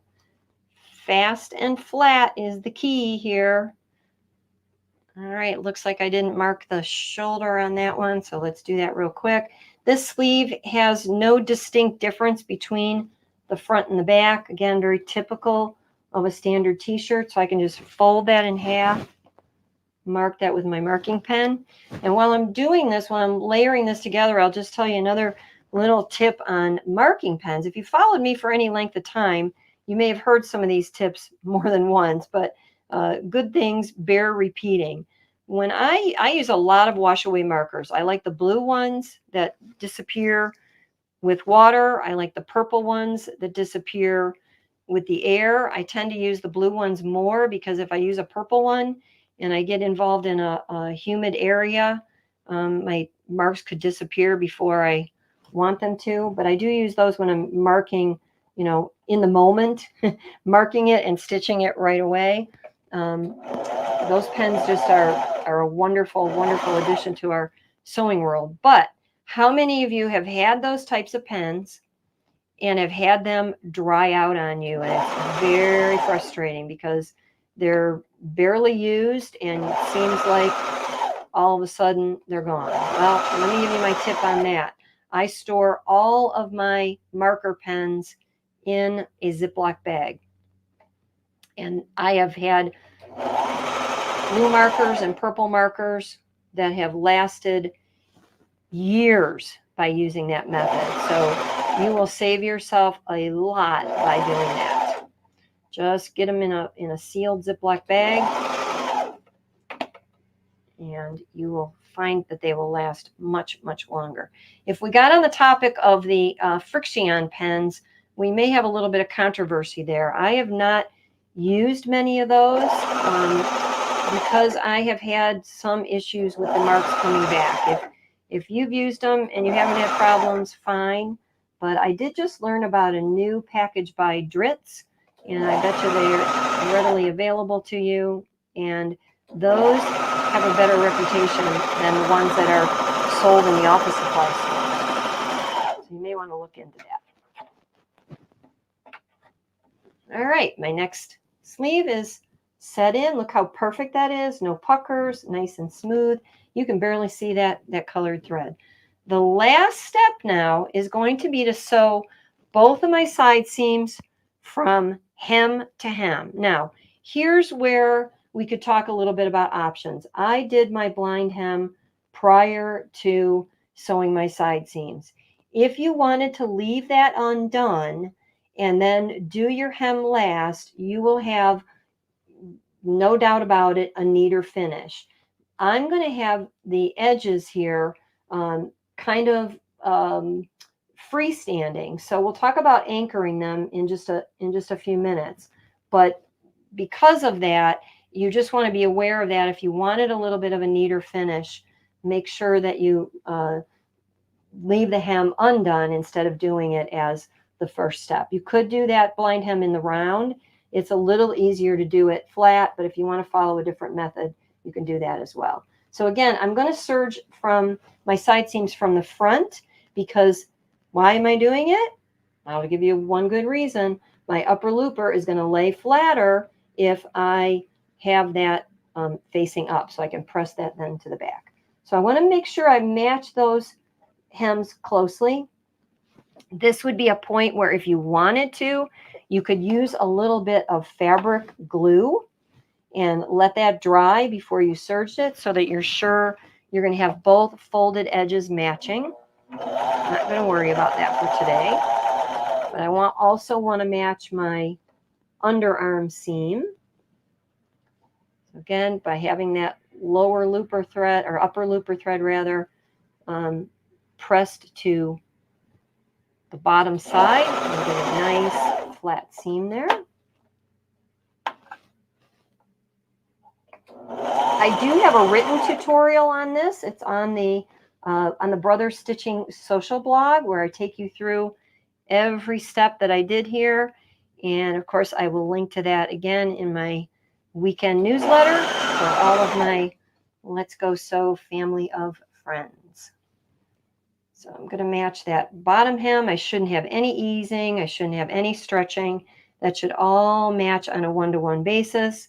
I've also got a notch here that I marked with blue ink. That should match as well.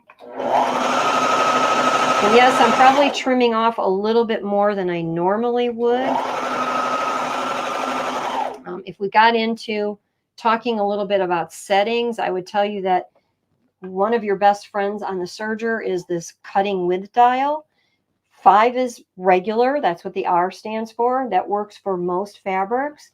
But if you ever find that you're having too much of the thread hanging off the raw edge, it means there's not enough fabric filling that edge. So by increasing this number on the cutting width dial, it moves the blade away from the needle a little bit, creates a little bit wider area for your fabric, and fills in the stitch a little bit. So again, you know, testing with samples and swatches is the way to go, and make all of your adjustments beforehand so that you're sure when you actually sew on your project that you're going to get a nice clean finish. I'm going to serge right off the end there. Get that other side seam done. And we will have a finished t-shirt. Okay, so now I do want, again, I want that same upper looper thread to be on the top side. So when I press my seam toward the back of the garment, it's going to be laying on top. So that means I'm going to serge now from the bottom hem to the sleeve. If I went and did from the sleeve, then I would have two different sides there, and I want to have my sides match exactly. If you really don't worry about pressing your seams, you know, on really casual t-shirts, they probably roll around a little bit and don't really matter, but I like to have those match up. Again, matching my markings for my notch there. I wish I could see your comments at the same time that I'm stitching. I know I see them rolling through, and I'm sure you've got some good thoughts that you're sharing there with me and with each other. Rest assured, I will make sure to check all those comments later on.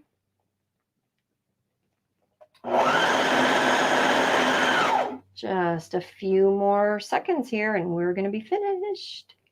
It's so exciting when we get near the finish line. Again, I want to make sure my seams match up. This again would be another area. If I wanted to, I could put a little glue on there, a little bit of double-sided wash away sticky tape. There are just so many great notions that we have available these days that will allow us to, you know, have a little bit better handling of it. All right, all the way down to the end. Now, I showed you my technique before for finishing this. I would do the same thing here. Look how pretty that is. But I've got a floppy seam. So first thing I would do, I should have left myself a little longer tail. First thing I would do is wrap that around my finger, pull that loop through, put my fingernail close to where I want it to knot off, and then use my trusty loop turner to bury those threads. I'll only do it on this one. Get that all the way underneath there. Open the hook, close the hook, pull it through, trim any excess. So that's neatly finished on the inside, but understandably on the outside, we've got that little floppy seam. So here's what I would recommend you do. One of two things. First of all, we would want to press that towards the back. Hope nobody here is offended by the word hand, hand stitching. Most of the time, I will take a needle and thread and I will do just a few hand stitches, hand stitch that down about 1/2 inch so that that is anchored flat against the garment. Another thing you could do, if you're in a pinch, if you're in a hurry, put a little fusible webbing underneath there, like Steam-A-Seam 2 light, and then fuse that down, and that should pretty much stay in place. If you look at ready to wear, a lot of times you will see that they will actually take a straight stitch and they will stitch right along that hem, just from there to there with a straight stitch. That's another option that will keep that perfectly flat, and then you won't have to worry about that rolling around. So I would do that on both of my sleeves and on my hem. All right, we're going back over to the regular camera. Hopefully I've got time to answer a couple of questions and see what you've all been talking about. All right. Let me peek at the comments here and see what you're saying. I see Camille would do a straight stitch. Tell me what you think you would do there.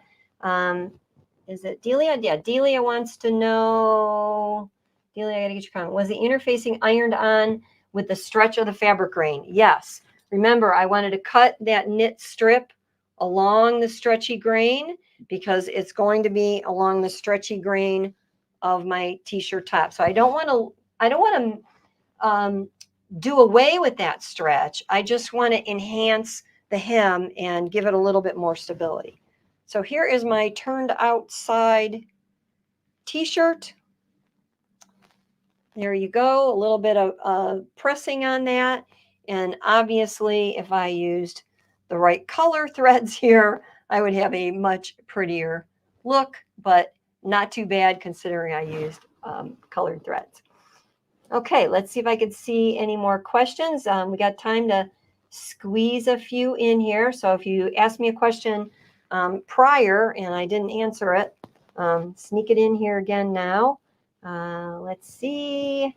Mary, thank you for saying it's awesome. Ginny, you love colorful. So, hey, yeah, you know, you could even do an inside out look and stitch all these seams on the outside instead of the inside and have it be part of the look. I saw a very expensive top recently, a friend of mine posted, and it was inside out stitching on a camisole. So, Hey, Joanne. I was taking notes for you. I have some questions. Okay, perfect. Let's go. Okay. Blah, blah, blah. How do you know where to line up the fabric so it's not to cut off too much? And you said, well, a lot of times you want to cut off a little bit. If you're in line with the blade and you're right directly in line with it, you're going to just skim it. The further you are to the right of the blade, the more you're going to cut off. The further you are to the left, the less you're going to cut off.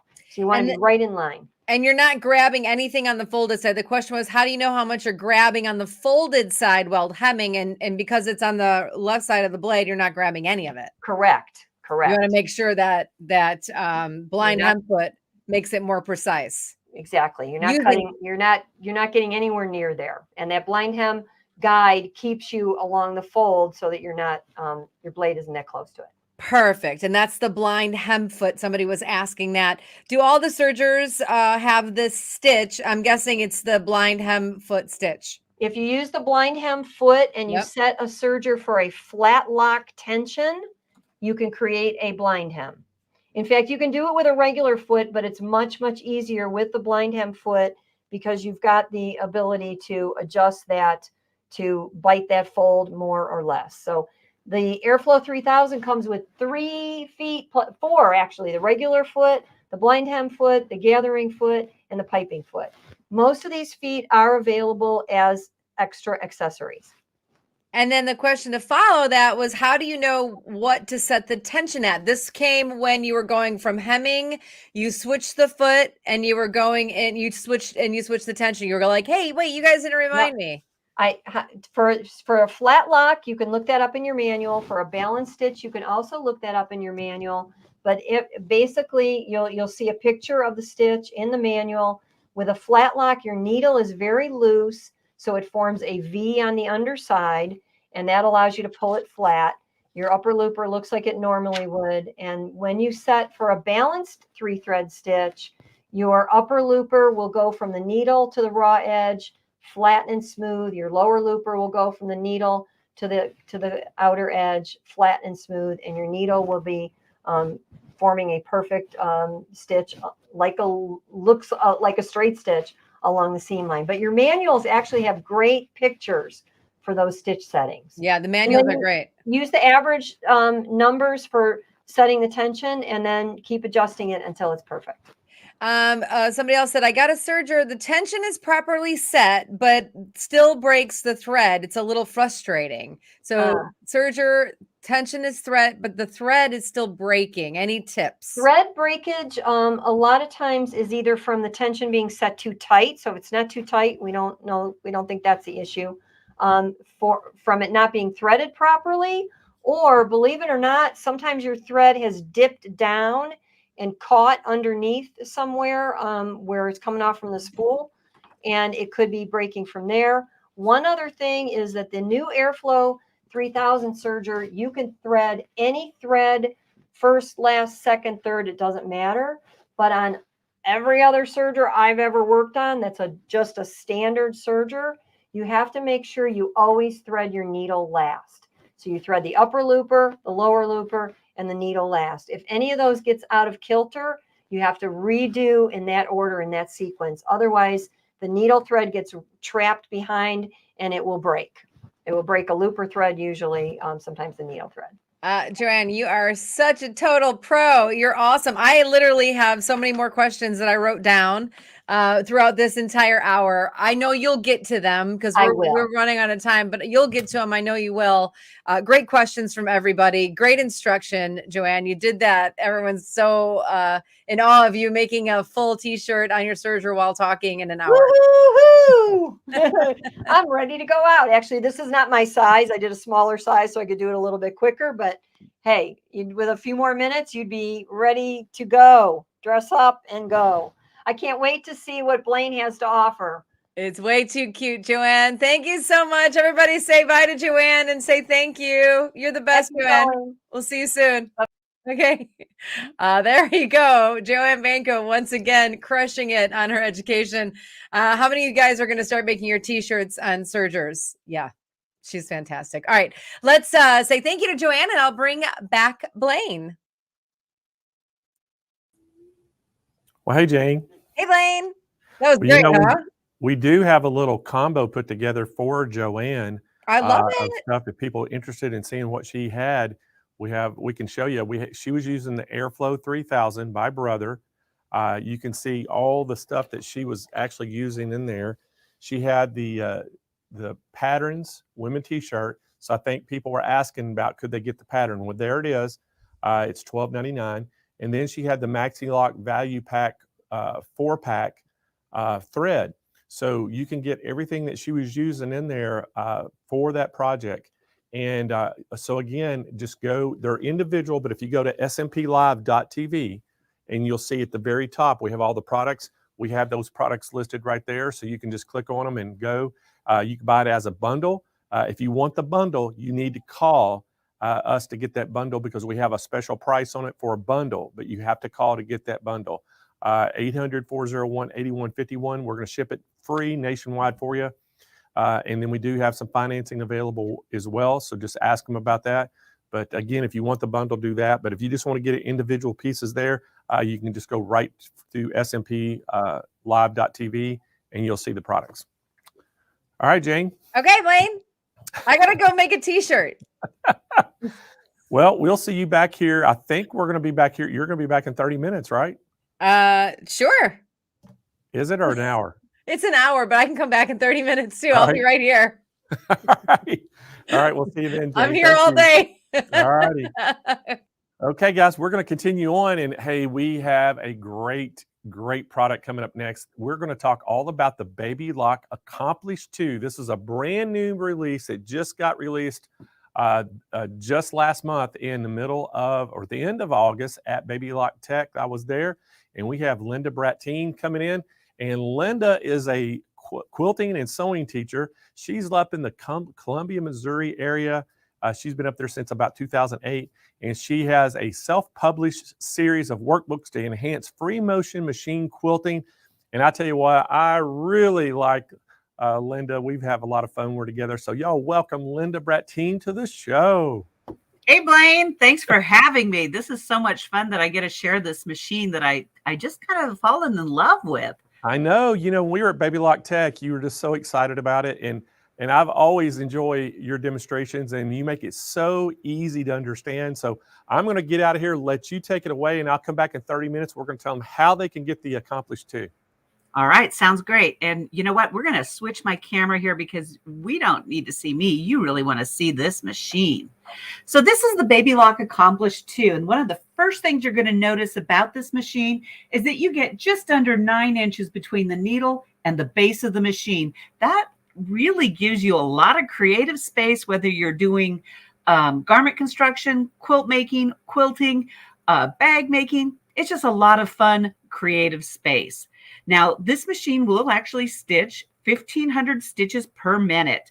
And I love it because there are a lot of features on here that yes, they're manual, but they're readily accessible. One of the first ones you're going to notice right here is I can lower or raise my feed dogs in the front of the machine with a little lever. Oops, maybe you can't see this. Let me lower it just a bit. There you go, right here with this lever. I love that because I can go from piecing to free motion quilting in an instant. And you're going to also notice that it has this pin feed feature that our predecessors had. That's absolutely fabulous when you're working with any kind of fabric that would have a nap. I'm thinking our velours, our velvets, corduroy, that helps to feed it through. But if you're a quilter like me, you also like that pin feed mechanism to help us get those points or those 45-degree angle pieces just to pull through smoothly like butter. You're going to notice we have a nice large reverse lever that you can actually use with your elbow. And we do have the knee lift. I love this. And the other thing about this knee lift is that you get the extension table with the machine, and this can snap underneath it if you're not a fan of the knee lift. But if you're not a fan, you got to hang around me just a little bit longer, because when you're sewing here and you can lift the presser foot up with your knee, you haven't left your project. You're not going to fight gravity. You haven't lost anything.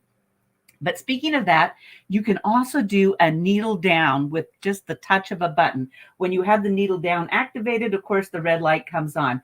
We do have an automatic thread cutting, and you're going to notice that our stitch length goes up to 7 millimeters. Now, this is a straight stitch only machine, but don't let that fool you because there is so much more to it.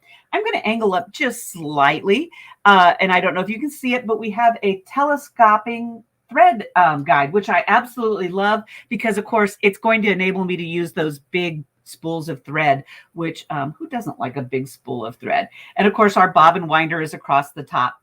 One of the new features, I forgot to mention, is that it has an enforced handle. Think about this as a travel machine. You can carry it in and out for your classes or retreats. You're also going to notice that we have a different thread guide from the Accomplish 1. And that new thread guide enables us to add or to use thicker weight threads on the top through the needle. And I have a sample that I'm going to share with you in a bit that I used a 12 weight thread. And it's absolutely fabulous because this extra thread guide here helps to hold the tension, those thicker threads in that tension dial, which makes it a really great feature. Now, another thing that you can't see, but it's on the outside over here, is that our thread cutter has increased in size. It's about 1/2 inch wide. And so it's like never miss, but it also accommodates those thick threads that we can now use in our Accomplish 2.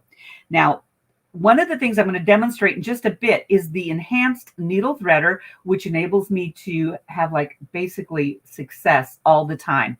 But you're going to notice down here, I have added something wonderful. Now this is an add-on accessory, but the Accomplished 2, let me lower it for you here, now has the availability for us to use optional accessories that we often use with our chain and cover stitch. So what I have on here is a double fold bias binder, and I'm going to demo that in just a bit.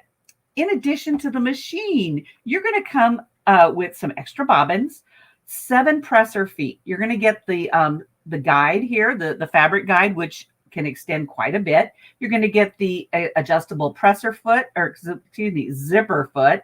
You're going to get the invisible zipper foot. You're going to get the rolled hem. You're going to get the wider. I actually have the narrow presser foot. This one actually is 1/4 of an inch. The one that's on the machine is 1/8 of an inch. You're going to get that. I love this 1/4 of an inch patchwork foot. And I don't know if you're familiar with this foot, but I always like to inform people what the big deal is about this patchwork foot. Well, first of all, it's always a straight stitch foot, but you're going to notice that there are etched markings on this presser foot. And so this middle marking here on the right-hand side tells me where my needle is when it's in the presser foot, but it gives me the mark for 1/4 of an inch behind the needle and 1/4 of an inch in front. That's super, super important when I'm doing set-in seams, when I'm maybe pivoting and sewing on my binding. I know that I can put the edge of my quilt right here and I will start in 1/4 of an inch. And then on the right-hand side, it's marked in 1/8 of an inch. And you're going to notice that you've got a super narrow side here. That is excellent. If I have to do any kind of top stitching, like around a collar or anything, I love it because I can get super close to that edge.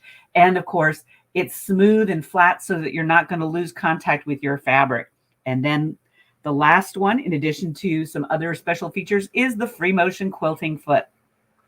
Now, if you're a person who loves your walking foot, you're going to want to order one of those because it does come with a get started kit, but not necessarily as part of the machine, just like this is the add-on accessory.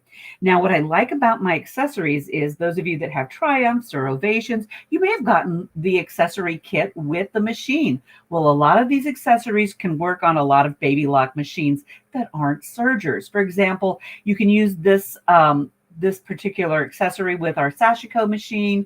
You can use it with our Allegro if you have the adapter, and now the Accomplished 2. So let's go ahead and just get started. What I'm going to do today is I'm going to show you just how much fun you can actually have with this. And I want you to be thinking about some of the projects you may actually have in your studio that you want to get started with.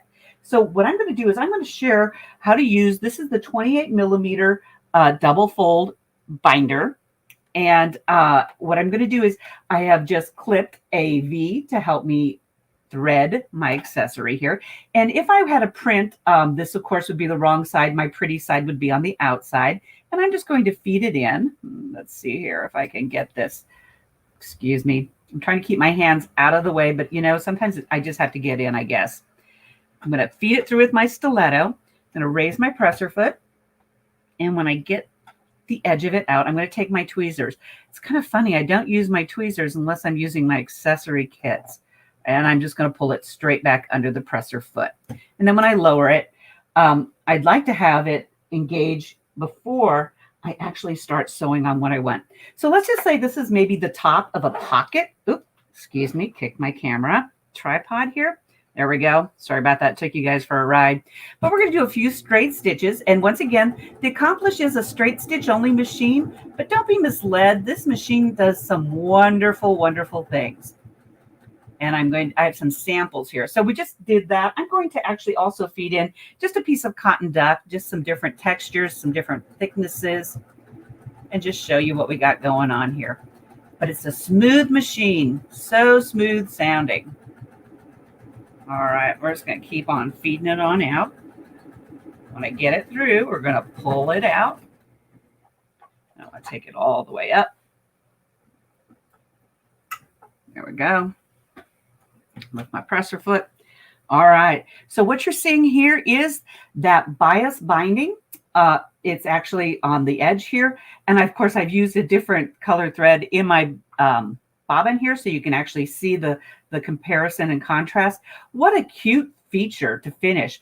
I just love the fact, think about that. Wouldn't that just be cute on the edge of a bag for your pocket? Maybe you're doing the bottom of a hem of a small skirt or something. This would add weight so that it would be nice and smooth. You can also, I was playing around here with it and I thought, well, what if, of course I have fabric free motion quilting samples. What if I would just start feeding it through? So this is a low loft, actually a low loft cotton poly batting.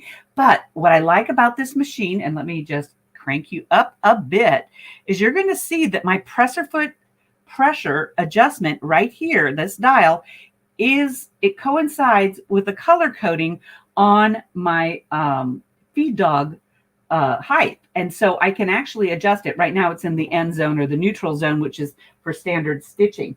But you can really do a lot with this. Now, some of the other things that you can do with this, and as I mentioned, I'm gonna take off my accessory here and just keep on talking while I'm doing this. Some of the other things you can do with this, of course, now with the Accomplish 2, we can use those thicker threads super, super easily in our machines. And I love it because as a quilter, sometimes I want my quilting to be the bang or the show of the big thing of the show. So first off, this this here is the new adapter so that we can use all of those wonderful accessories. Now I'm going to take this and I just really want to pull my thread up to the top. I want to make sure I'm at the highest point. I'm going to pull my thread out of the needle just to show you that enhanced needle threader. And hopefully, let me see if I can pull you in just a tad bit closer here and pull you down. Hopefully you can see this as I do it. So I've gone through all the thread guides, but I'm going to engage the needle threader and it stays. And hopefully you can see that there is one little silver arm that is actually longer than the other. And you just go underneath that arm. But we're going to go to the right of this little black button. Hopefully you can see that. And then I'm going to hold it gently off to the left side. And I want to hold it loosely, but not with too much pressure because that'll pull it out of the needle eye. And then I'm just going to pull it through. And there you have your thread coming through. I think that is just an absolute fabulous thing. But back to that 12 weight thread. Why would I want to use a 12 weight thread? Well, you're going to get a lot of visibility. So this is a seam I did where I came back in and did some top stitching on top of it with that 12 weight thread. And for this sample, I just went ahead and used a Madeira Decora, which is 12 weight. It's a variegated thread, but it's super, super thick. It's much thicker. Let me hold this up so you can see both of it. This is a 50 weight. This is a 12 weight. So you can really see the difference here in the thickness. But of course, I mentioned I was a quilter. So for me, I want to use these 12 weight threads as a means to make my quilting sparkle. So I went ahead and just started doodle quilting some different types of motifs. But notice how this just sings. Now, okay, you're thinking, well, I see the thread. Here's another sample of quilting, and this is just used with regular thread. You can't even see it. You see the texture, but check this out. You really see the motifs that I've done on that with that 12 weight thread. And this machine just sang through it. I actually just did that yesterday. So this is super, super fun. And I just want to show you how easy it is. I'm going to back you up just a bit here so I can show you exactly what I'm going to be setting and what I'm changing to go to free motion quilting. So I'm going to take my presser foot off because of course you got to put on your free motion quilting foot. I'm not going to change my thread. I'm still going to use the 50 weight. I think this is a Madeira Katona cotton that I'm actually using in the top and the bottom. Tighten this up. Now this does have a single needle plate because of course it's a straight stitch only machine. We don't need it to have anything else. But the first thing I'm going to do is take my feed dogs so that they are down or hidden, take it into the black. And then I'm going to remove or pull my presser foot pressure up. There's a red line that is moving. It's telling me exactly where I'm going with it. So I've taken my presser foot pressure up. I got my feed dogs down and I am ready to start stitching. It is that simple. So we can go ahead and insert some fabric. Hopefully you'll be able to see this. I'm going to put my hand wheel down and into the actual batting. quilt sandwich and pull it across. And now I am ready just to start quilting away. So I'm going to do a few small, got to lower my presser foot here, a few small stitches and just get going. Hang on here. Long threads, sometimes they tangle up in the way.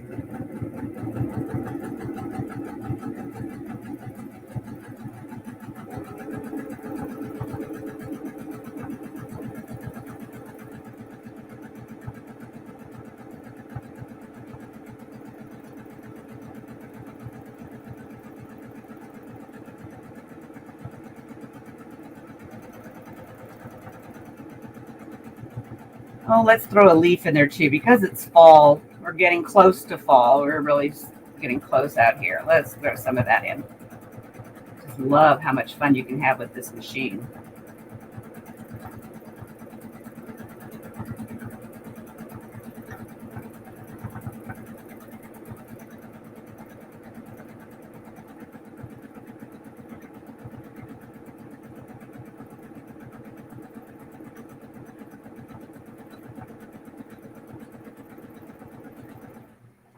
All right, let's just do a little spin out over here. There we are.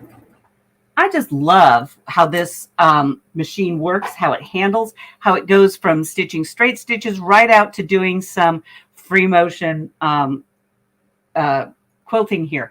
Now, one of the things I really like about this machine, in addition to just doing free motion quilting, is I can actually bring my presser foot pressure down just a bit, not necessarily back to where it is, like it would be if I was doing any sort of, let me think of the word, any sort of free motion quilting. But by doing this, and it enables me then to pull out my thread painting technique. And when I thread paint or thread sketching, whatever you want to call it, I'm just going to take a piece of fabric and a piece of batting, or excuse me, not batting, but stabilizer. I'm going to hoop it in a hand embroidery hoop, and I'm going to insert it underneath that needle. But by lowering that presser foot pressure, that enables me then to be able to move around, color in with my thread, and then not have to have all that thickness. So my foot doesn't have any kind of flagging issues. Like if your presser foot is too high off your project, you're going to get flagging and your thread will break. But by lowering it, that's just a great way to eliminate that issue. So this is one of my samples here of thread sketching or thread painting. This is all done with just a straight stitch. And I think that's real important, because I don't think a lot of people can conceptualize how much fun you can actually have with just a straight stitch. Now, I just want to talk a little bit about the machine itself. We are looking at here, you've got 7 inches front to back on the machine, and you have 18 inches side to side. So that's not a big footprint in my sewing studio when I think about what all I have and how much room I have. It also is fairly narrow, so it travels really well. And think about it. If you're going to a quilting event or retreat, most of the time you're only going to be using a straight stitch to piece or your straight stitch to do your free motion quilting. But I don't want you to be disappointed, because of course, not only can we now use those super, super thick threads to do some fun quilting, but we also can do things like, anybody out there a bag maker? This is one of my samples here where I just did straight stitching following a fabric just to enhance what it was. And then of course, you've got your zipper foots to do all kinds of zipper making, but this was a really fun project. And of course, thread sketching is always super, super fun. You can get a lot of fun things. And then don't poo-poo that echo quilting. You can use that presser foot, that free motion quilting foot, to assist you.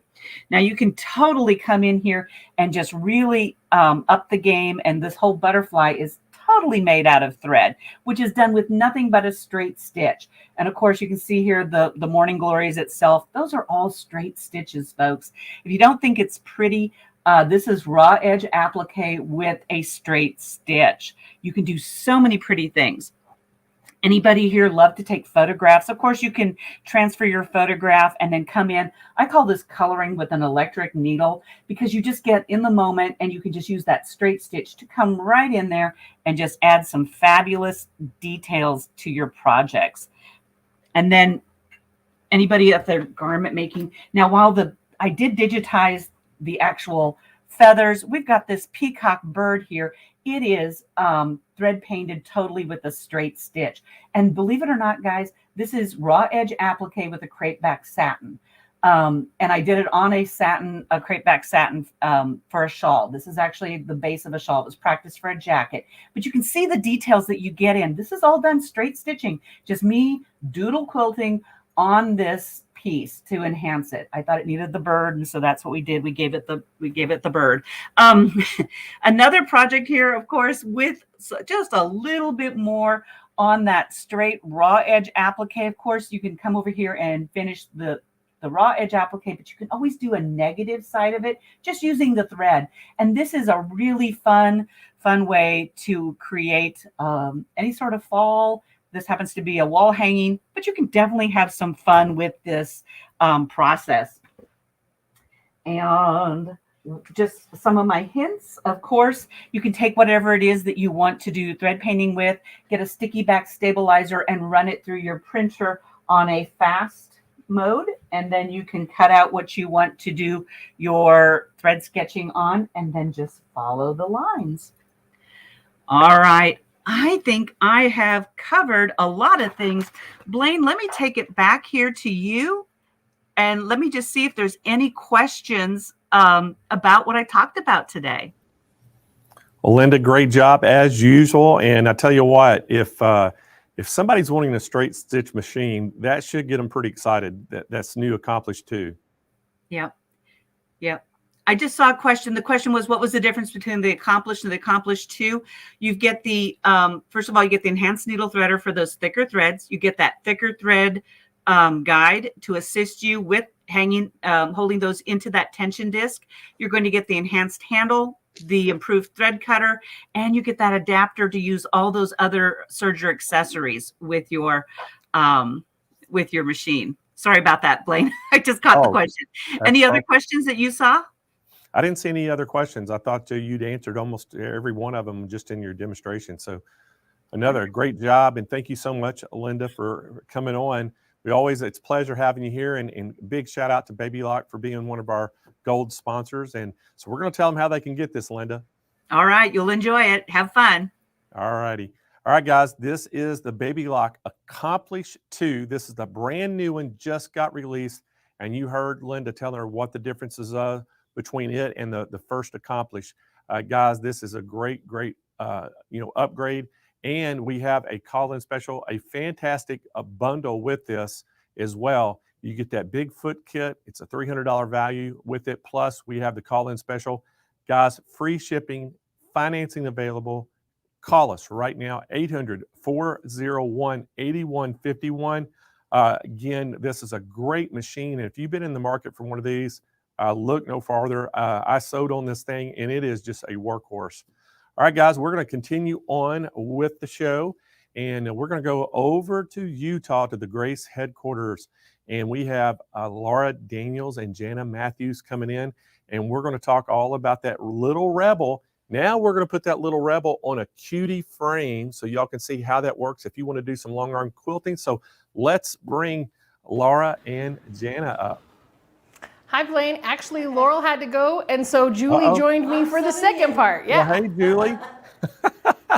That is fantastic. We'll get y'all both again, the dynamic duo. So exactly. Hey, we're going to let y'all go so y'all can show everybody how that little Rebel works with the cutie frame. And then I'm going to come back and tell them how they can get the combo.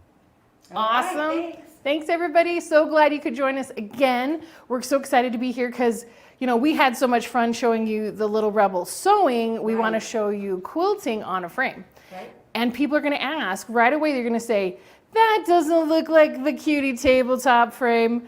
What are we going to tell them?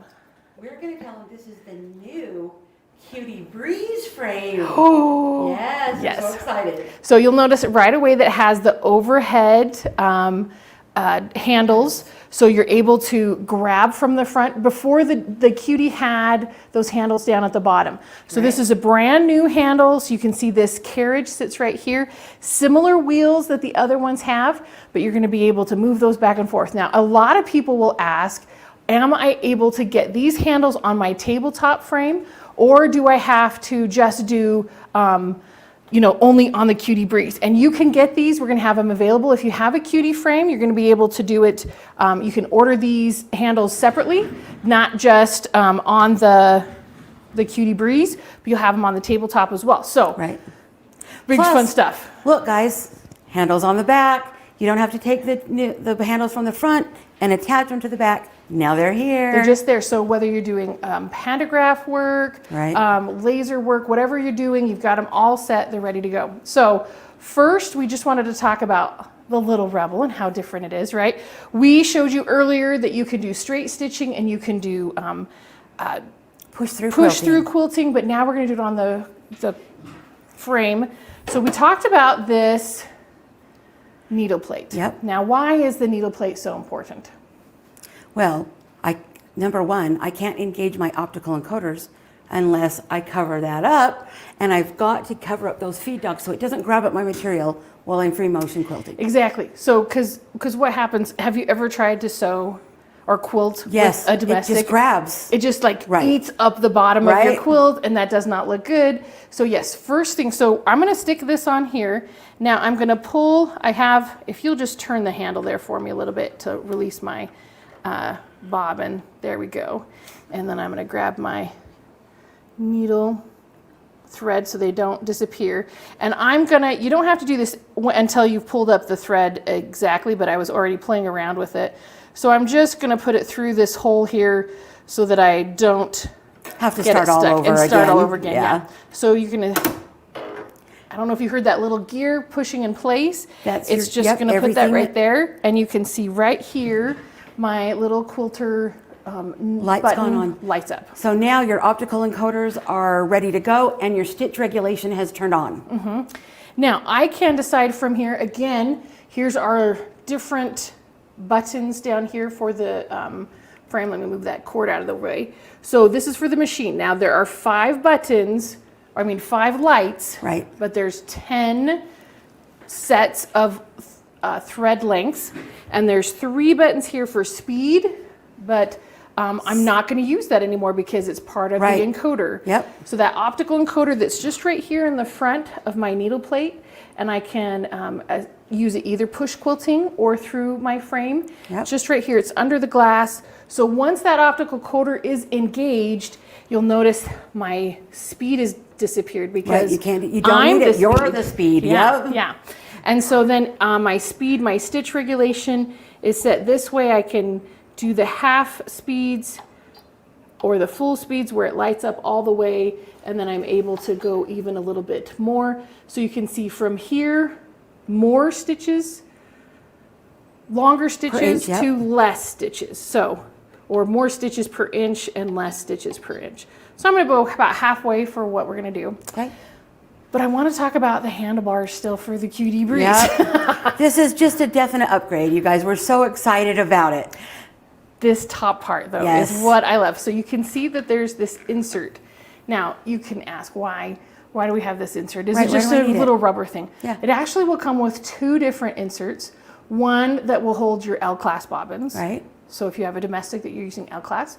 And another one for your M-class bobbins. So, and the Little Rebel does M-class bobbins. It's right down here in the front.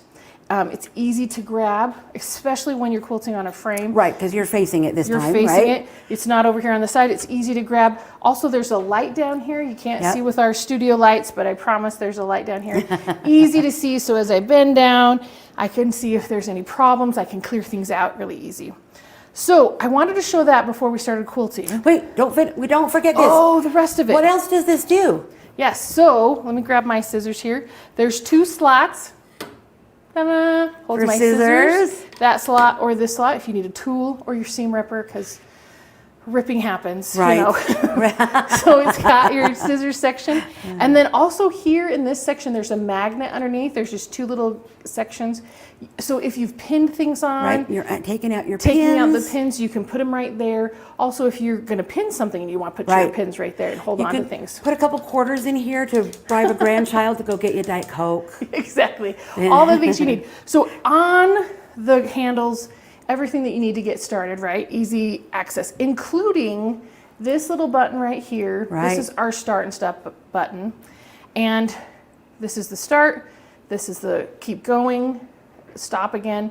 And you can see where it's plugged in at the back of the machine here. So it plugs here into the back, very easily, just a one prong, stick it in, you're ready to go. And that's where the foot pedal goes. So if you saw us earlier, we were talking about the foot pedal, that's where that goes in the back.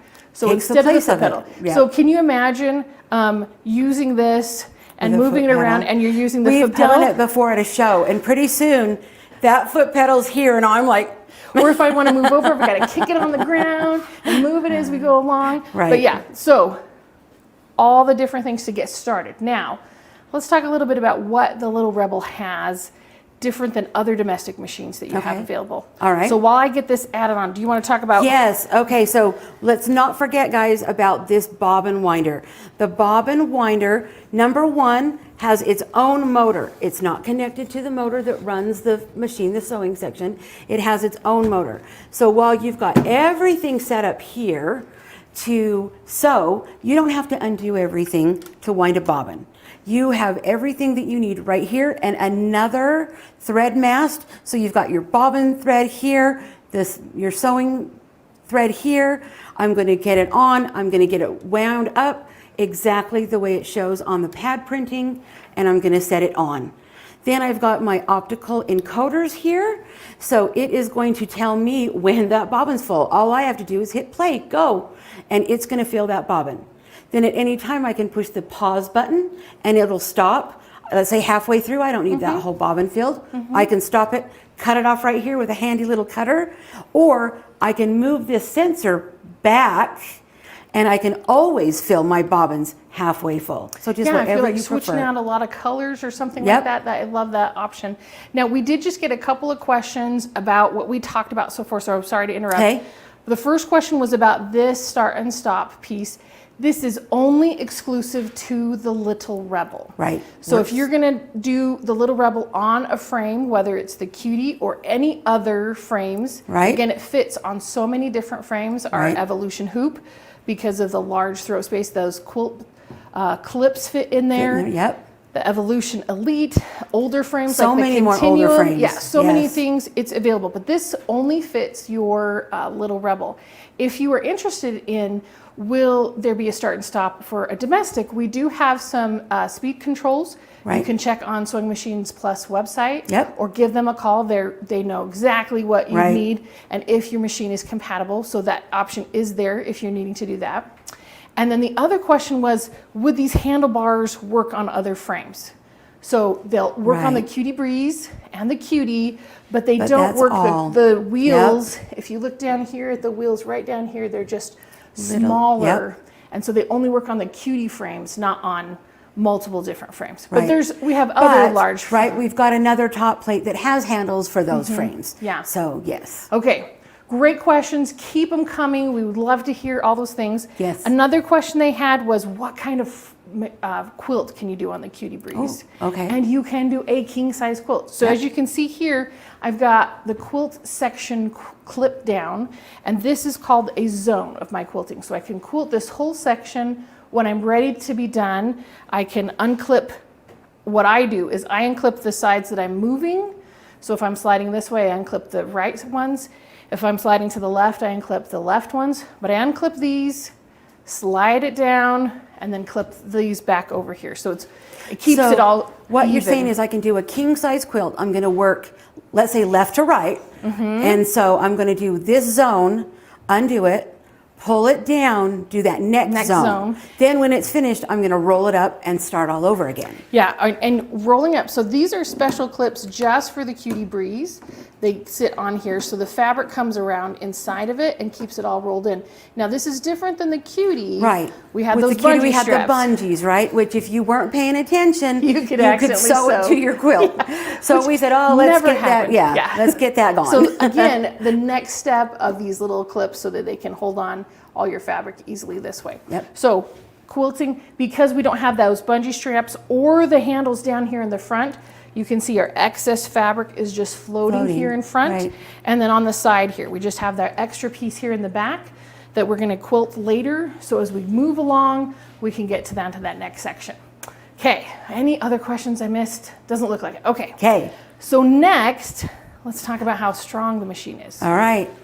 1,600 stitches per minute. Now, in the world of sewing machines, you might think, well, 1,600 isn't a very big number. It is. It's fantastic. It is. It is strong enough to not only do straight stitches on regular machines or regular fabric, but minky, faux fur, denim, leather. We talked about earlier someone wanting to do that gentleman that, and I said, please send me some pictures of this, because I have got to see some saddlebags and some motorcycle seats embroidered, right? Yeah. I mean, no, I'm sorry, not embroidered, quilted. I do that a lot, you guys. This is quilting your way, because you can do your design. Right, so we're showing it on the Cutie Breeze. Right. But you can put it on, do the push quilting yourself. So this is just another option, you know, that you can do. So someone asked about the footprint of the Cutie Breeze or the Little Rebel. So we're going to tell them both. Okay. So the Cutie Breeze is just a little bit longer than the Cutie. So you get about 2 more inches of space. So it's 50 inches. Yep, 50 inches, because the other one's 48. And then here, you can see this measurement from this rail all the way over to that rail. That's 2 feet. So you just need 2 feet. You can have this section hanging off the edge of your table. Right. You don't have to have it perfectly on there. Yep. So you can have it hanging off a little bit. So that's available. Now, the Little Rebel, though, width-wise, you can see it's about 8 inches here, and then front to back is 24. So if you have a carriage on another frame, you can easily put that Little Rebel on there and not have to worry about. Right. And again, this comes with it. Yep. With the Little Rebel, so you can put that on your own frame as well. Yep. Okay. We talked about optical encoders. Okay. We talked about the throat space. We talked about the harp space, the built-in bobbin winder, thread mast. What am I missing? Oh, there's so many there's things. So many. Let's we see. talked about the M-class bobbins. Right. You get 3 of them with your stuff. So you get 1 in the bobbin case area, 1 at the bobbin winder, and 1 in the toolbox. So you have that available. And speaking of that toolbox, remember, everything you need to make adjustments is going to be in there. All of the Allen wrenches, the brush, the oil, remind me. The needle magnet. So yes, that's the so needle important. magnet, yes. Yeah. The needle magnet sits, you put it on that needle, and so if you have your needle turned the wrong way, you can see it easily without having to be like, let me start it, and then, oh, I'm not straight on that needle. So it'll help you get that all set. And then that hopping foot tool. Got to have that hopping foot tool, right? Earlier in one of our segments, we were too low. We were too low. And because we were trying to gauge it with a fingernail. So we've got the hopping foot tool. Now, speaking of hopping foot, it comes with this right here, this regular circle hopping foot. It also comes with a ruler foot. And then it also has the presser feet. For when you're sewing. Now, it will come, we're coming out with a walking foot. We'll have that available. And then we'll also have some other things happening. So, you know, it's not like, oh, it's one and done. We've come out and that's the end of the innovation of the machine. So we'll have all that. But all the hopping feet that work with other Unique machines will also work with a Little Rebel. Right. So if you want a glide foot, if you want a couching foot, over here you can't see it very well, but I've got some couching stuff that I've done on the quilt. Yep. Just gives it another dimension with that yarn. You could also do the Wonder Foot that does great stitch in the ditch, or Echo feet, all that stuff. Yeah, all those feet work. Now, I did see a question come up that I just want to talk about real quick. Is someone said, will my Juki work? So again, any domestic machine that is going to fall into these parameters, again, we're looking at about 12 inches by 22 inches. If your machine measures within that, it's going to fit. And you can have it come over if it's just a little bit longer. You can see here that the Cutie is, or the Little Rebel is just a little bit longer. So we've got it we've set been up on known there. to tweak it to maybe 24. You know, we'll make it work. Another question I saw was, does the table come with the Cutie Breeze? And it doesn't. So this is putting on any flat surface, your counter, your sewing table, your cutting table, your dining table. A lifetime table is what we've got it on right here. Yep. So it's whatever you need for that. And then the Little Rebel sits on that frame of the carriage. Yep. So other things about the Little Rebel we wanted to talk about was, again, the push buttons. We talked about all the different levels. Also, we have these buttons down here. So we have that start and stop button. Again, I could push this when we get ready to quilt. I could push the start stop, but it's just nice to have. Why move your hands? You're ready. Yeah, I've got it on the handle, so I've got it here. But if you lost this or we're doing something else, you can always do the start and stop here. There's our reverse button right next. Now, I wouldn't recommend reversing on your quilt. While you're doing free motion quilting, maybe don't reverse. And then the needle up and needle down is the next button. So if I was going to start quilting like I am now, I'm going to do my needle up and needle down so I can bring up that bobbin thread. Now, some people are like, well, why do you have to bring up the bobbin thread? And the reason is because you don't want all those threads on the bottom of your quilt. You want the bottom side to be just as pretty as your top side. Exactly. And then it's easier when you're tying off. So I'm gonna quilt. Get ready. It's gonna happen. You're watching it right now. The Little Rebel quilting on the Cutie Breeze. Now, because I have that optical encoder, it's keeping track of my stitches and whether I'm going slow like this or I start to go a little faster. It's going to keep that same, exactly the same encoder. It's going to keep that same stitch level. So you can see, I just popped that off.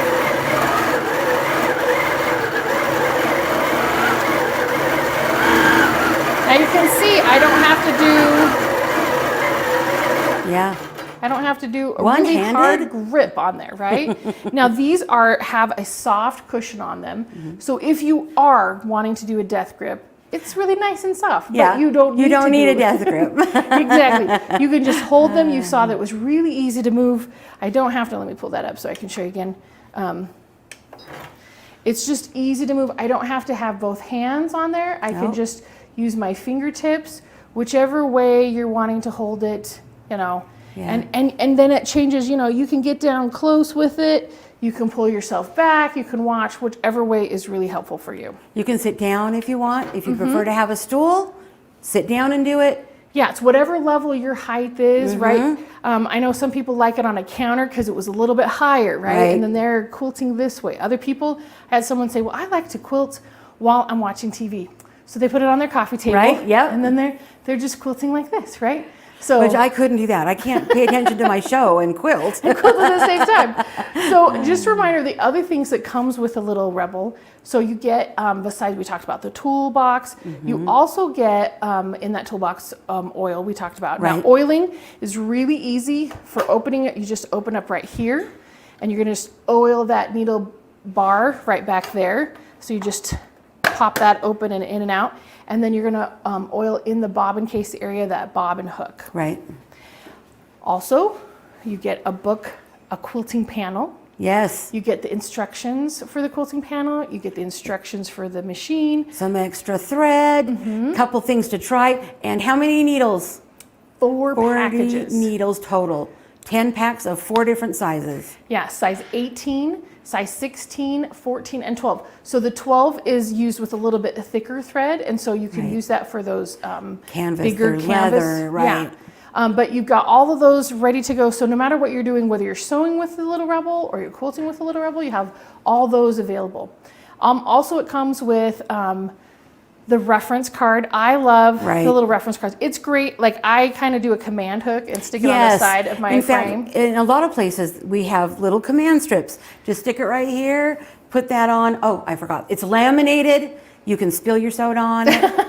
It's still going to be all right. In your sewing area. But yeah, so just so many things are versatile about the Little Rebel, right? And that's where the names. People asking us earlier, why did you name it the Little Rebel? It's the Little Rebel because it's rebelling against the confines of just sewing or just quilting, that you can do both worlds now, combine them together, and it's so easy to take it on and off. So I wanted to show that really quick, because we've had it on here. I'm going to pull up that needle and I'm going to clip my thread so we're not connected, and I'll grab that thread from the bottom. So we're just going to show how easy it is to pull it off of the frame. So we're just taking off our clips. And we're going to take off this take-up rail. And it's only awkward because I'm standing in front of it. So now we have our take-up rail here. And it unscrews. It's a little bit different than the cutie. Let me get that totally unscrewed. Lefty, loosey, There we righty, tighty. go. Comes now right out. We're ready to remove our little rebel. Now there's a handle here that's easily to help us carry it, to lift it off. And if you'll unplug this cord, because we don't want to get looped into there. Thanks, Yep. Judy. Okay, so now we're ready to just take our little rebel off.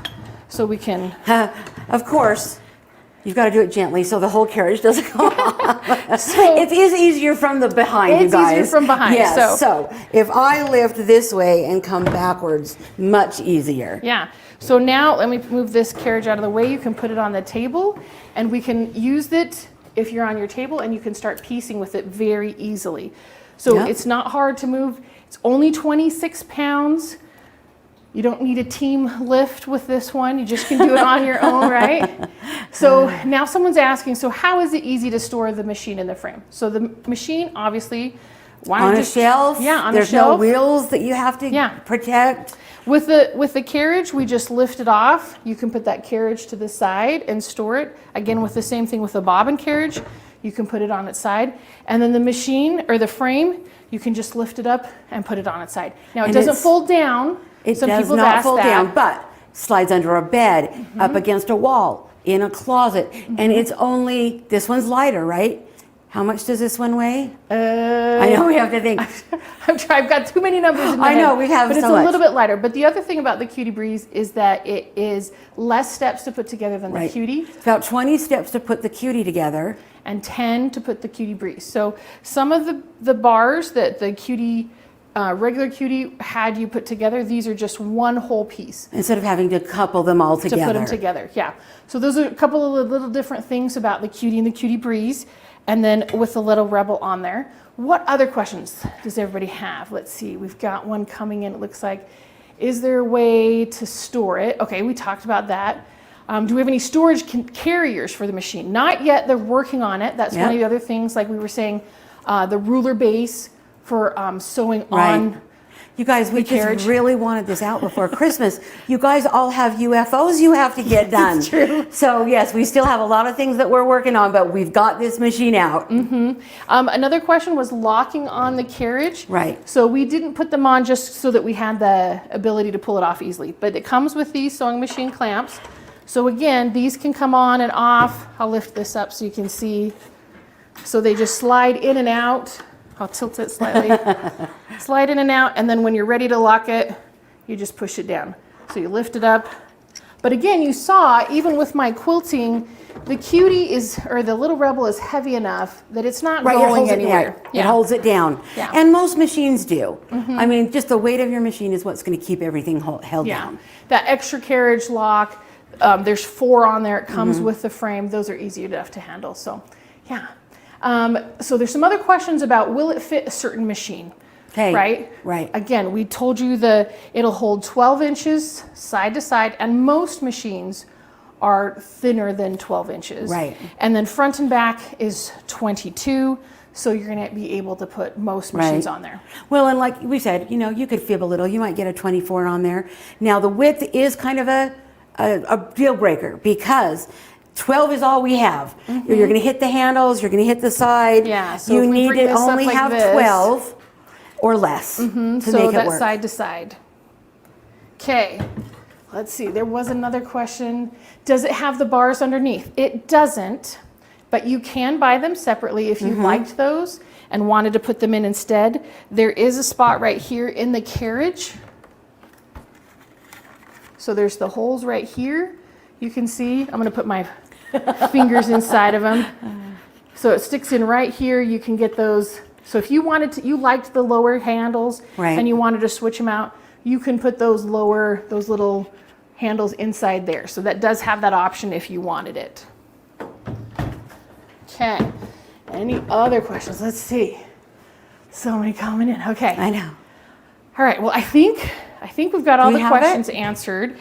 We do have a lot of different packages. Oh, yes. And all the packages that we have, there's 3 different packages, but all the packages are able to add on QCT6, right? Which The is automation. so fantastic, right? And these are all, again, pre-ordered. Right now, everybody that has pre-ordered previously to this will probably start going in October, November. About from now on is the end of November, December, as we get the orders longer in. you wait, then the longer you have to wait, right? So yeah, because if you don't place your order, then everybody else is ordering ahead of you, and we're trying to get them all through. I just see so many husbands getting this for Christmas presents for their wives, yeah. so, or wives getting it for their husbands, right? It's true, because like you were just saying, that guy that was he's doing so the excited. embroidery on the leather, the quilting on the leather. So yeah, is there any other questions that are coming through? Anybody else had any questions? We want to make sure we answer all of these before we throw it back to Blaine. Let's see. No. Okay. I think we're good. Do you have a package to update the original cutie? There's a package that Blaine will talk about that you have the option to get the other cutie. The little with it. rebel, and just the other cutie, And then a question about domestic machines on the frame. Yes, you can put your other domestics on here that'll fit on the carriage. If you have a Cunique machine, so a 16, 19. Any of our Cunique machines. Except for the 21, because it's the Diva. Right, it's a little heavy. It only works with certain frames. But yeah, the 16, the 15, the 21, or the 19 will fit on here, and the 21 won't. So let's see. Okay, I think we got all the questions. We're good. Okay, I think we're going to throw it back to Blaine so he can talk about all those fabulous packages. Well, thank y'all so much. And again, thank Grace for being one of our platinum sponsors. And guys, I'm going to tell how they can get this, and we'll see y'all later, okay? Okay, thanks. Thank you, everyone. Have a great day. All right, guys. So this was the brand new Little Rebel sewing machine. Now, this is the straight stitch. Again, guys, we're going to have a lot of combinations we're going to talk about. But right now, this, you have to pre-order it. This is a brand new machine that's being released. We're hoping that they're going to be here just in the first week or so of October. We'll be able to ship these. The price on it is $24.99, but we do have a call-in special for this. So if you want to get a Little Rebel, get on the phone right now and get your orders in and get that pre-ordered. We'll ship it free for you.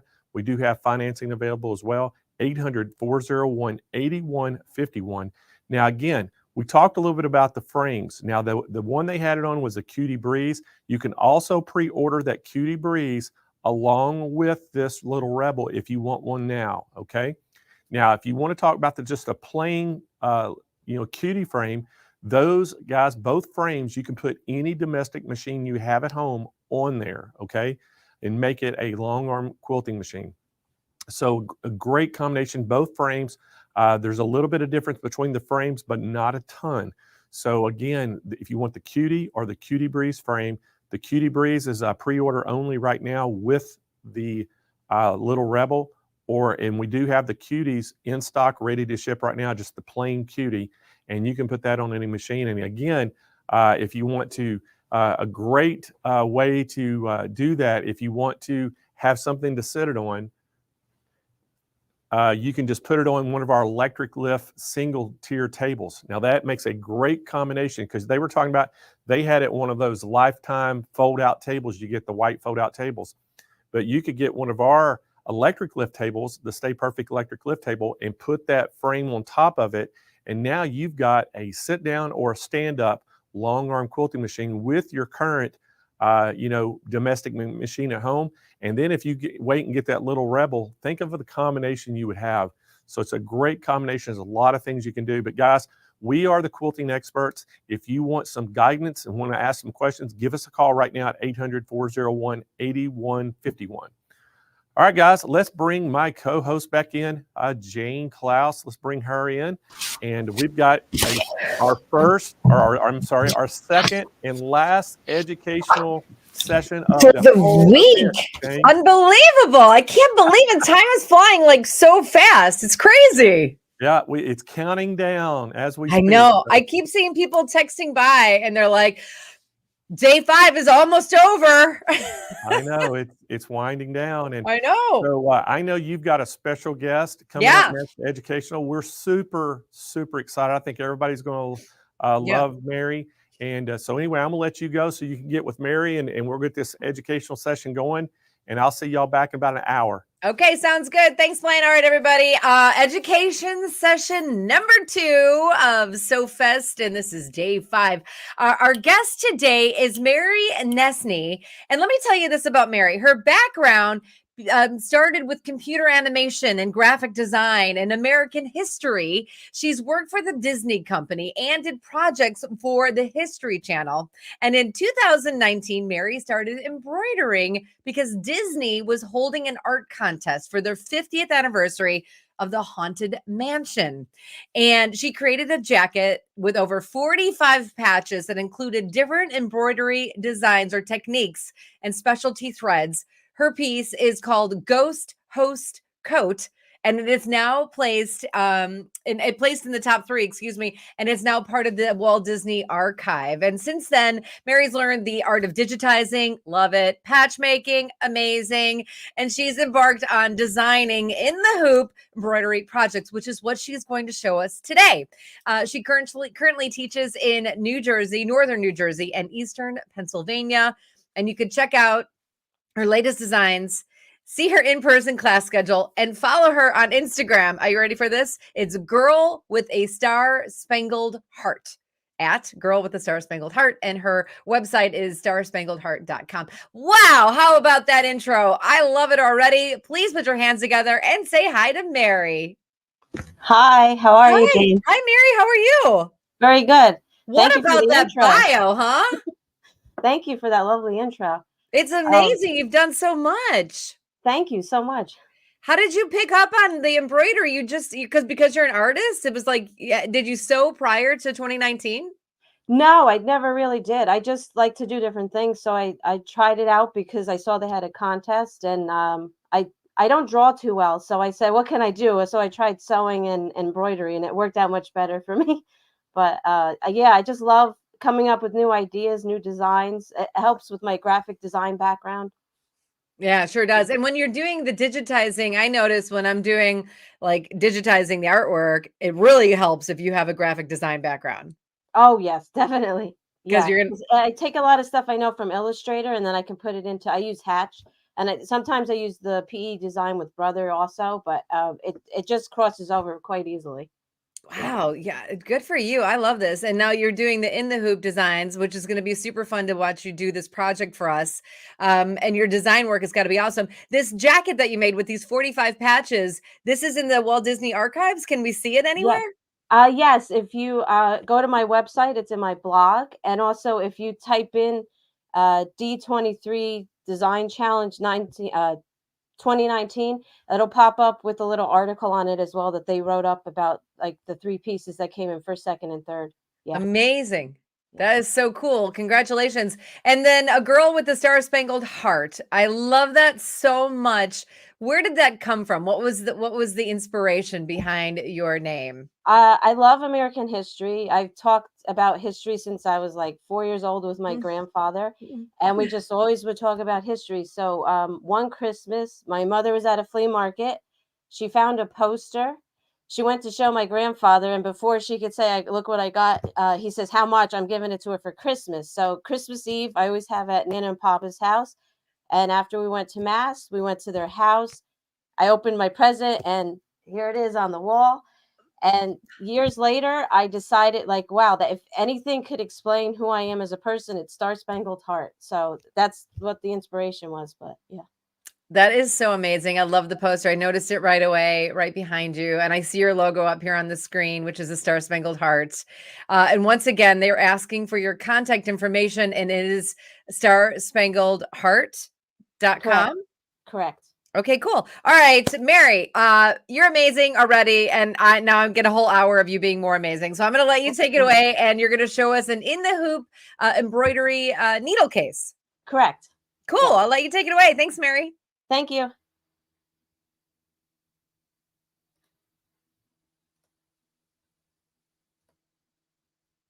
So to start this project, I just wanted to show you that, first off, I want to say hello to everybody. And secondly, I'm from New Jersey. So anybody from New Jersey, hello. And let's get the slides going. So the first thing I just want to also share is I have a horse that I painted this summer in Freehold, New Jersey. If you want to check it out, you can look at the QR code, and I'm number 36, so you can vote for it there. We already went through my background. This is just the picture of the coat, so you can see all the patches. But if you go to the website, you can see an article on it, and it has a little write-up on all the different techniques and the glow-in-the-dark threads and such. That was just me getting the poster that you see back there for Christmas. And now the difference between regular embroidery and in the hoop embroidery is that I consider like regular embroidery is if you have a shirt or a hat and you kind of embroider something like a company logo on it. In the hoop projects are a little bit different. You have to kind of make the entire project in your hoop, and it involves a lot of layering. Usually it's sometimes it's bags, it could be coasters, it could be key fobs. It's a lot different than just embroidering a design on like the bottom of a quilt or a name on a shirt. Just a few tips when you are doing in the hoop projects. You really need to know your machine. You have to know how much fabric can it handle. We're using felt today, so you have to be a little careful. If it's too thick, that could cause a little bit of an issue. So ways around it is maybe you don't put an extra interfacing on the back of the cotton fabric. Maybe you don't put in as many pages. Those are a few ways you can get around that. Always trace your design so that you know it's going in the hoop the correct way. Some people forget to trace it, and you could have issues if you forgot to attach it correctly to your machine, or if you're using mighty hoops on like bigger, like Brother machines, like 6 needles and such, you could actually end up hitting the hoop because the sew area is a little bit smaller. You also want to double check the order of your fabric placement when you're layering. So you want to make sure that you don't have the top and the bottom like right faces together if they're supposed to be wrong sides together. That's one thing sometimes that happens. And a lot of times when you're doing these projects, you have to work backwards and then go forward. So it gets a little tricky. So be sure to refer to your instructions whenever you're doing these projects. Also, under your hoop, when you place them on your machine, sometimes the fabric can get caught if it's not taped down correctly. So always right before you're going to sew, if it has to attach a piece that goes underneath your hoop, you want to make sure you have all 4 corners taped and that it's not going to get sewn like together. You also want to make sure if you're pinning or clipping anything, when it goes to sew, it's not going to hit that pin or clip, or that's going to be very special noise you hear on your machine. And always use nylon coil zippers, never metal. Sometimes people try to think they can use metal. If the needle goes through the metal on these projects, you're going to break your needle. So nylon coils always work much better. You also want to tape zipper pulls, if you have any of those, out of the sewing path, because that's another piece of metal that sometimes can get in the way if you just let it not get taped down. And lastly, if you're doing bags, please remember to open your zipper at the correct state, because if you don't, you're not going to be able to open your bag. For this project, you're going to need a USB stick, the pattern to this, which you can get on my website. You're going to need an embroidery machine. It will not work with a regular sewing machine. You do need an embroidering machine. And you need a 5x7 hoop or larger. It's not for a 4x4. It's too small. It will not work for under 5x7 hoops. Anything larger, it will. 7511 embroidery needle, some scissors, some masking tape. And then the last 3 parts, the owl, the snap fastener tool, and a set of extra large cam snaps, those are optional. It's if you want to put that in your project. Some people, I don't know if you can see that right here, it's a snap. So if you, right here, there's a snap to this project, and that's the back of it. And then here's the inside to put all your needles. Some people don't like to put this snap part on, so you can try to use Velcro if you want, but it's up to you. The threads, those are the colors. Again, if you want to use different colors, no problem. You don't always have to use, if I use blue for the scissors, you can use green. That does not matter. Same with the fabric colors.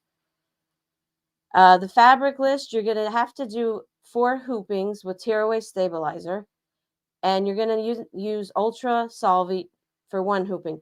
You don't need regular Solvy for this. It's not going to work. That's 40. It's a 40 mil. It's kind of thinner.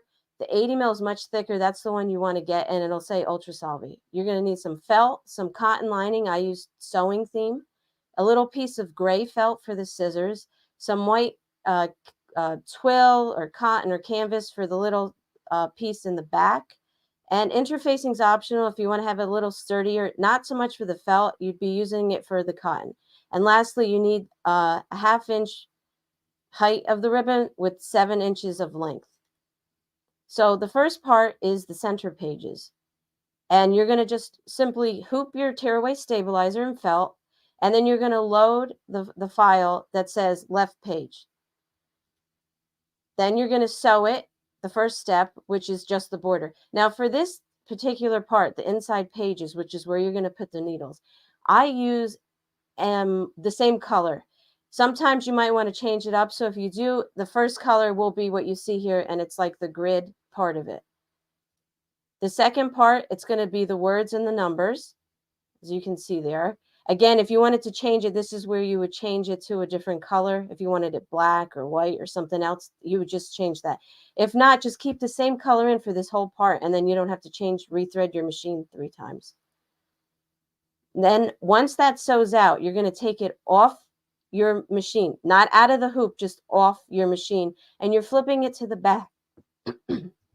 Once you flip it to the back, you're going to take your cotton fabric, and this matters. You want to make sure that the top of your design matches the front. So basically, if you can see here, the sewing machines are pointed to my right. Well, if you were to turn my hoop over in this picture, on that right side on the front would be the top of the page. So you want to make sure that follows the same direction. Then if it's not a directional pattern on your fabric, you can, like if it's polka dots, say, it doesn't matter how you put it on, just make sure it covers the back of the hoop, and you tape it down. You can see here I put a few pieces of tape in the corners. Then it's going to sew that, you put it back on your machine, it's going to sew the last step, which tacks down that piece of fabric to the back. When that's done, you're going to take it off your machine and unhoop what you just sewed. And then if you can see where the red arrows are, you're going to basically cut everywhere but where this bottom arrow is. It's a little cut off my slide, but it says do not cut at the bottom. This file has a line that you use to cut, and you just follow the line. So it's 3 sides. It's the top, the bottom, and then the outside of the page. And then once you do that, you leave the 4th side alone because it's going to be like the spine of your book. You do not want to cut that. It's important to leave extra fabric there. Once that's done, you're going to hoop again, and you're going to do the other page, which is the right side. So you're going to do the exact thing we just did, except it's the other file. So you load the page that says right side page, and you would do the exact 3 steps. You would sew the border, you would sew the names of the needles and the numbers, and then you would put that back piece of fabric. Again, you have to make sure you know where the top is and align it if it's a directional fabric, and then you sew that down. And then once you do that, again, you cut the 3 sides, not the 4th side, which is the spine, and then you're going to put that to the side. Then we're going to go on to the fun part, which is the covers. So this is one of the pages out of my manuals, and it basically shows you what sews first. So if you look at the numbers, it's going to say number 1, it's going to sew the border and then the word needles. And then it's going to go 2, which is the red thread. And then, this might seem a little odd, but there's a reason for it.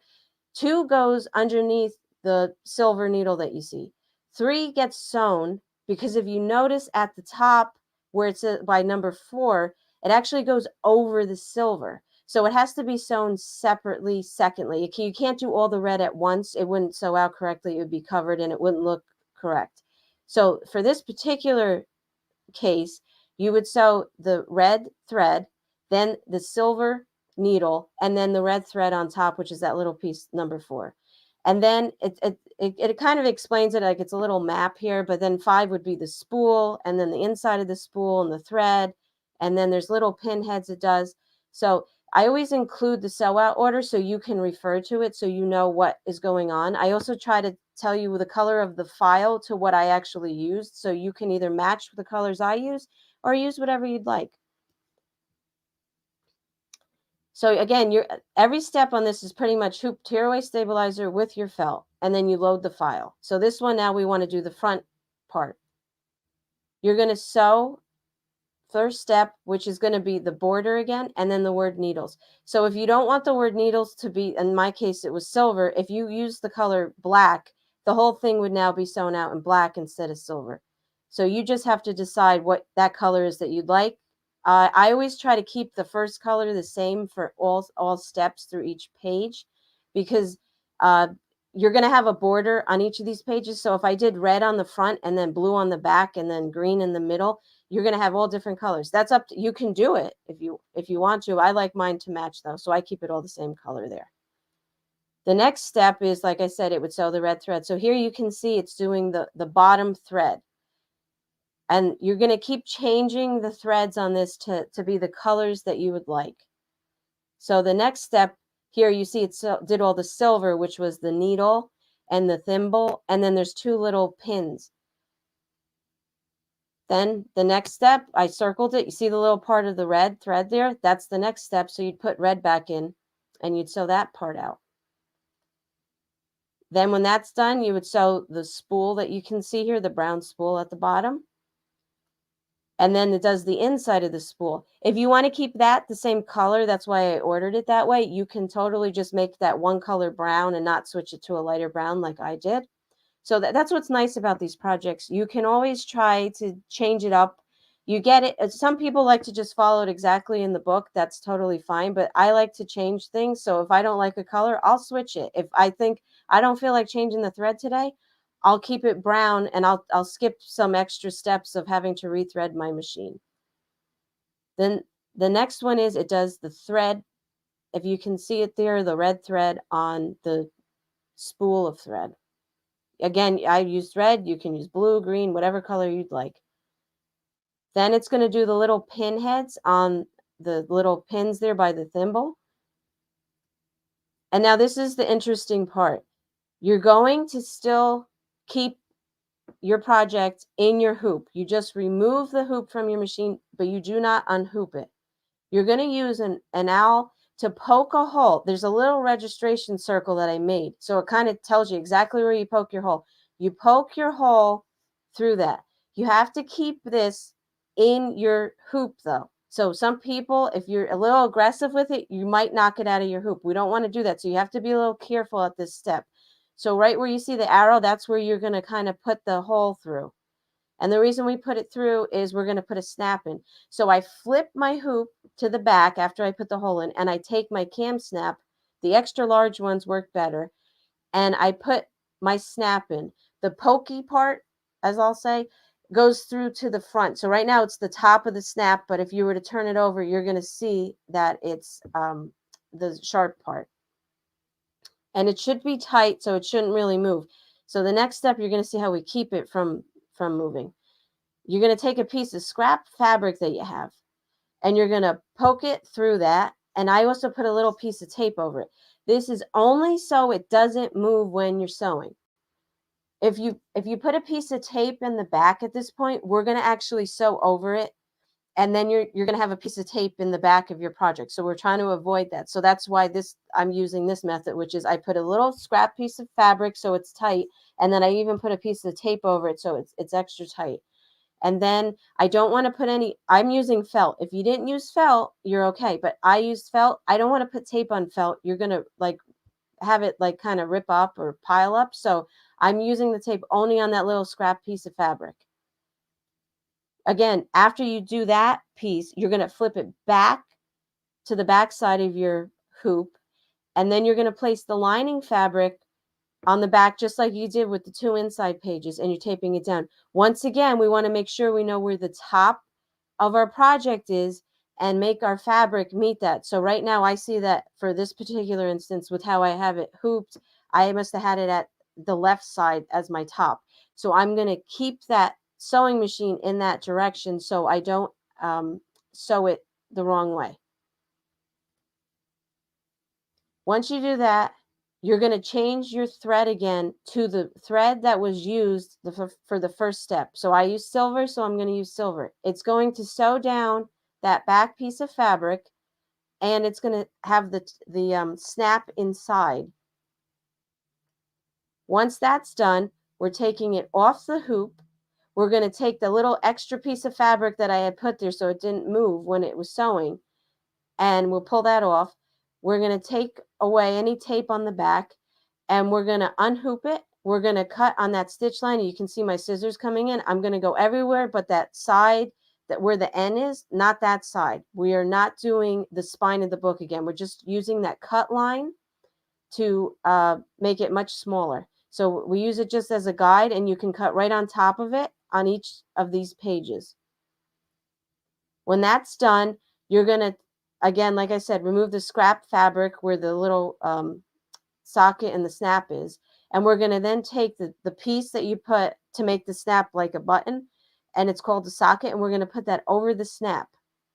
And then you're going to take your tool, your snap press, and you're going to like press it down so it joins the snap to the socket. If you ever done these before, you know exactly what I'm talking about. And then you're pretty much done with the front cover.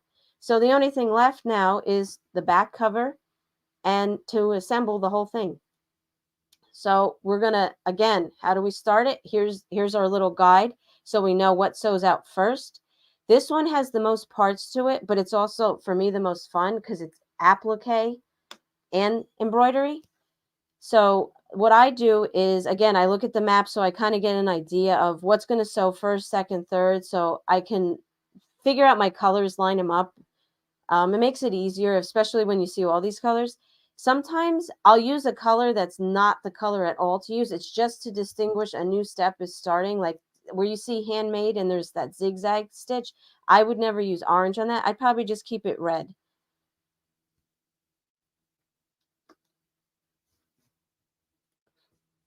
Again, we're going to hoop tearaway stabilizer and felt. Then we're going to load our back part. And then once that file's in, we're going to sew step number 1 and step number 2 in my case, because I used silver so I could keep it in the hoop. Keep the thread on the machine so I wouldn't have to switch my threads. So it's going to sew the border, and then it's going to sew that little piece. Those are like the shanks of the scissors.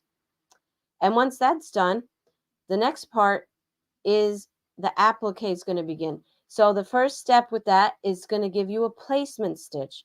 And if you see the scissors, they're open like it's cutting something, that's the placement stitch. So I know where to put that little gray piece of felt that I said I needed earlier. That's where I'm going to place that. I'm going to put it right over the scissors, and you'll see in the next step what I mean. And again, I sometimes just keep it the same color. I made this a different color to distinguish it so people could see. But for my case, I knew the scissors were going to be silver for almost the whole project. So I kept them silver for the shanks. I'm going to keep them silver for the placement. And then when the next part, you'll see in a minute, it sews down, I'm keeping it silver. So I don't have to keep changing my thread, because I don't know about you, I hate changing my thread a lot. So if I can skip that by kind of combining 3 steps together and using the same color, I will always do that. And the only reason, if you ever get files or applique files from people and it's all different colors, it's the way that it tells the machine to stop sewing. It's like it's a little stop sign for them. If I made it all silver, it would just keep sewing until it reached the end of the if there was like, say, 3 steps, it would sew the first, second, and third step all continuously because they were all the same color. So that's how you distinguish it. Maybe it's red, then it's yellow, then it's blue. It doesn't really matter the colors as long as you know what to put on your sewing machine. So I'm going to take my gray piece of felt. I'm going to tape it over the outside of the border. If you see, I'm not going inside the border. I'm going outside the border. So I covered all of the scissor part, and I'm taping the 3 corners. You notice how the 4th corner, I did not tape it down. I don't want to put tape on that piece of the felt again, because I'll ruin the felt. The outside does not matter because I know I'm cutting it. So once I have that taped down and I know it's not going to move and I have it back on my machine, I tack it down. And if you can see there, you can see that there's all this extra felt. Like, what are you supposed to do? If you've never appliqued, basically applique shows you where to put a piece of fabric. Then you put the fabric down. It tacks the fabric down. You cut it as close as you can to the edge. And then it's going to do another zigzag stitch to tack it down, and then it's going to do a satin stitch to hide the edge, and it's going to disappear. So as long as you are good at cutting, you're going to have a beautiful applique piece. If you're not so good, you're going to see the felt through the satin stitch. And when you're starting out, that happens sometimes. There's not really that big of a problem. You just have to cut closer to your edge. And I would suggest getting good applique scissors. They're very useful, especially in these projects. Can you use regular scissors? You can, but sometimes that's how you cut into the inside of your fabric, and then there's no real way to kind of fix that. So once you do the tack down stitch, you're going to take it off your machine, not out of the hoop, just off the machine, and see how I cut it? I cut it all away, and now I'm just left with the scissors. And what you see there is now going to be tacked down with a zigzag stitch and then a satin stitch.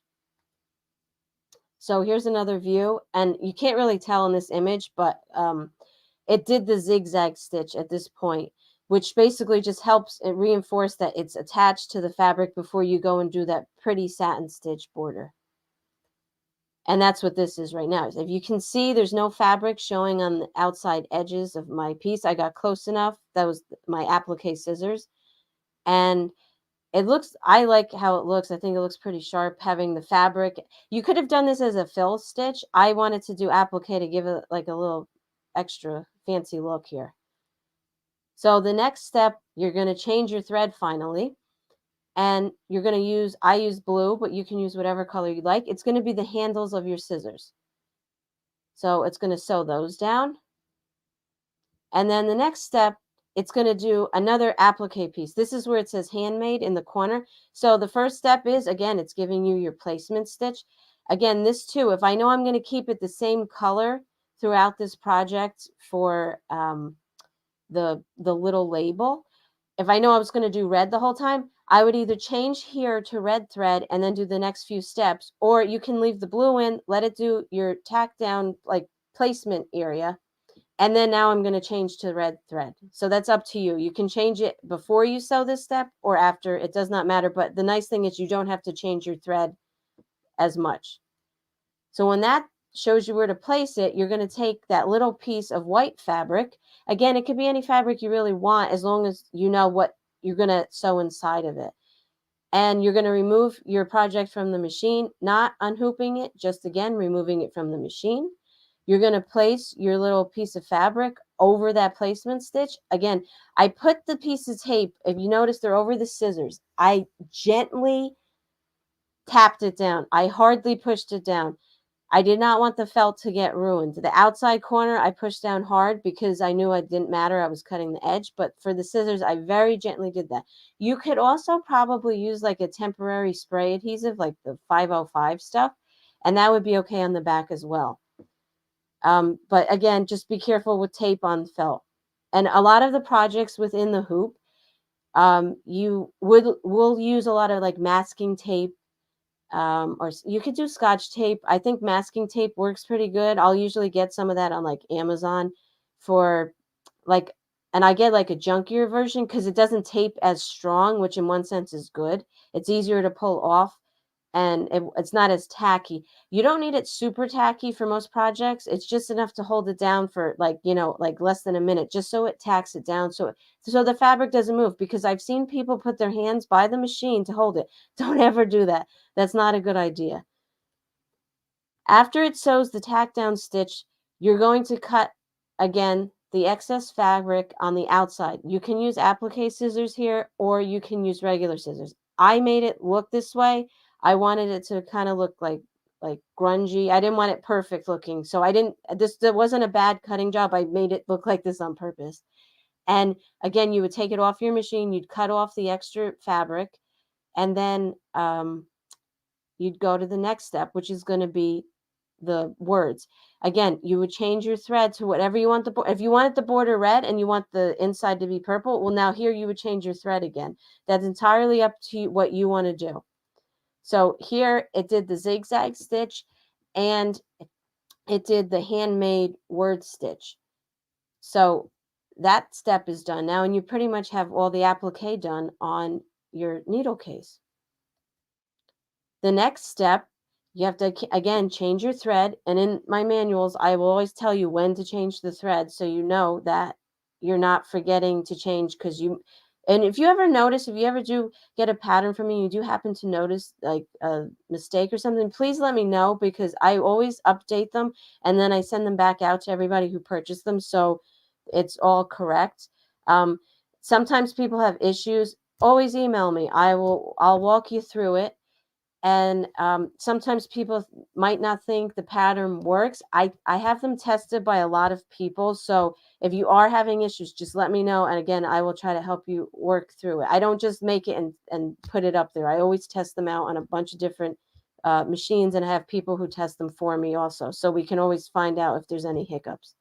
So once you change your thread, you're going to sew the bobbin thread, which is the white thread. It's a satin stitch, and then it's also like a fill stitch. Then again, you change your thread, and now I want metal because it's going to show the it's going to sew the seam ripper, and it's going to sew the bobbin case, the middle part of the bobbin case. So once that step is sewn, we're going to change the thread again. And this one is now the last part on the seam ripper, which is the handle. Again, I used red, but use whatever color you like. Once you change your thread for the what step is this now? Oh yeah, the outline. This is I use the black thread in this case to outline the circles in the bobbin, if you can see in the picture there. If you don't want to outline the bobbin, you could skip this step. There are a lot of jump stitches in here. Those are the lines between all the little circles, if you can see it in the picture. That's entirely up to you.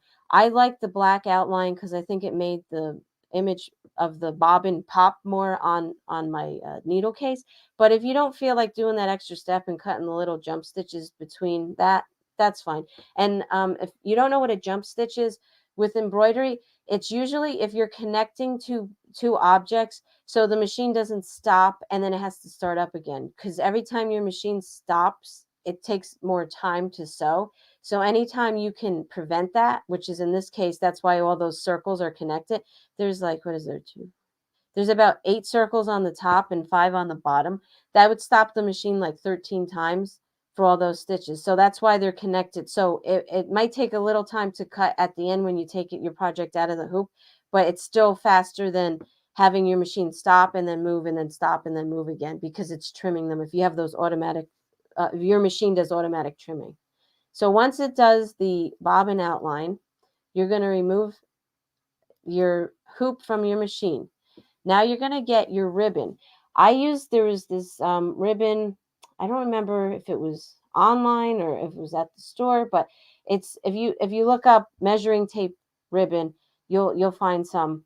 It has to be 1/2 inch tall, and then you cut it to about 6 inches. When you do that, you can also pick what number you want. So like some people want to have like the number 7.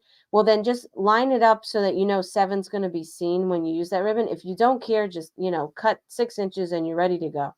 You're going to turn it over and use a little piece of fabric fuse tape and then fold it over, as you can see in the pictures. If you don't want to do that, you can also take your sewing machine and just tack down the edge. So it's not like freestanding basically. But if you're doing that, I would suggest doing your ribbon first and then having it on the side and ready for this step, because if you had your sewing machine hooked up with your embroidery arm and everything on it, you're not going to want to take it off to sew this down. So I would do this first if you're going to sew it down, and that's totally fine. Some of my projects I try to keep entirely in the hoop, so if you don't have any sewing experience, you can just load the file and start sewing and having fun and not have to worry like, I don't know how to do this type of a stitch, or I'm not that confident in sewing. It's totally fine. That's fabric fuse tape is usually used so you can skip sewing steps. Once that's done, there's a little box on the back. Let's see if we can see in this picture. Yeah, you can see it in the bottom towards the blue handle and the red handle. You can see that like rectangle. That's where we're going to place our ribbon. So that's where it is here. Again, the tape on the outside, I pushed down hard. The tape on the inside by the red handle, I really didn't push that hard. I pushed it on the red handle at any spot, because that was stitches. So the thread, it won't matter with the tape, not like the felt. And as long as you have that lined up to where you want it, it's going to now do the next step, which is a tack down, kind of like an X. And what you do is, again, pick the color you like for this. I want it red, so I used red. You can use any color you want in this step, no problem. And then once that's done, you're going to remove it from the hoop, and you're going to remove the tape that was on the front. And now we flip to the back. So you can clearly see this is the back side of the hoop. It's got the stabilizer. And if you notice at the bottom, you can see some red thread and stuff.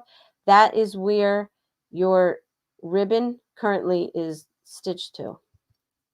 You're going to cover your fabric.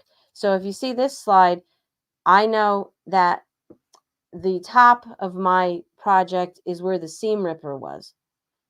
So for this image, I probably just have actually the picture upside down looking at it. The sewing machine should be to the right on the top, not the way this picture is showing. I think I forgot to flip the picture, but I know it sewed out correctly in the machine. So these are just things to know, again, that you have to be careful when you're using directional pattern material, that you don't have it upside down, because if you were to sew this the way I currently have it, this would actually be upside down, this page. Once you tape the 4 corners and the 2 longer sides, I tape in the centers as well, if you can see that. I'm going to flip over my hoop again. And it's going to tack it down. And then once it does the last step, which is tacking it down, we're just going to unhoop it and cut the 3 sides. If you see here, the 3 sides are cut. And then the other thing to be careful of when you're cutting for this particular one, they have ribbon, so you don't want to cut your ribbon. You want to pull it out of the way, so when you're cutting that long edge where like the number 6 is, you don't want to cut into that ribbon. Otherwise, you just cut your ribbon off your project and it's now out of your hoop, so you can't really do it. I mean, you could do it by hand if you sewed it on your machine, but you can't put it back in the hoop and try to fix that. It's not going to work. So you leave the spine alone, which is basically, it's you can't see it here, but where it says handmade and the scissors are pointing upward, that spot is not cut. So this brings me to the last part, which is how to assemble your needle case. So this picture looks a little wacky, probably, but basically what it is you take the front page, just like a normal page.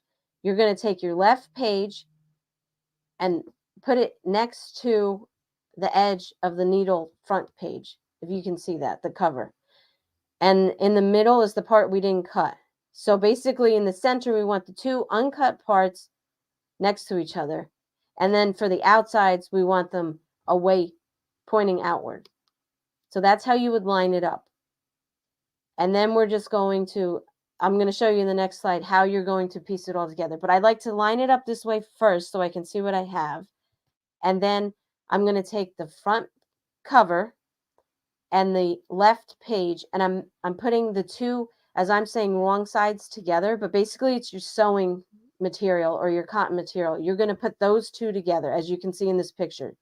So that makes the spine, both of them match up for the front cover and the left page. As you can see here, now I put the right page, right sides together with the left page. And again, it's not as complicated as it might look. It's you're lining up the spine, so you just have to order your pages correctly.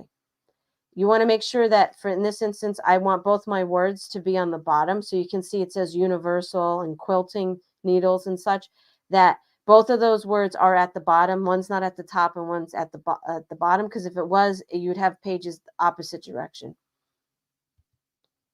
And then lastly, you're going to match the wrong sides of the fabric, or if you want to say the cotton lining that you used. You're going to place those 2 together with the right page and the back cover. And I like to use this little trick depending on what you're sewing. So some things you don't want to put a needle through. Because it's felt and you're going to put needles in this, it's really okay to do. I find the corner, I use T-pins, and I find the corner of what I want to match up, and I put the pin through the first layer. So right now, that pin that you see in the top 2 corners, I put a pin in the top left, And then I took the next piece and I matched it up with that little border I put on it. And I kept going through till I got to the bottom.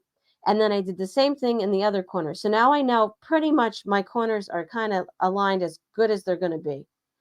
I then tape very gently the 3 sides.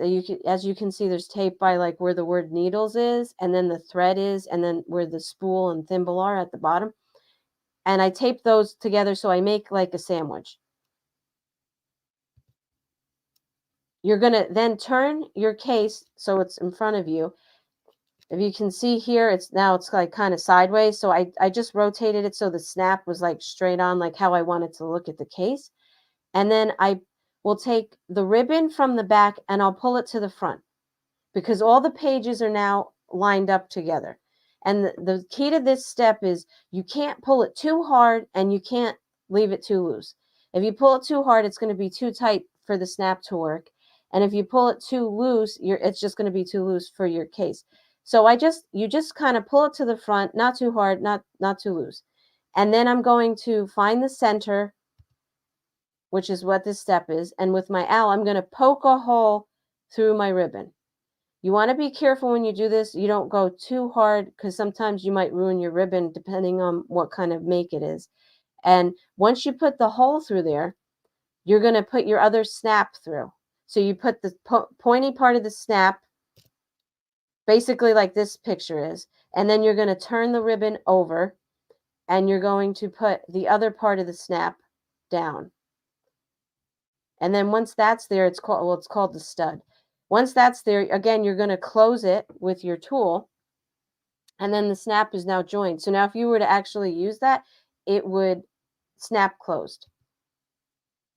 One other thing to mention with doing this, sometimes if you have too much ribbon, you have to, here, if you can see, I folded some of it over here because there was extra. So all you do is you take another piece of that fabric fuse tape and you just put it down to kind of like hide that you have extra tape, or you can cut it like you did with the back and just do it in that area. You just want to make sure that the piece of ribbon goes all the way through to the snap. If I made it where the 3 was, it wouldn't go through the snap wouldn't go through it because there wouldn't be enough ribbon.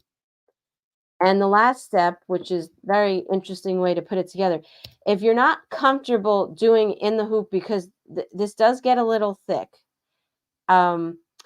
what you can do is sew it on your sewing machine and then you have full control. And all you would do is pick a kind of like a motif stitch, some type of stitch that you like, a zigzag stitch, whatever you like, a blanket stitch, and you would just sew the spine together. And once the spine was sewn together, just cut off the extra thread. But again, I do in the hoop completely. So this is how we're going to solve that problem for those that don't want to go to the sewing machine.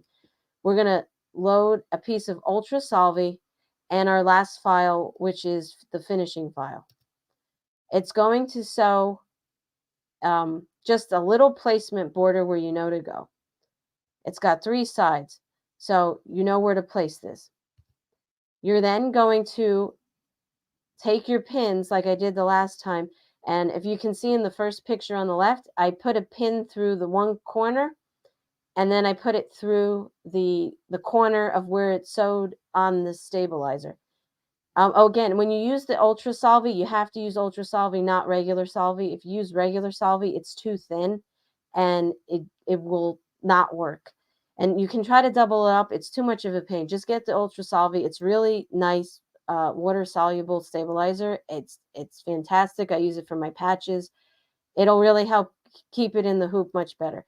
So you're going to put the pin through the corner and then the same thing on the other side, and we're just taping it down. As you can see here, I moved it so that 2 corners meet. That's what you want to meet. I noticed that you can see the lines don't look like they match up. You don't have to worry about that. There's a reason for it. It's going to sew down the finishing stitch. So once it does that, we're going to unhoop it.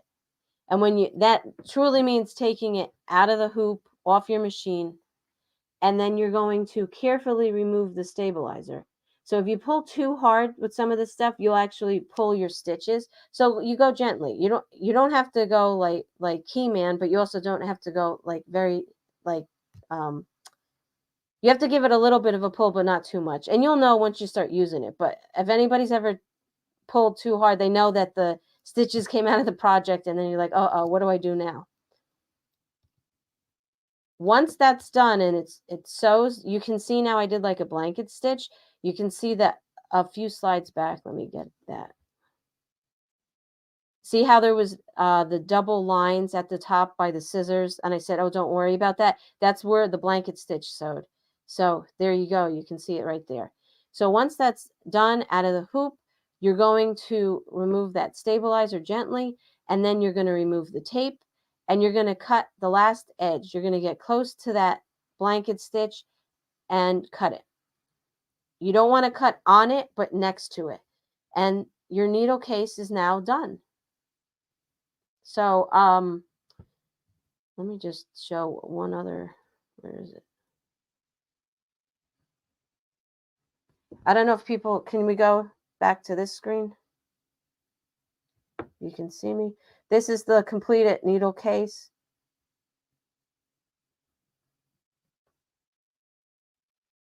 Right here. And then this is like your lining. And then this is where you would put your needles. And that's the other lining. And that's the back. And then here's your snap that you can close it. You can open it. This is what I was saying too with the extra. That's, you want to get it past the snap so it gets both of those. And then this is also, this was like the sandwich part before it's put together, where it's loose. This is where you put them all together, and then it's going to sew up here to give you the border. So if I didn't line this up correctly and I had it like this, it's not going to sew very nicely. So you always want to stack it like your sandwich and then have it like this so it can sew the edge. And this is also just so you can see how I sandwiched it together. Those are the two inside pages, and you see how they go together. And also see the two the edges here, those go together because it's the spine. And then this is it on the Solvay. You can see it just does the border there, and then that's where the spine is. And then this is just to show you, it's not the full piece, it's just to show you that it sews that border down, and that's the other part of your pages, just so you get an idea of what it kind of looks like, so that it ends up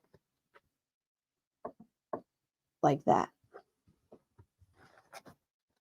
And okay, go back to the slides. And I just want to show you some other patterns that I have, just that again, these are all in the hoop. So like there's an artist palette and a pencil case. The pencil case is kind of fun because it has cork, and the inside lining is a lot of fun. It's notebook paper. There's a pumpkin, there's a big size and a little size. There's a Easter bunny doll. That's in the hoop. It's not fully in the hoop. That's a little more advanced. So if you're not comfortable, I wouldn't try that one. All the parts are made in the hoop, but then you have to stuff it with polyfill, and then you do have to sew it together. It's a very cute doll, but if you're just starting out and you don't feel comfortable, and you do have to do, it's hand sewing, it's not machine sewing as well. So if you're not comfortable, then I would wait on that. There's a flag bag, which I love because I'm so patriotic. And there's also military banners that you can do in the hoop. You could also do custom banners. Those are kind of interesting as well to do. Again, you use Solvay in a certain technique. They're a lot of fun if you're doing like events or a bridal shower or a baby shower or graduations. Kids go into the dorms. They like to hang them with the school or the town they're from. So you can do a lot with the banners. They're a lot of fun, and there's 2 different sizes for them. And then there's also key fobs, and there's coasters. That was a new one. I just did this over the summer. These 2 are coming up soon. The first one's a Crazy Quilt wallet. Probably getting released in the next couple of months. I'm still working on a few things with it, but it's all, if you know what a Crazy Quilt was, it was back in the 1800s. They would take all their scrap fabrics and they would just put them together on a quilt. And that's why it was called a crazy quilt, because it was every type of different piece of fabric, because they didn't waste anything. And so that one I kind of did a sewing motif with that as well. So each piece has its own little design. And then the other one, which is very special to me, is my grandparents' love letters during World War II. I made an envelope clutch bag, and it is actually an envelope. It's a very interesting technique. I'm still trying to figure out how to videotape, how to show you guys. It's not a zipper bag. It's an actual envelope bag. So to do that in the hoop, I don't think there's many patterns out there that actually have this technique. So just to explain a little bit about it, there's my Nana. They wrote letters to each other. She was 16, he was 18, he was in the Navy, and they wrote tons and tons and tons, hundreds of letters when he was in the war serving. I gave it to her on Mother's Day, and everybody just seems to love it. So then I said, oh, maybe I'll share the pattern. But it's applique stamps with a cancellation USA flag. They're from Paterson, New Jersey, and I digitized their handwriting. They have, so it's her handwriting to him, and then his handwriting to her. And then there's sensor tape vinyl, and the back of it has please rush. And there you can see that it's an actual envelope. It's really interesting, entirely in the hoop. There's also dog tag, like key fobs with it. Very special project. It was for my special Nana. She's 96. We're very close. And if you can't see in that picture, I think we look a little bit alike. But if you guys would like, you can sign up on my email list. And if you go to this link, if you sign up, you get a free design, which is this sewing machine made by, and then you can put your name in. You can use it on quilts or any kind of projects, handbags, whatever you'd like. You would just, where that red line is, you would just cut it, and then it would have a zigzag kind of exposed edge to it. But yeah, just sign up and you'll be able to get that free pattern. And I just wanted to thank you all. And there's also a coupon if you use on the website, SewFest23, you'll get 15% off any of the digital patterns that I have. That's also my contact information, so you can reach me at any of those places. My email's there. I have a YouTube channel that I'm just starting, and there's Facebook page and Instagram. And are there any questions? Hey, Mary, that was great. I have a ton of questions for you. I have everything written down. I've been following along.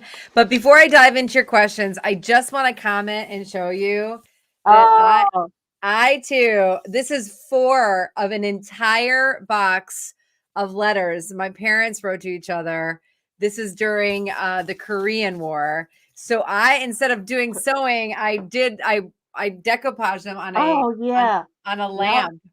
Oh, that's gorgeous. And I shouldn't have used the actual letters. I did this a long time ago, but I know I should have copied them. But I call it the love lamp. But just like you, I love what you did. I saw that right away, and I was like, oh, I love Nana, and I love what you did with the love letters. It's absolutely beautiful. I have questions for you. Okay. To do this one, or to do your digitizing, which digitizing software do you use? I know you mentioned it. Hatch. I use Hatch. It's with Wilcom. It's the home version, but it's really, they have it built so well. It's kind of like commercial. There's only a few features that are missing from it, and I don't even really know what they are, because I really think it's like if you have like a 10-head machine that, you're doing 10 hats at one time. It's something like that, which I don't have, so that's not a concern of mine. But that's basically the difference that I know of. Other than that, I love Hatch. It's for me, it's a lot like Photoshop and Illustrator, so it was an easy crossover. So the next question they had based on that was, what is your tips to somebody who's just starting to digitize? If you go to YouTube, there's a guy called John Deere. He puts a lot of free videos out on how to do digitizing. If you really want to get into it, I would suggest getting his classes. I think he was on the show. I don't know if it was this year, maybe last year. He had I think he presented as well. He does very good teaching for digitizing. So if you want to learn digitizing, I would suggest looking at what he has.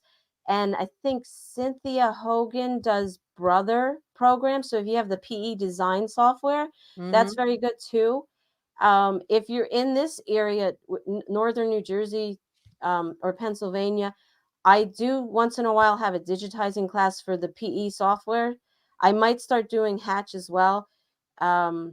But basically, just to start out with, I would look at some YouTube videos that there's enough on there today to kind of start learning that way. That's kind of how I actually learned. I had like my graphic design background's one thing, but to actually learn this software, you kind of had to go into the program and learn what a running stitch was and a satin stitch and a fill stitch and pull compensation. So there's a bit of a learning curve. But once if you're good with computers, you shouldn't have too much of a problem. And the biggest thing with digitizing is knowing how to layer correctly. A lot of people don't layer it the best way. You kind of have to figure out what's the fastest way to sew it and what's the best path. So if you wanted to get like from point A to point B, sometimes you have to go a different way to get there. So you can like have your machine constantly running, because the speed of how fast you can get it to run is very important if you're going to digitize for like people that want logos or for golf shirts and hats and stuff. So if your machine stops to trim when it's the same color, that's not a good sign. That's why I was showing that example with the red thread on my project.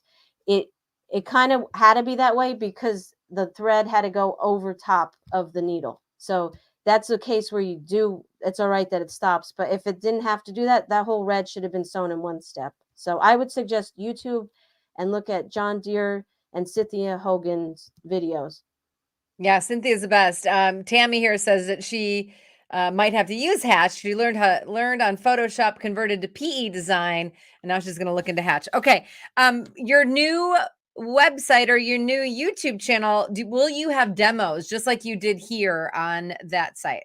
I will, not for the next month or so, because I also do a lot of holiday boutique shows around the area and street fairs. So currently I have about 6 shows coming up in the next like 4 weeks.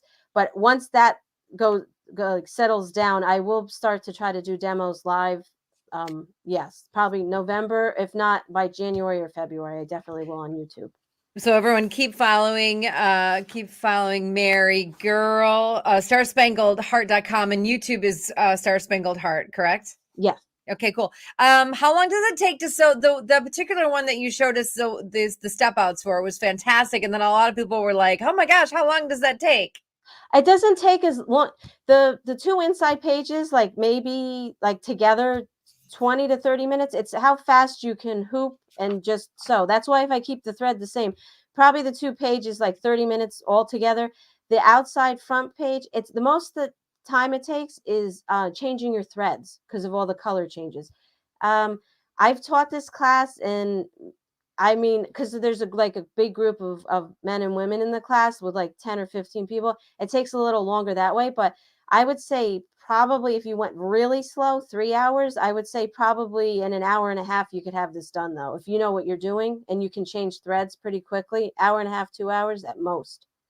And you've got a lot of people already subscribing to your channel on YouTube as of this time. Thank right you very here. much, everyone. Could this be done in 2 hoops in a large hoop?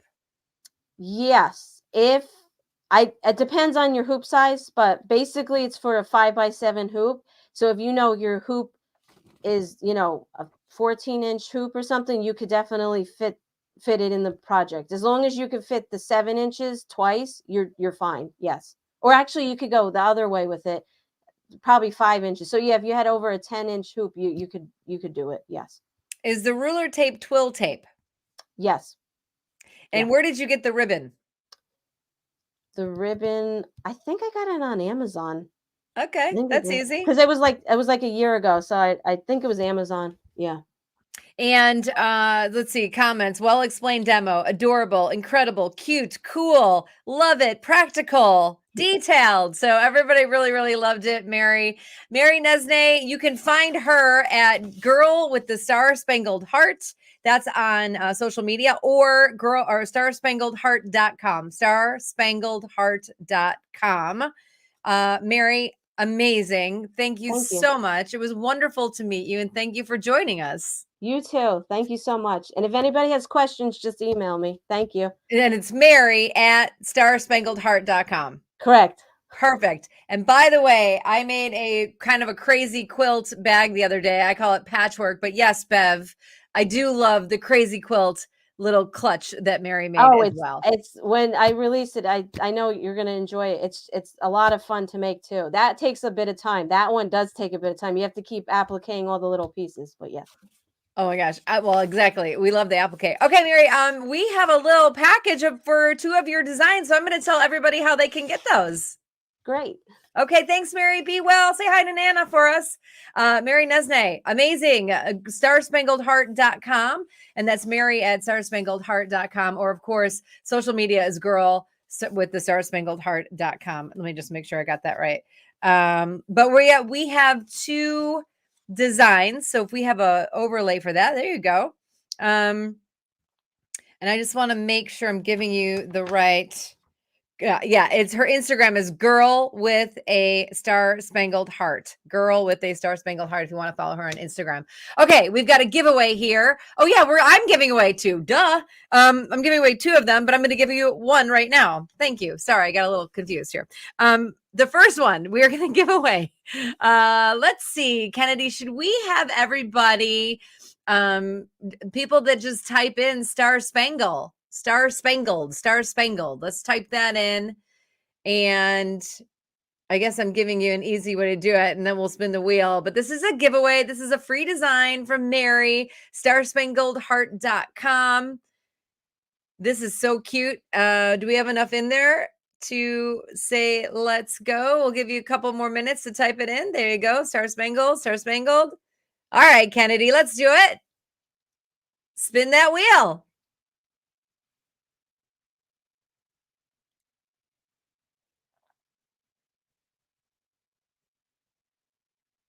Leanne Bruce watching us today on YouTube. Leanne, congratulations. You're winning that free design from Mary and Sewing Machines Plus. That's so exciting. Just be sure to go to SewingMachine or SMPlive.tv to redeem your prize. You know what to do. Scroll to the bottom, fill in all the details, your information, and then in the notes, tell us what you won. And that would be the design from Mary Nesne. Let's do another one if we are ready to go. And that's so cute. Perfect for the holiday Halloween season. So we've got this free design. That's that little pumpkin clutch. And Kennedy, spin that wheel.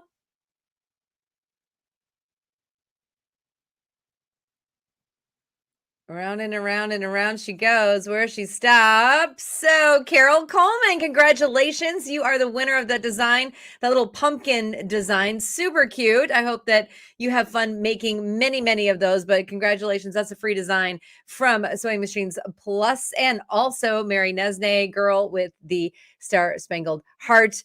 Go to smplive.tv to redeem your prize. Scroll to the bottom, give us all your information. Where we're going to send it, who you are, and then, of course, the notes. Just let us know that you won the pumpkin design from Mary, and we will get that out to you. Congratulations, everybody. Yeah, that was super cool. Wow. So we are 4 o'clock straight up here Central Time, but let's continue this party on day 5 of SewFest. I know I want to.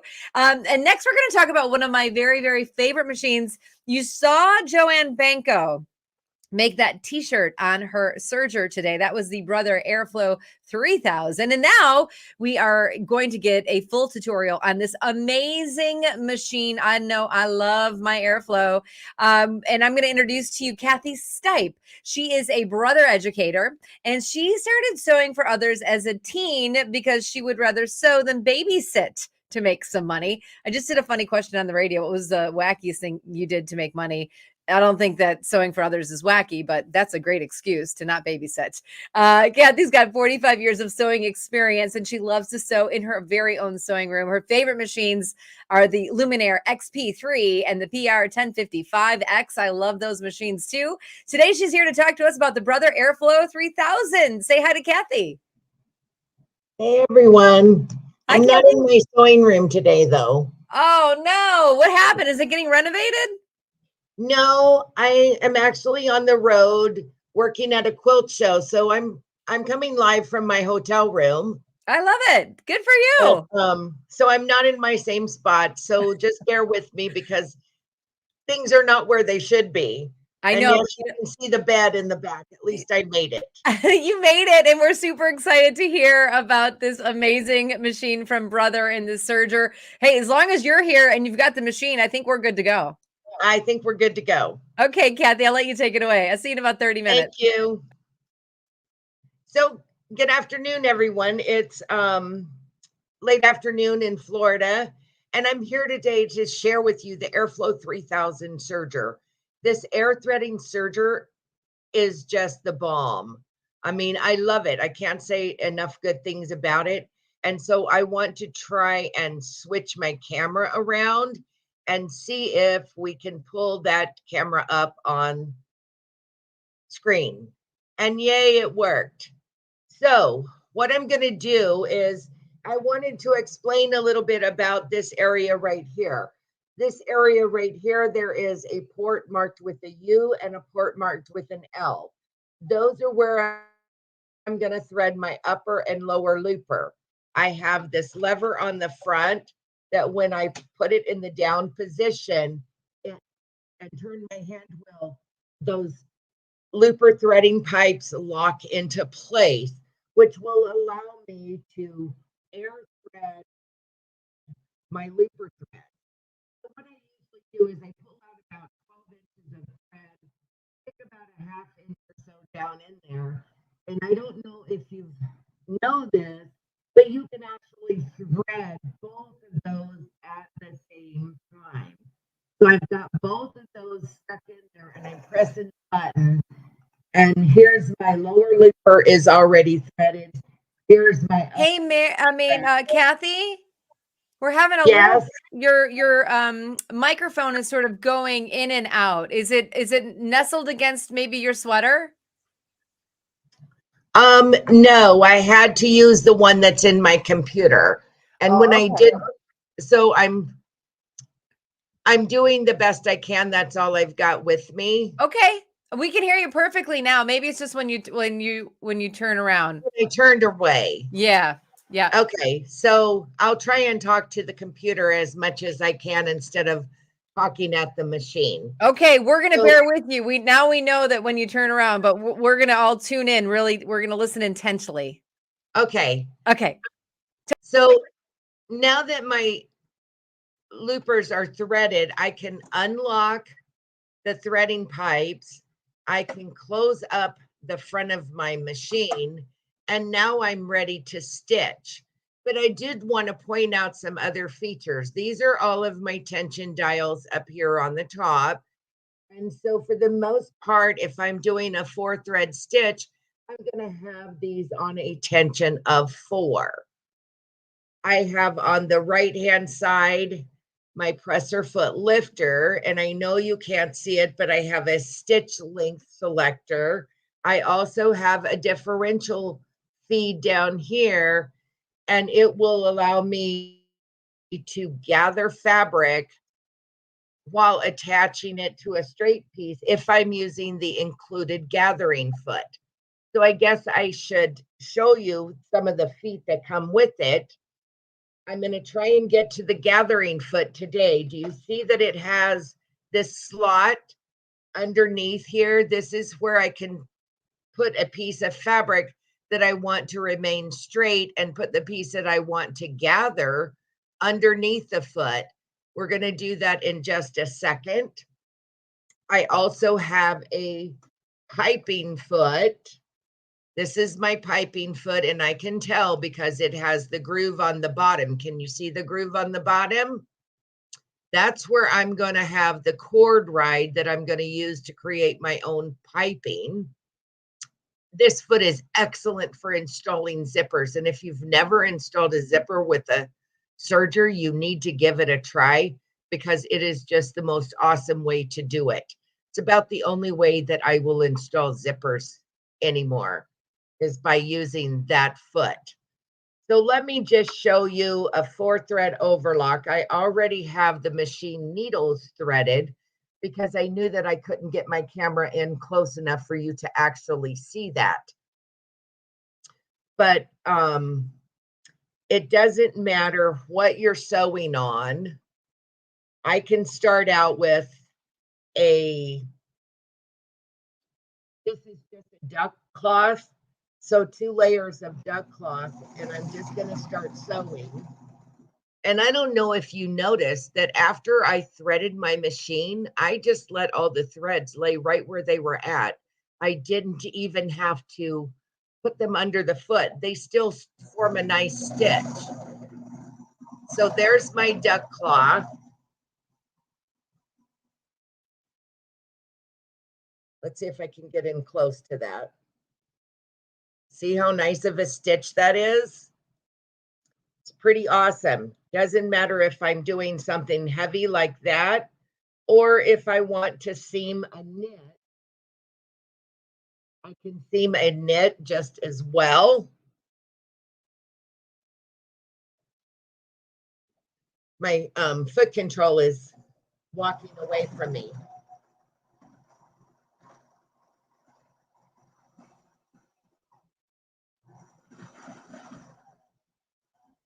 So the one thing that I really like about seaming knits is that knits are stretchy. And so I can stretch this out without having to break the threads. And that's awesome if you're trying to make knit pants. You really wouldn't want the seat of your pants to be busting out. So I like that I have the little bit of give to that. And notice I was never changing any of those tensions. So I went from the heavy duck cloth to the knit. Now I'm doing 2 layers of a quilting weight cotton.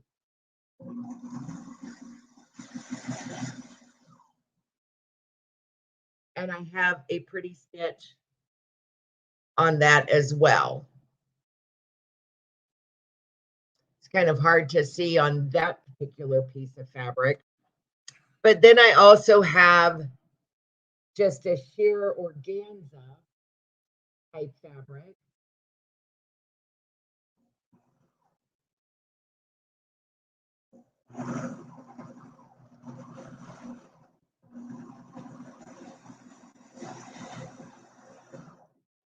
So that one I get a nice stitch as well with it. You can see that one a little bit better whenever I put my hand behind it. So it's perfect for seaming any type of fabric. I especially like it whenever I am trying to piece a flannel quilt top, because I don't get all of the raveling with a flannel that you normally would if you're sewing with a sewing machine. But I'm going to read here on presser feet. So I'm going to change now to that gathering foot and snap that on. So the piece of fabric that I want to gather is going to go underneath this blade that's here in the bottom of the foot. And I'm going to go ahead and get that started under the needle so it doesn't fall out. And then I'm going to slip in this slot the piece of fabric that I want to remain straight. And I'm going to get it started. I'm trying to keep my hands out of the way, all while trying to stitch from the side.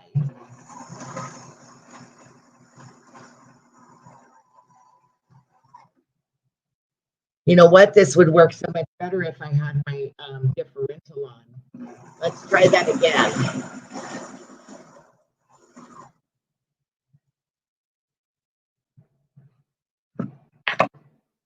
So I'm going to go with a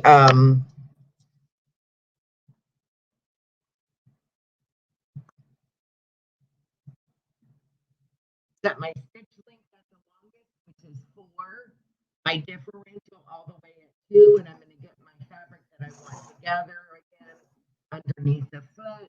I'm going to sink my needle so that it'll hold my fabric while I lift my foot again and stick in the piece of fabric that I want to remain flat.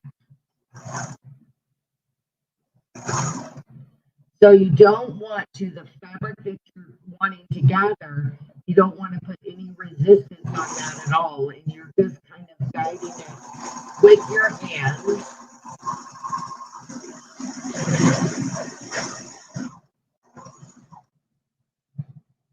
And look what pretty ruffles we get.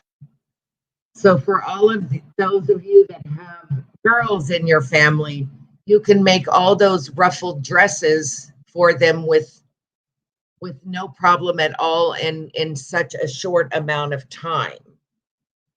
So while we're still on that 4-thread overlock, we're going to try piping.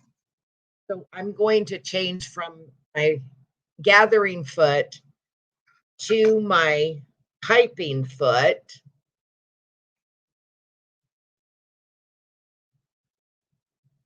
And these are snap-on recipes, so you just have to get them right there. When I am trying to sew piping, I like for my cord to be a little bit longer than my fabric so that I can get it under the groove and behind the foot. And then I can wrap my fabric around that cord and bring it up under the foot and start feeding it in. I just had to make sure that I had changed my differential back to 1, which is the normal setting. And I always like to keep my fingers in front of the foot, and the groove in between my 2 fingers kind of acts like a guide in front of that foot and kind of helps that fabric or the cord stay in that groove. I'm not concerned about whether my fabrics are straight on the edge because it's going to trim them.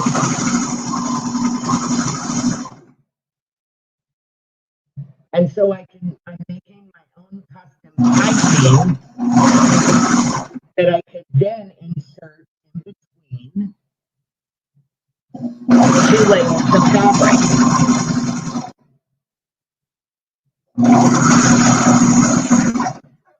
Trying to talk straight and sew at an angle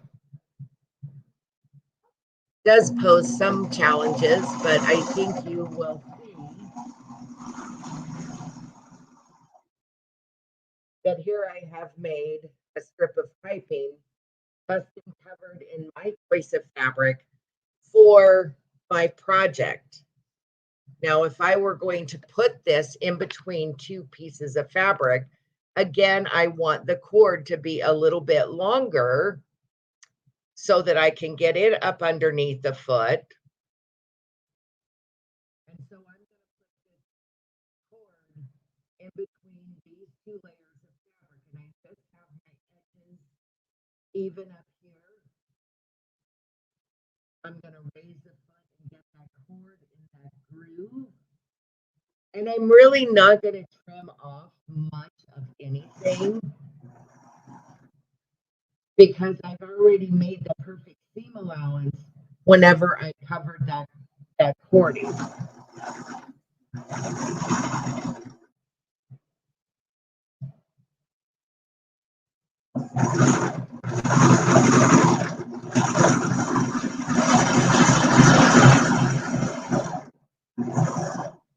So if you like to make decorative pillows and you like to have that nice pipe edge on there, see if I can bring that up and get it flowing in the right direction. See how nice that is? Even if you're putting piping in a garment seam just for added definition, this is a very, very easy way to do it. So what else can I show you with the piping foot? Remember I was talking about zippers? So with zippers, I can do the same thing. I'm going to take my zipper and put it right side down on my fabric. And again, my zipper is a nylon teeth on the zipper. And I'm going to get it up underneath. And the zipper teeth are now going to ride in the groove underneath the foot. Get that in the back there. And I will be trimming off some of the zipper teeth, but that's okay.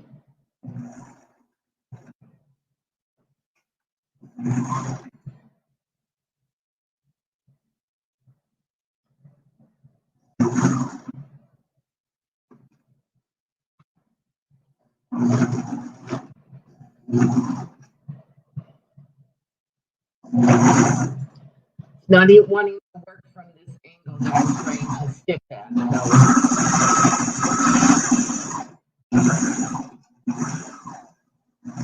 bear with me as I muddle along. But what I would do at this point is I would just go and press that, give it a nice press, and then I might take it to my machine and top stitch it so that it doesn't get in the way of the zipper closing. If you wanted to add another piece of fabric to the other side and have an exposed zipper, you could certainly do that.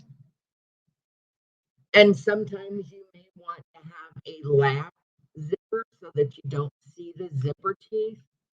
So all you're going to do is with one edge of your fabric, before you top stitch it, you're just going to pull it over to cover the zipper teeth. See if I can get that close up.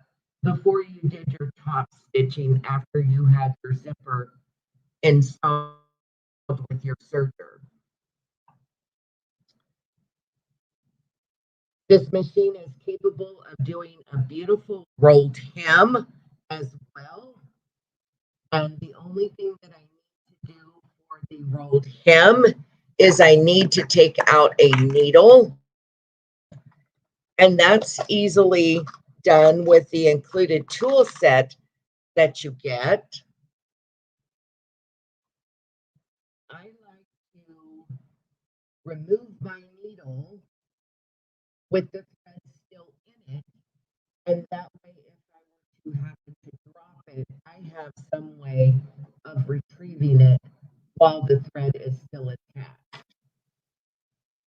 So that's my little tip for you today, and I'm just going to cut that needle thread off, pull that thread out, and to make a few little changes, I'm going to tighten my lower looper tension. I'm going to leave the rest of it at 4. I am going to leave my stitch selector at 5R. But one thing, and let me see if I can turn this around a little bit better so you can see this lever here. This little lever right on the inside will retract the stitch finger. And for those of you that have used a further serger in the past, you know that we had to open the front covers and actually remove the stitch finger or turn it down.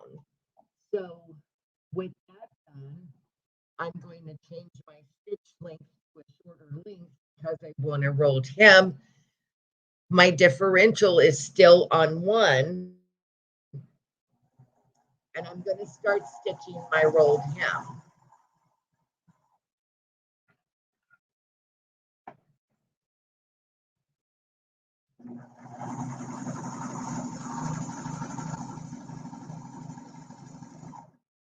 And certainly because we're live, it's not going to want to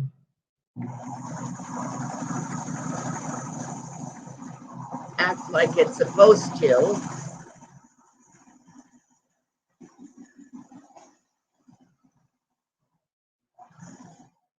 So as you can see, I didn't really get a rolled hem. I got more of a 3-thread narrow hem.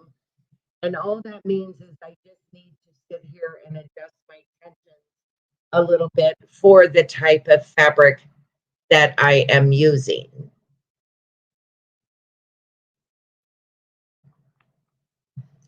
So that is about all that I have brought. Jane, do they have any questions that I might could answer about any of the other functions of the machine? Yes, ma'am, Miss Kathy, we've got questions for you. Okay, let me switch my camera back around. Yes, that's good. And again, I apologize for the audio. I mean, it's just, it was kind of the best I could do. Sorry about that. You did the best you can. We understand it was coming. You were trying to get into your computer, and some of the sound waves were being blocked, and certainly people are they use some ingenuity, and they use their closed captioning so they could hear everything. But you did a great job. So let me ask you this: first and foremost, what feet come with the machine? The feet that come with the machine are, well, let me just leave it on this video or this camera right now. This is, I have the piping foot on the machine. So I have the standard foot that comes on it. Standard foot? The standard foot comes on the machine, but also included in the little accessory case is this piping foot that I currently have on it. You have this gathering foot that I use to make the ruffles. Okay, the ruffle, the gathering foot. And you have the blind hem foot so that you can do blind hems and also do your flat lock stitching if you'd like. Okay, very good. Can you try to put the camera back so we can see you, because then we can hear you better when we're just going through the quick questions. Oh, there we go. Okay, good. All right, good. So let's see. Here's a couple of questions. They were asking about the thread catcher, and I said it comes with the thread catcher. You just happened to be on the road and didn't have it set up, correct? Yeah, it's yeah. Okay. It's right here. It just slips right under the machine. I actually had it sitting in the back because I thought it would block some of the hotel information. Well, it became a thing, but I know that it comes with the thread catcher. You just didn't have it on there, which is fine. So that's part of it. And you've got the needles we talked about. The difference between using 1 and 2 needles. I noticed you were using 2 needles for the most part, and then you switched to 1 when you were doing the piping. Well, I switched to 1 whenever I was starting to do a rolled hem or a narrow stitch. Yeah. So the difference between the two is you get a narrower stitch with the 2. And when you're using just your right needle, what you want to do is you want to retract the stitch finger so that your stitch is narrower. So that lever that I showed that was on the front inside of the machine, where I pulled that towards me to retract my stitch finger. Yes. To make a nice rolled hem. Okay. And they're asking, it's 3 feet that come with the machine, right? 3 feet that come with the machine. And I think there are only 2 additional feet that are available. I think one is an elastic foot and one is pearls and piping or pearls and sequins foot or something like that. Yeah, I love all those feet. The tension, somebody had asked this, the tension is good, but the thread still breaks on their serger. Any suggestions on that? I would buy some new thread or get some, I mean, it depends on how old the thread is. Yeah, that's what I thought too. And make sure it's and make sure it is threaded properly, right? Pull it out properly, and a good quality of thread too always makes a difference. And then the adjust tension. Oh, do you need to adjust the tension for different weight materials? Or I wrote and scribble so I can see. Well, you know, I did that 2 layers of duck cloth, 2 layers of quilting cotton, 2 layers of a knit fabric, and 2 layers of organza and didn't adjust anything. So, Perfect. I mean, now if I had something really heavy like a fleece, then you might have to loosen your looper tensions a little.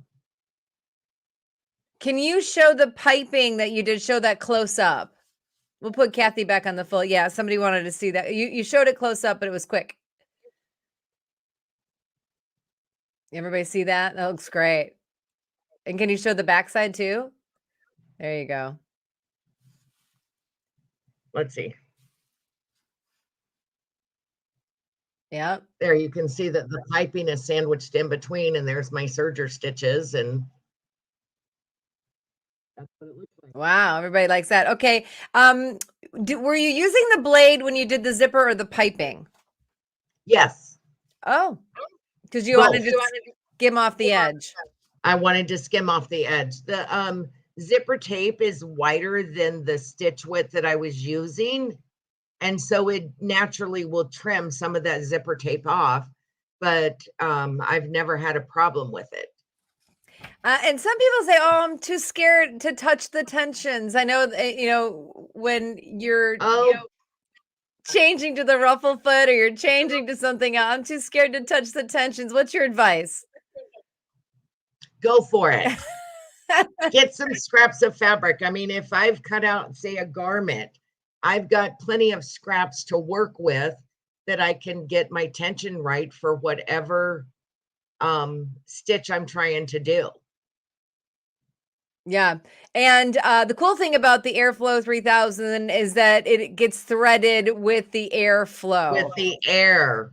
I mean, I threaded both my loopers at one time. Isn't how much of a time saver is that? That's going to save you a tremendous amount of time.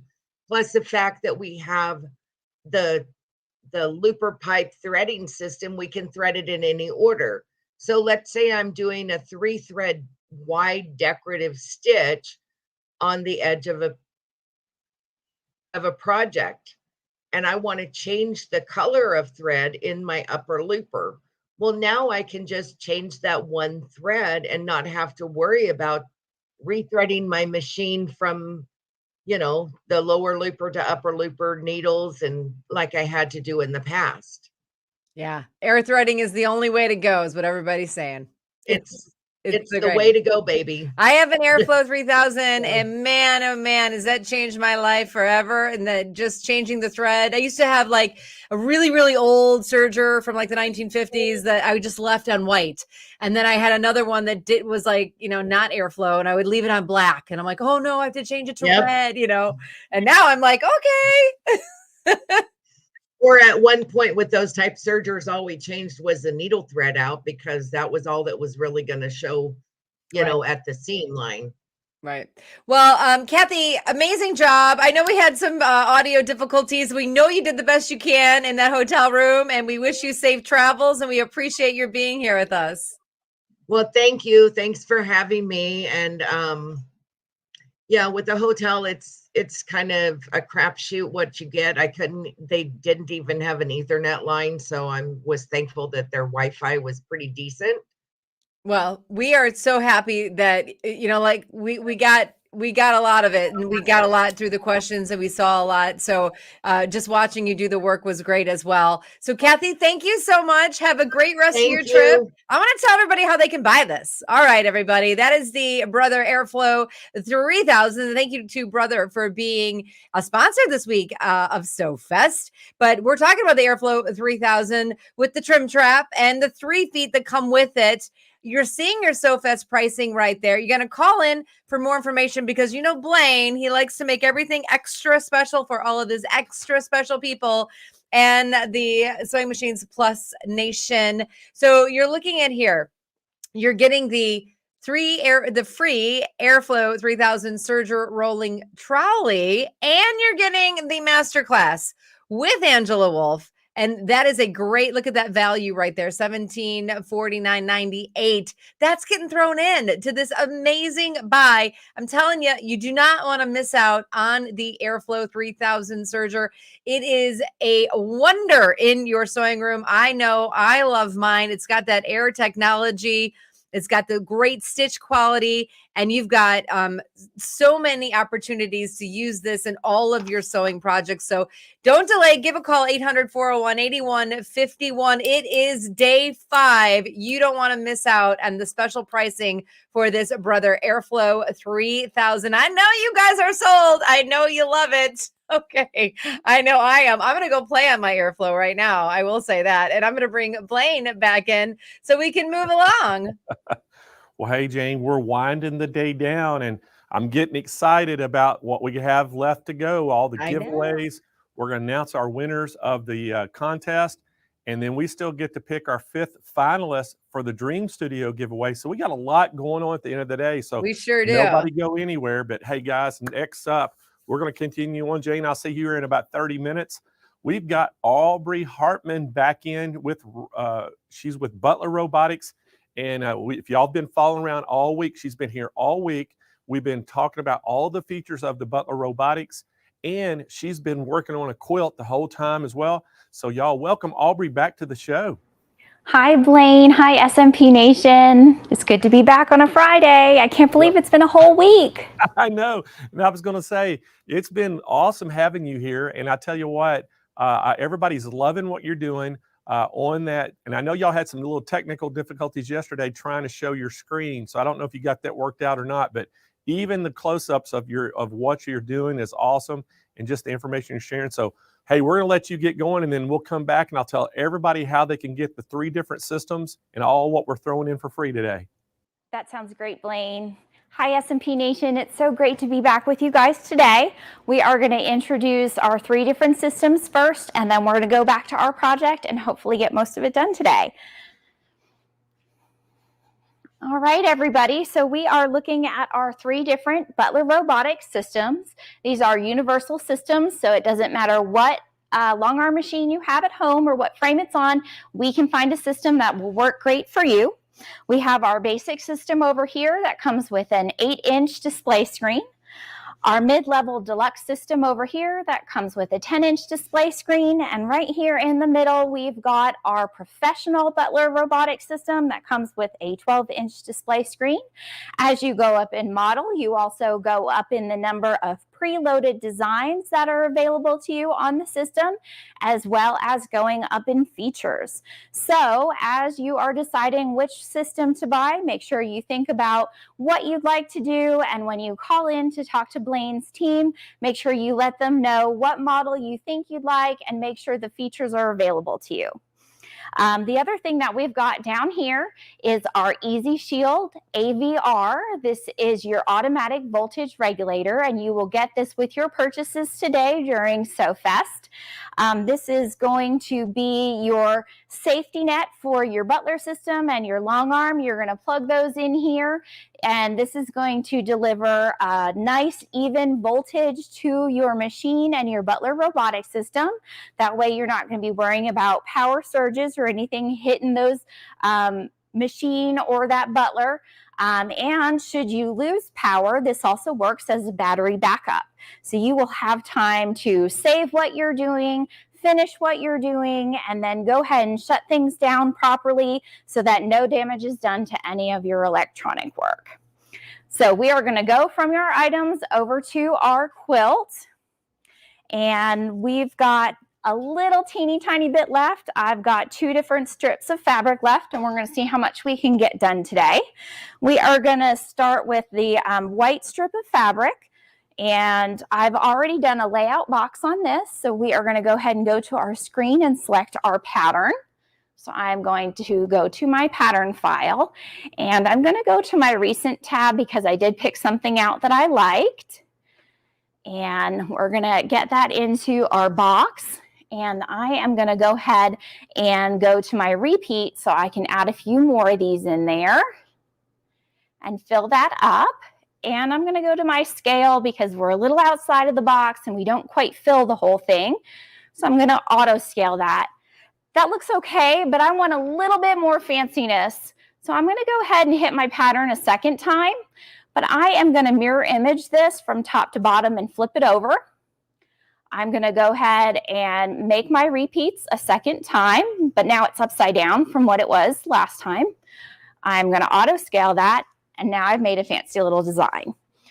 So we are going to go to our home position. We're going to engage our needle, and we're going to go ahead and stitch this out. So what I just did is took one simple little pattern that was available on the Robotics system and turned it into something fancy, something a little different. I made it my own, and you can do that on this Butler Robotics system. So our King Quilter 2 here is going to go ahead and take its tie-off stitches and then start stitching out. And this machine is the King Quilter 2 exclusive to Sewing Machines Plus. So if you're looking for a long arm machine, you go ahead and call Blaine's team and let them know that you're interested, and they can get you one. While this is stitching out, I actually want to show you a completed quilt done in this stitch and go method. This was done on my machine at home. So as you can see here, it's just strips of fabric with quilting in each different section. I think this one is probably about 40 by 65 in total. And so this is something you can see if I get closer to the camera. I've got different patterns in each little section. You can really see the black on white with that cross hatching in there. This took me about 6 hours total from start to finish, and that includes me hand sewing the binding on. So if you're pressed for some time and you really want to put together a special project, strip quilting is really easy to do. All of my pieces of fabric are different sizes. Go with what you've got in your stash. Make it fun. You saw me put that name on there the other day. That's a great way to personalize something and really make a special gift. All right, we're at the end of the row, so I'm going to pull my bobbin thread up so that we can start our pass in the other direction. Hey, Aubrey, yes. Can you remind people what kind of dog Pixie is? Oh, my dog Pixie is an almost 6-year-old miniature rat terrier. She is brown and white, and she has huge ears that stick straight up off the top of her head. She's very sweet. And though I've really enjoyed my time out here in Utah, I am looking forward to going home and picking her up from her pet resort because I do miss her, as any dog mama would.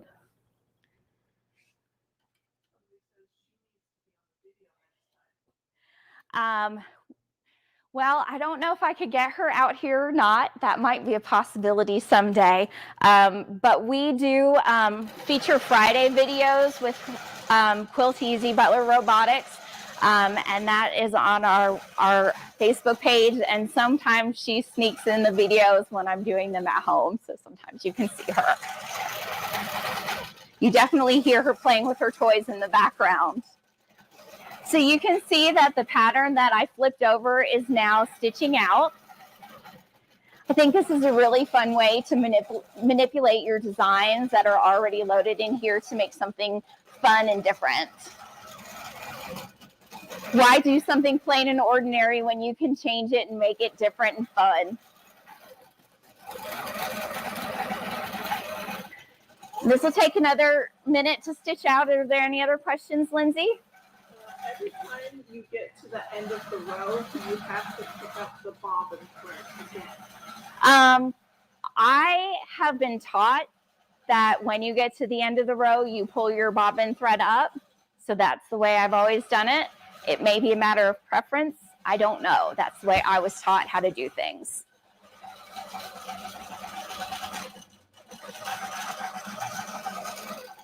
It does tie off at the end of your pattern. I just have always been taught to pull my bobbin thread back up to the surface. That way, when I get to my next row, it's all ready to go and my bobbin thread will pull up for me. All right, guys, so we are down to our last bit of fabric here.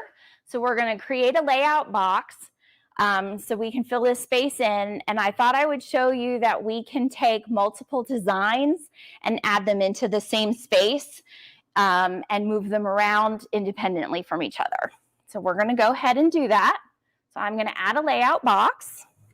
I'm going to go to the top right corner of my bunny rabbit fabric and start my layout box. And then I'm, What version of robot are you using currently? We have this set up with the professional information. So we're working with a professional. All right, so I've got my layout box here. I'm going to go to my patterns, and I've selected a couple designs that I want to play with. So the first one I'm going to choose, I'm going to add it here, and it's a little teeny tiny thing up in my corner. So I am going to first hit my move button, and I want to center it. So now it's centered from the horizontal perspective, but I want to also center it from the vertical perspective. And that looks really cute there. But I might want to make it just a little bit bigger because it's kind of small floating around in there. So I'm going to set my size. And right now it says that it's about 3 inches width. So maybe we'll make that 5 inches width. And then the height is just under 3 inches high. So maybe we'll make that 4.5 inches high. And now it's just a little bit bigger. So you can change the size that way. And we'll grab another pattern. And we'll take this little guy here. And it's put it up in the corner for me, but we want to move that.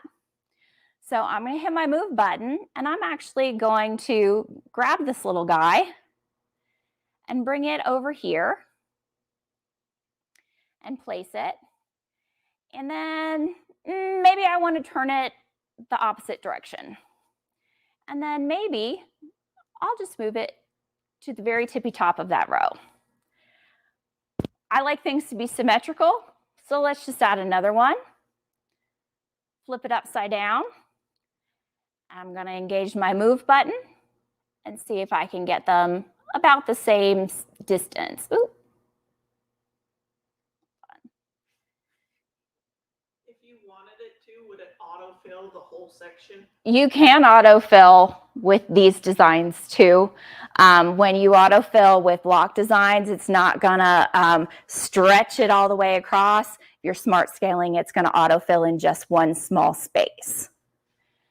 So these are a little bit different than edge-to-edge designs where it would fill your entire space. And I don't know how well you can see on your screen, but there's a grid pattern in the background. It might be light.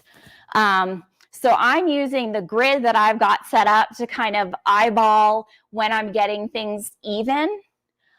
You can change your grid to be the size grid you want. So if you want to look at something that's 1/2 inch grid or 1 inch grid, whatever you're comfortable with, depending on the size that you're working within, that can help you get a little bit more accurate with placement of different designs. Just one more time, because we've had a couple more people join. What version are we playing with right now? We are working with the professional system. All right, let's add this little guy in here and bring it over. And I'm going to grab a second one and bring it over here. But maybe I want to rotate these guys so they face outward. So I've got my rotate icon, and I can just turn them a little bit. And I'll highlight this one and rotate that one in the opposite direction. So it's really easy to take designs that you've got and once again, manipulate them to make it look like you want. So maybe for the space you have, an edge-to-edge design isn't going to work, but you really want to fill in the space and kind of make it your own. You can take block designs. These, some of these are actually triangle designs for if you've got half square triangles. You know, you can take things like that and use it to fill in the space you have and really make it something that is your own, unique to what you'd like, something that you think is fun. I mean, isn't that what quilting's about? Just having fun? And let's get one more here. Get this down in the corner. Okay, so that's kind of fun. Let's stitch this out and see what happens. And Lindsay, you let me know if we have any questions while I'm getting this going. Sounds good. So my King Quilter 2 just stitched down to pull up my bobbin thread. And we're going to go ahead and go.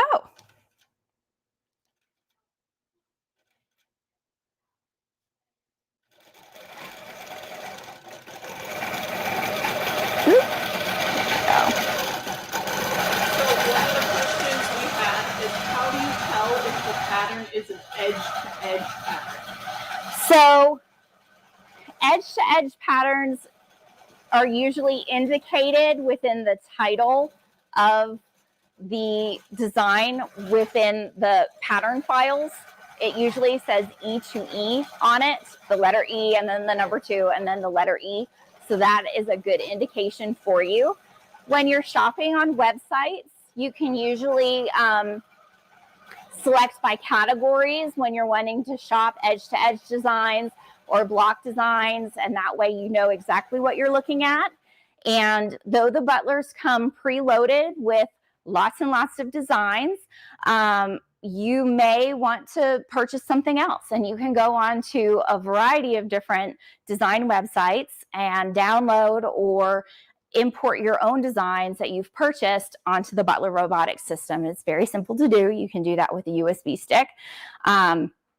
And you would use the QLI format, the QCC format, or the DXF format. So you have some options so that you can purchase what you want if you don't find what you want within the system that's already loaded. The basic system gives you 160 designs, the deluxe system gives you 260 designs, and the professional will give you 500 designs. So that's a lot to choose from already. But sometimes you're looking for something unique and something special for a quilt that you've made, so you can go shopping for something else and then you can download it on there. All right, so that's our first design here done. So we'll go on to the next one to fill our space. So it's going to move to the next position of what I've added in here. So we're going to go to the little guy in the top corner.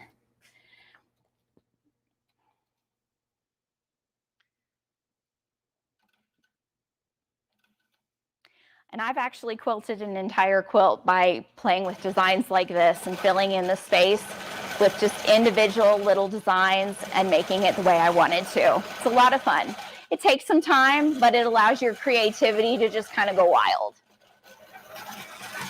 How does the Butler move the machine? Okay, so the Butler moves the machine between some connections of belts. There's a belt that goes on your machine carriage that connects to the robotic motor, and there's a belt that connects to your frame that goes onto the machine motor or the Butler motor. And the connections between the program drives those motors and makes it run on those belts. And so that's what's pulling the machine forward and backward and side to side.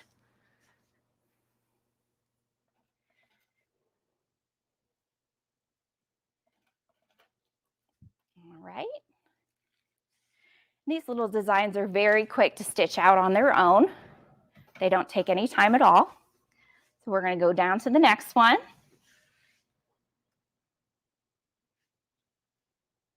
All the way down here. That whole movement that it just slid over on itself, it was just riding on a belt.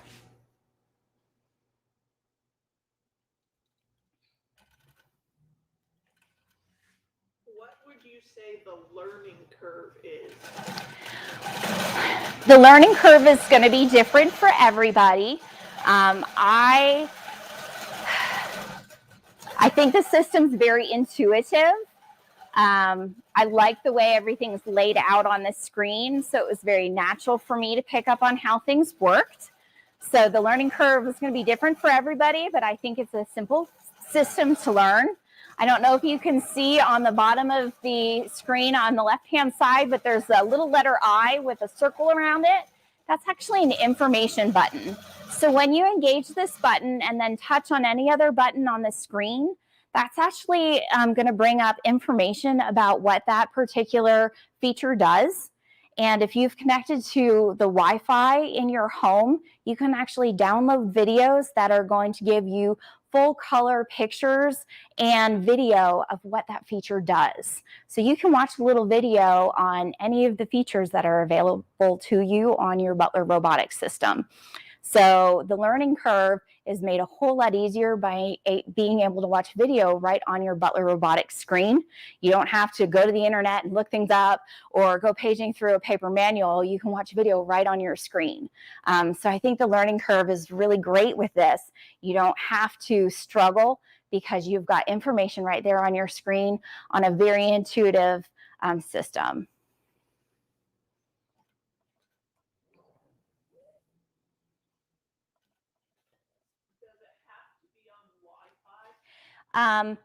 If you want to download those information videos, you have to be on Wi-Fi, but once you've downloaded the videos, you can take it off Wi-Fi. You do not have to stay connected to your Wi-Fi in your home all the time. I'm not. I loaded all my videos and then I turned that off.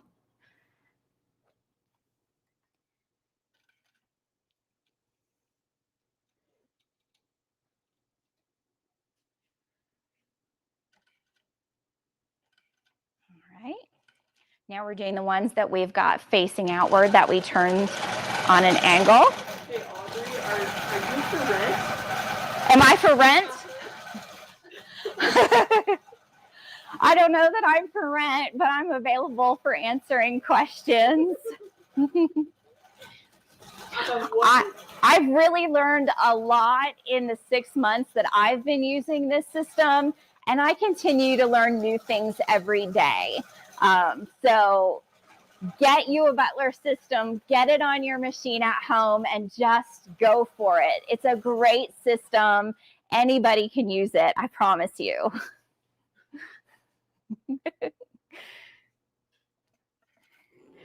Lindsay's over here laughing, so somebody must have said something really funny.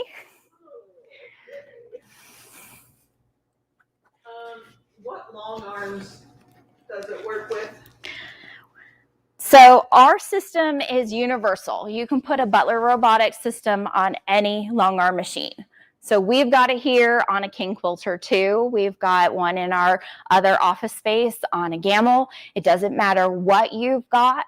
If you've got an APQS, a Handy Quilter, a machine from the Grace Company, it doesn't matter what you have and how old your machine is. We can work something out for you where you can get a Butler Robotics system and start using your automation right away. We just might need a few pictures of what you have so we can get the proper frame kit out to you so that all of your belts will attach properly. But give it a try. You're going to love it. Just know that this is something that could really enhance your quilting. It can give you an opportunity to try something new. I love mine. Obviously, I love mine.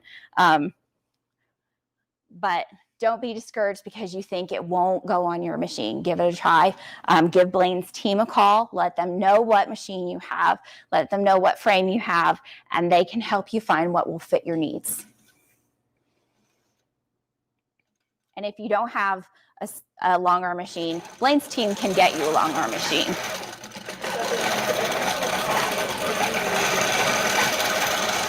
Yes, it does show you on the screen where you're quilting. So if you can see right now, there are two blue lines with a center point, and where that center point is meeting, that is where my needle is. So it does follow along your patterns. Hey, Aubrey? Yes. It doesn't have to be a long arm. It can be a mid arm. Oh, yes. So Lindsay wanted to point that out. You don't have to have a long arm machine. You can also have a mid arm machine. So not everybody has a full long arm. So mid arms are included in that too. So options are open, guys. Get a Butler Robotics system. We need to ask Blaine if he is selling houses. So don't forget to ask him that when we get back to it. Selling. He's selling houses for people for their long arms. Oh, okay. I mean, We need to remember that when Blaine comes back on. listen, y'all, you don't need a lot of space. Frames come in different sizes. So not every frame has to be 10 feet long. This one right here is 8 feet long. I've got a 6-foot frame in my house. So talk to Blaine's team about what size frames are available as well.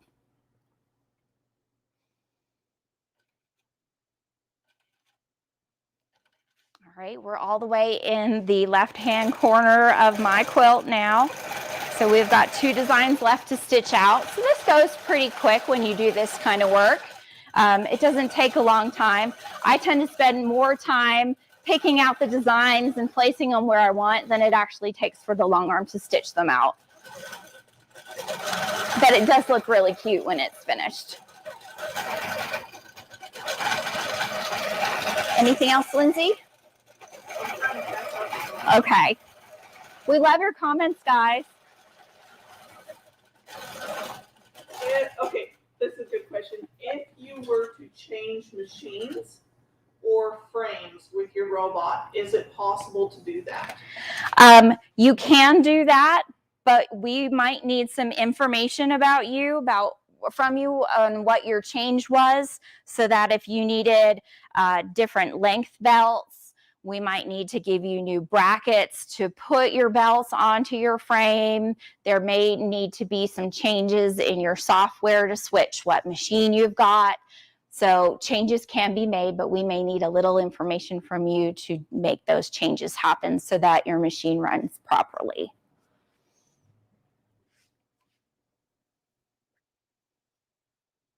All right, guys, we're on the last one. And it's probably almost time to go back to Blaine too. So we'll let this stitch out, but I know he's going to be coming back wanting to talk to us in just a minute.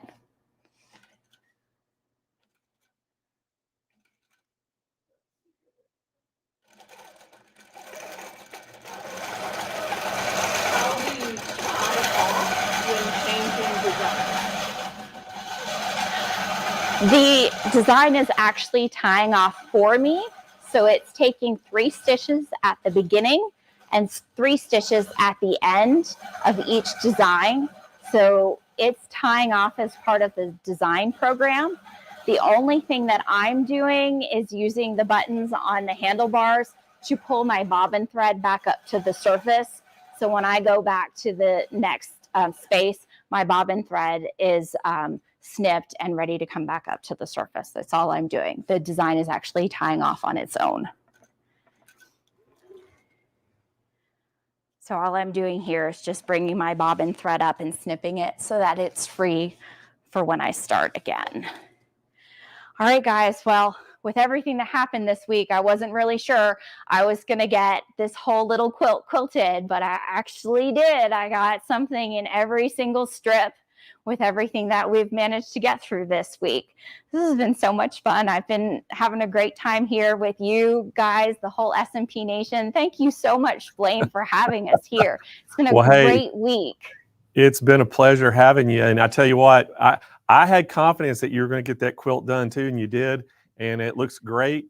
And I love all the detail on it. So, man, just, the robotics really make life easy. And I sure appreciate Butler being one of our sponsors. Appreciate you being here all week. Aubrey. And so anyway, thank you, Aubrey, so much. And we're going to tell everybody how they can get all these now, okay? Thank you, Blaine. Thank you, SMP Nation. All right, guys, this is the Butler Robotics. Now, we have 3 different models of this. Now, these are exclusive to Sewing Machines Plus to get these models. Now, we're going to start out with that basic. The basic edition has that 8-inch display, and it's $36.99, guys, but we do have a call-in special, and we're going to throw in absolutely free. You're going to get that battery backup with the surge protection for it. Now, that is awesome because what it does, it keeps any kind of voltage surge from your electric company ruining your robotics and your quilting machine. And also with that battery backup, if the electricity goes off while you're in the middle of something, you can at least get to a stopping point and then go. So it gives you plenty of battery life to keep that machine running until you can get a good stopping point on it. So that is absolutely free, comes with the Butler. And again, guys, this is going to fit on almost any quilting machine long arm out there that sits on a frame. That's the great thing about the Butler Robotics. Again, guys, we sell more of these than anybody in the nation. We're Butler's #1 dealer, so we know this machine, this product very well.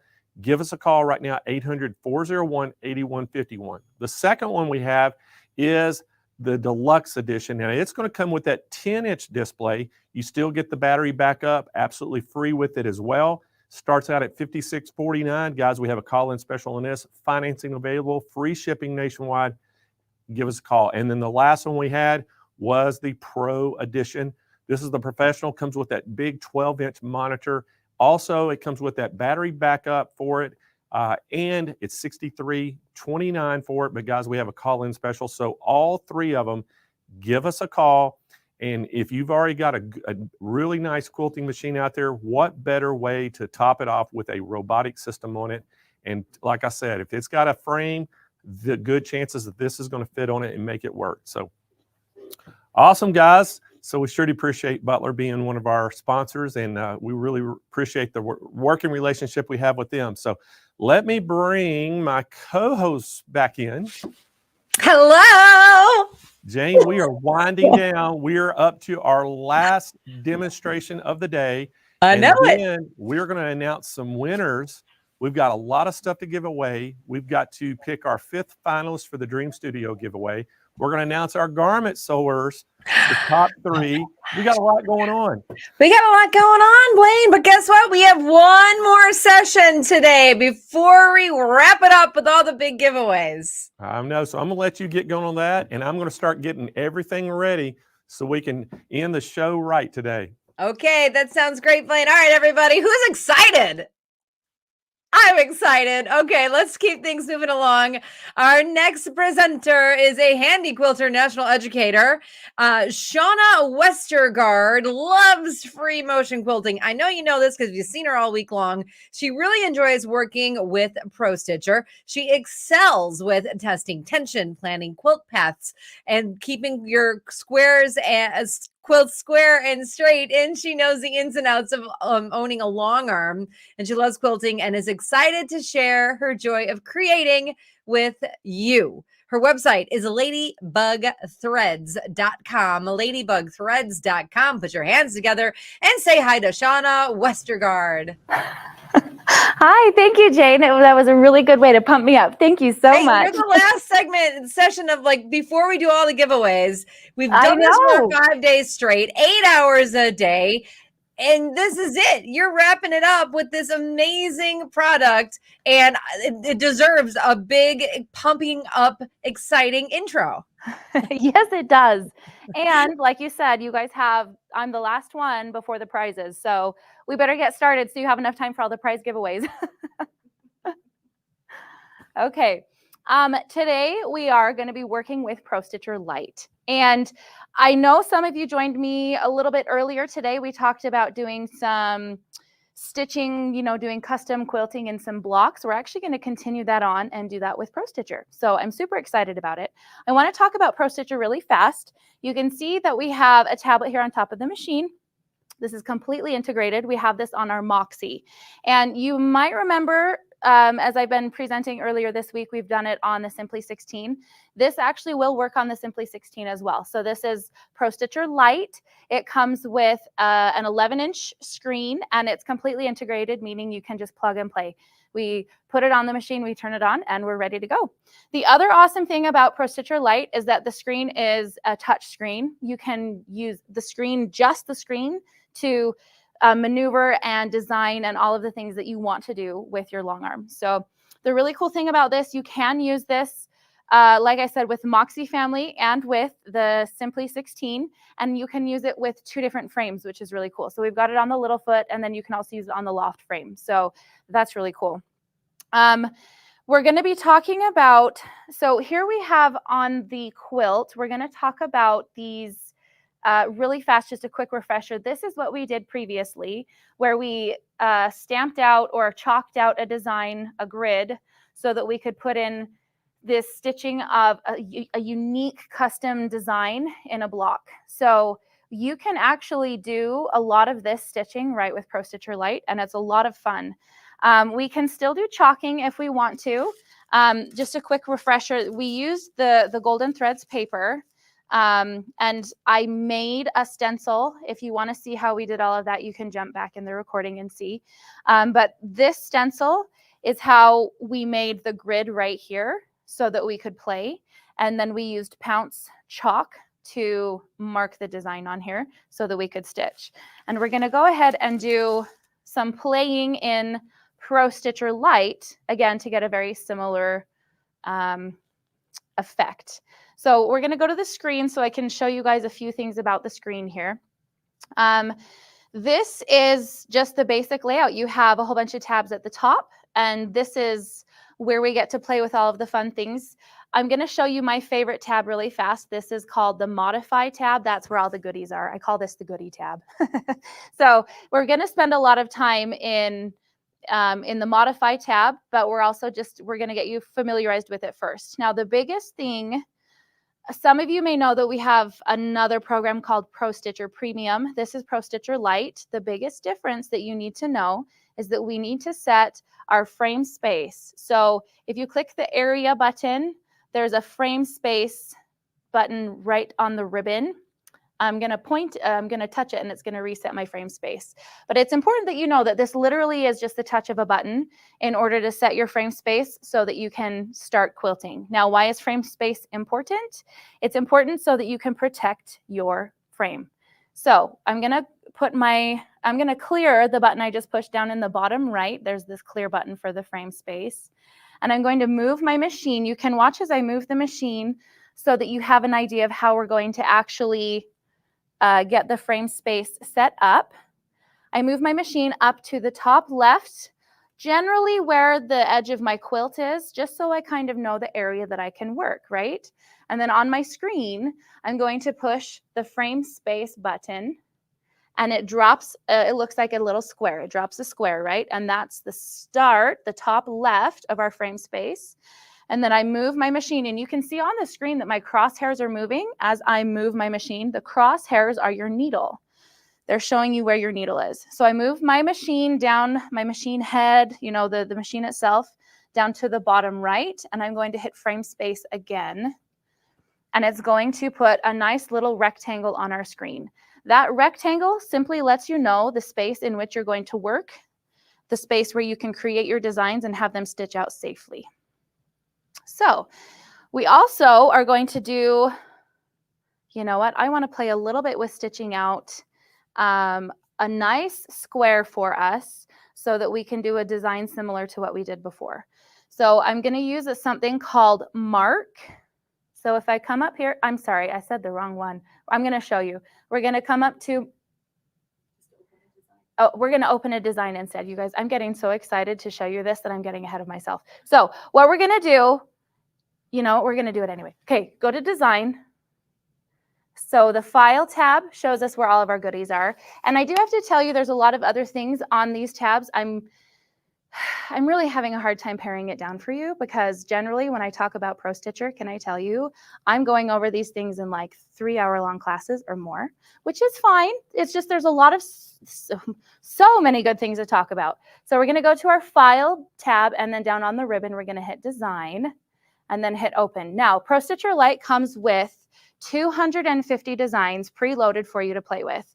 And if you think about the math of that, when you're buying a design digitally online, it's generally $15 for a design. So you're getting 250 designs for free. You don't have to buy them. They come preloaded on Pro Stitcher. So I'm going to look here. Oh, look at all these cute designs. I'm looking specifically for a block design. So if you look on the left side of the window that opened up, I'm under blocks. And I want a block design because I'm doing something very similar to what we just did, right? Oh, look, we have cross hatching that we could do. I think I'm just going to go back up and pick a design.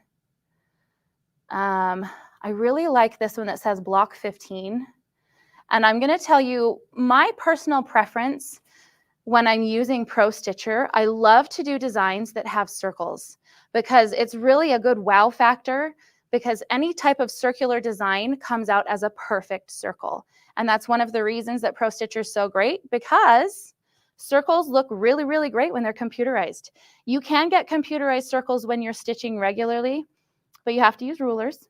and it takes a lot of practice. Pro Stitcher gets you your game of circles right there without even trying very hard. So this design has a start and a stop. If you look on my screen, the design has a red circle and a green circle on top of each other. That means the start and the stop are in the same place. And so I have to actually figure out the space that I'm going to put it by using my crosshairs. And I move my crosshairs to see where the design sits on the screen. And then if I look down at the quilt, I can see that the bottom right of my design will hit right here. So then if I move move the machine, I can check with my crosshairs, and I'm already up at the top, and the design, if you look at my screen, the design is much too big. So you can actually, with just the touch of a button right on the screen, you can resize this. So if you go to the Modify tab, like I said, that's my goodie button because I love it so much. There's so many goodies there. You can actually see a resize button on the ribbon. And resize, over on the right-hand side, you can resize it for the width and for the height. And I prefer to resize it with the height because that correlates to your throat space. And I just love to have, it's just easier for me to think of, to have my throat space and my height of the design, you know, they're the same number, same direction that I'm working in. So I'll click height on the screen, and then I hit lock. And the lock button directly above the height button, the lock button locks the aspect ratio so that you can have the height and the width change at the same time. So as I'm resizing, I come down and push this button, push the window that says 11.15. If I tap that, I can just clear it and then put in, I think I want to make this a nice 6-inch design. So I'll hit 6 and hit enter. And now my design is a lot smaller. I can still zoom in.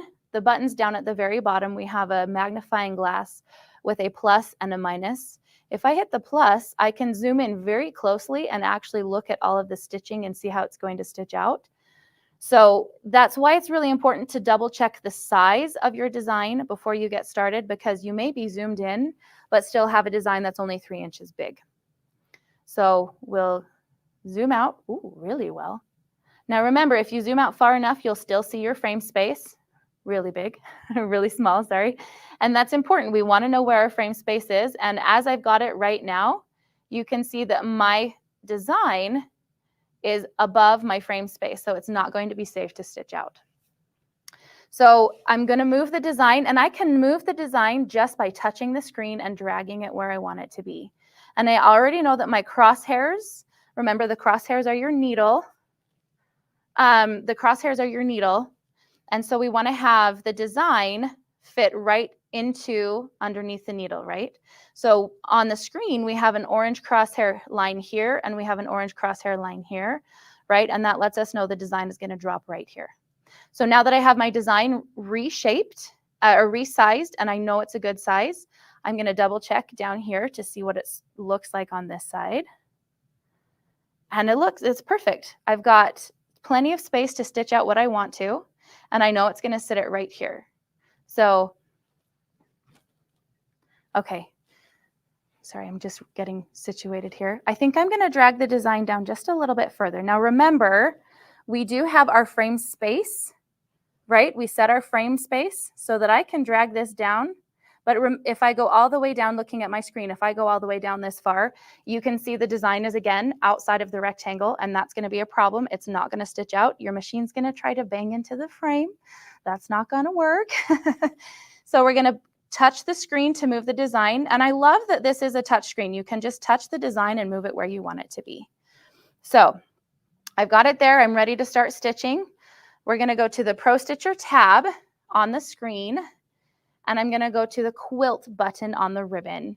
And you can see on my workspace, there's a run button down at the bottom. I'm going to hit the run button and have it start for us. And then we can watch it stitch out. Now it does pop up on the screen to let you know that you need to make sure your needle is up. This is to help protect your quilt top. We don't want to have any tears in the quilt. I know that my needle is up, so I'm going to go ahead and hit proceed. And it's going to move it to the center of the design. And I'm going to pull up my bobbin thread. I did that backwards. That's going to be fun. And then I'm going to go ahead and hit resume.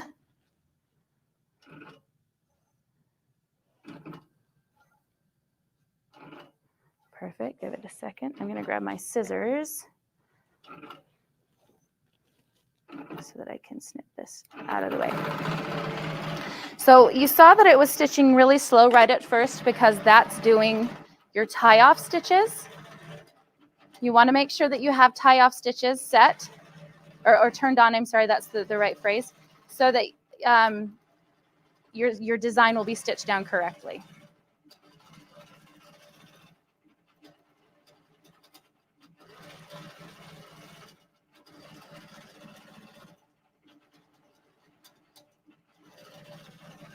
It's kind of mesmerizing to watch it stitch out. I do have a pro stitcher at home, and I find myself standing and staring at the machine while it's stitching.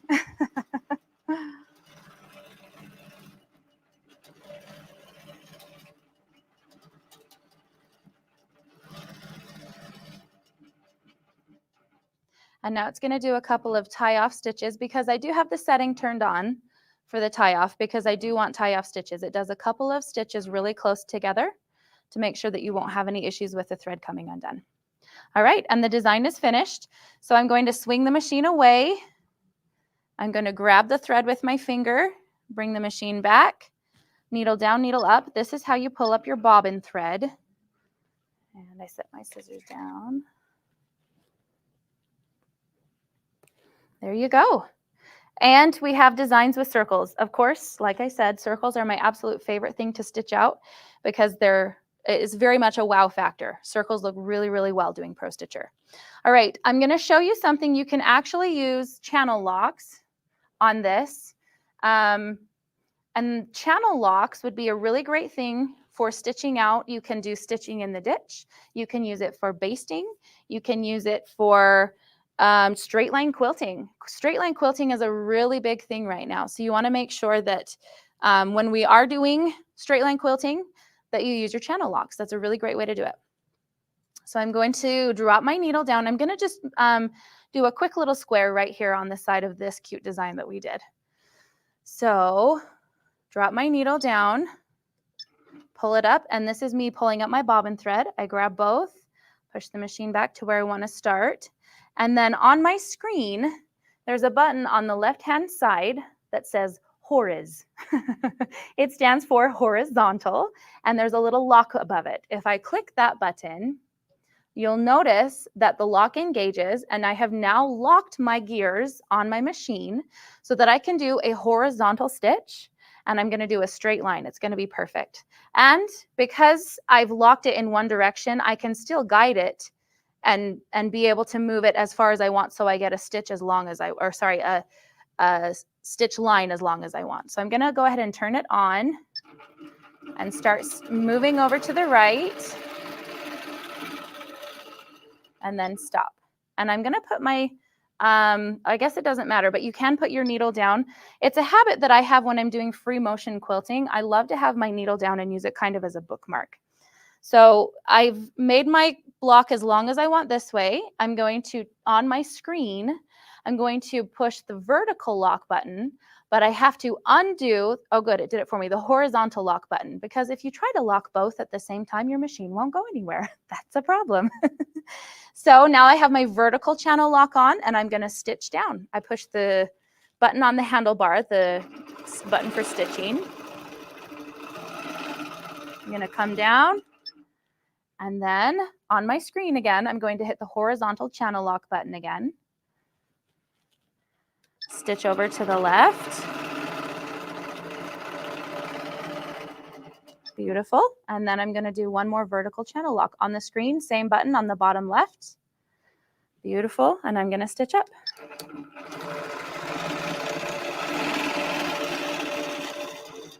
And then we have a perfect square. I'm going to make sure and turn off my channel locks before I try and do anything else with the machine, because you don't want to damage the gears, right? You don't want to accidentally yank it out of place. So now that I have my my channel lock turned off, I can pull my machine forward, grab my thread, and move back to lift up my bobbin thread. Now, some people might not understand why I keep lifting my bobbin thread to the top of the quilt. We do this so that we don't get a lot of nesting, thread nests or issues at the bottom of the quilt. Perfect. Now we get to do some fun things with area. Now remember, we did set a frame space. We're going to do an area really fast, and then we can drop a design in it. So I'm going to click on the design that we already did, and it's selected. Then I can come up to edit, and I can hit cut. That just will take that design away. There's a couple of ways to do things. We're just trying to get through the options we have quickly. Okay, I'm going to move my machine up to the top left corner of the design that I just stitched. And then on my screen, I'm going to go to area. And I have something here called to corner. It's a button directly underneath the area tab. And this is how I can set an area in the block that I just stitched, right? So I hit the to corner button in the top left. And then if you look at my quilt, you can see my needle is here. I'm going to move my machine down to the bottom right and line it up with the corner that I stitched here. And then I'm going to hit on the screen, I'm going to hit to corner again. And it puts this cute little pink box right directly on the stitches that I just did. Now I can pull in a design again.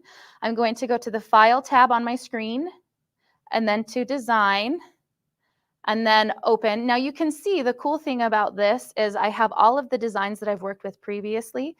And so if I forgot what something is called, I want to pull it open again, I can do that. However, I'm just going to open a new design. And I want to do this cute one called Block 11. So I'm going to click that and then click Open. And then Modify, and then I can just do Align and Center, and that puts it right where I want it. We're going to go ahead and stitch that out. So I'm going to hold my thread. I'm going to go to the Pro Stitcher tab on my screen, and the quilt button is still selected, and you can see that the Run button in the bottom is highlighted. It is green, so I can go ahead and hit the Run button. My needle is up, so I can hit Proceed. And then I'm going to do the swoop underneath. That's the best way to do it. Then you have your threads right where you want them to be. Beautiful. It pauses so that you can pull up your thread so that you don't get the rat's nest or the bird's nest underneath. Now that I've pulled up my thread, I can hit Resume on my screen. And I hold my tail until it's done doing the tie down stitches. It just kind of helps ensure that there won't be any issues as it's stitching out the design.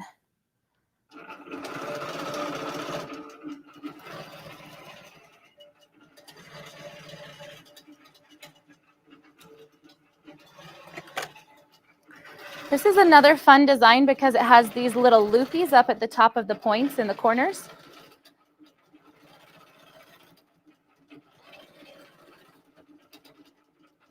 Yep, there's the little loopy. This one would be a fun one because it has the design that it's stitching out looks a little bit like leaves. So you could use this on a quilt that has a leaf motif or a block that has leaves in the fabric. I could also see using this on a Christmas quilt because it has a kind of a feel of a Christmas wreath.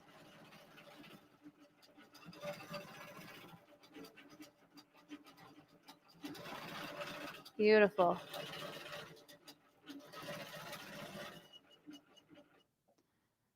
Okay, and we're going to go ahead and I'm just going to move the machine away so you guys can see the design. There we go. Oh, I should pull up my bobbin thread so there's no thread in the way. There we go. So there you have it. We've stitched out a design within the block and we did it all computerized. And it's very similar, right, to what we were doing earlier, that we have this design that we did free motion in a block. And here we have this block here that we did a Pro Stitcher design on. And this design, like I said, it does come preloaded with Pro Stitcher Lite. So do we have any questions? I'd love to answer any questions that are coming in. There's something about Pro Stitcher that just makes your life so much easier. And so I would really recommend you look into it. I do know that Blaine and Jane will have all the information about how much it costs and what the deals are that they're offering right now. And you can use it, again, remember you can use it on the Moxie and you can use it on the Simply. And the two different frames as well, the Littlefoot frame and then the Loft frame. So It's one of my favorite things. I really do love Pro Stitcher. Okay. Hi, Shauna. That was great. Hi. I wasn't sure if I should send it back to you or keep stitching, because Pro Stitcher is something I could play with all day. Well, I think if anybody has any questions right quick, we can throw those up there. I'll ask you. And if not, I think the most important thing is find out how people can get this. Exactly. Because I know everybody wants to be like you, Shauna Westergaard, and they wanted to stare at those stitches when they're at home.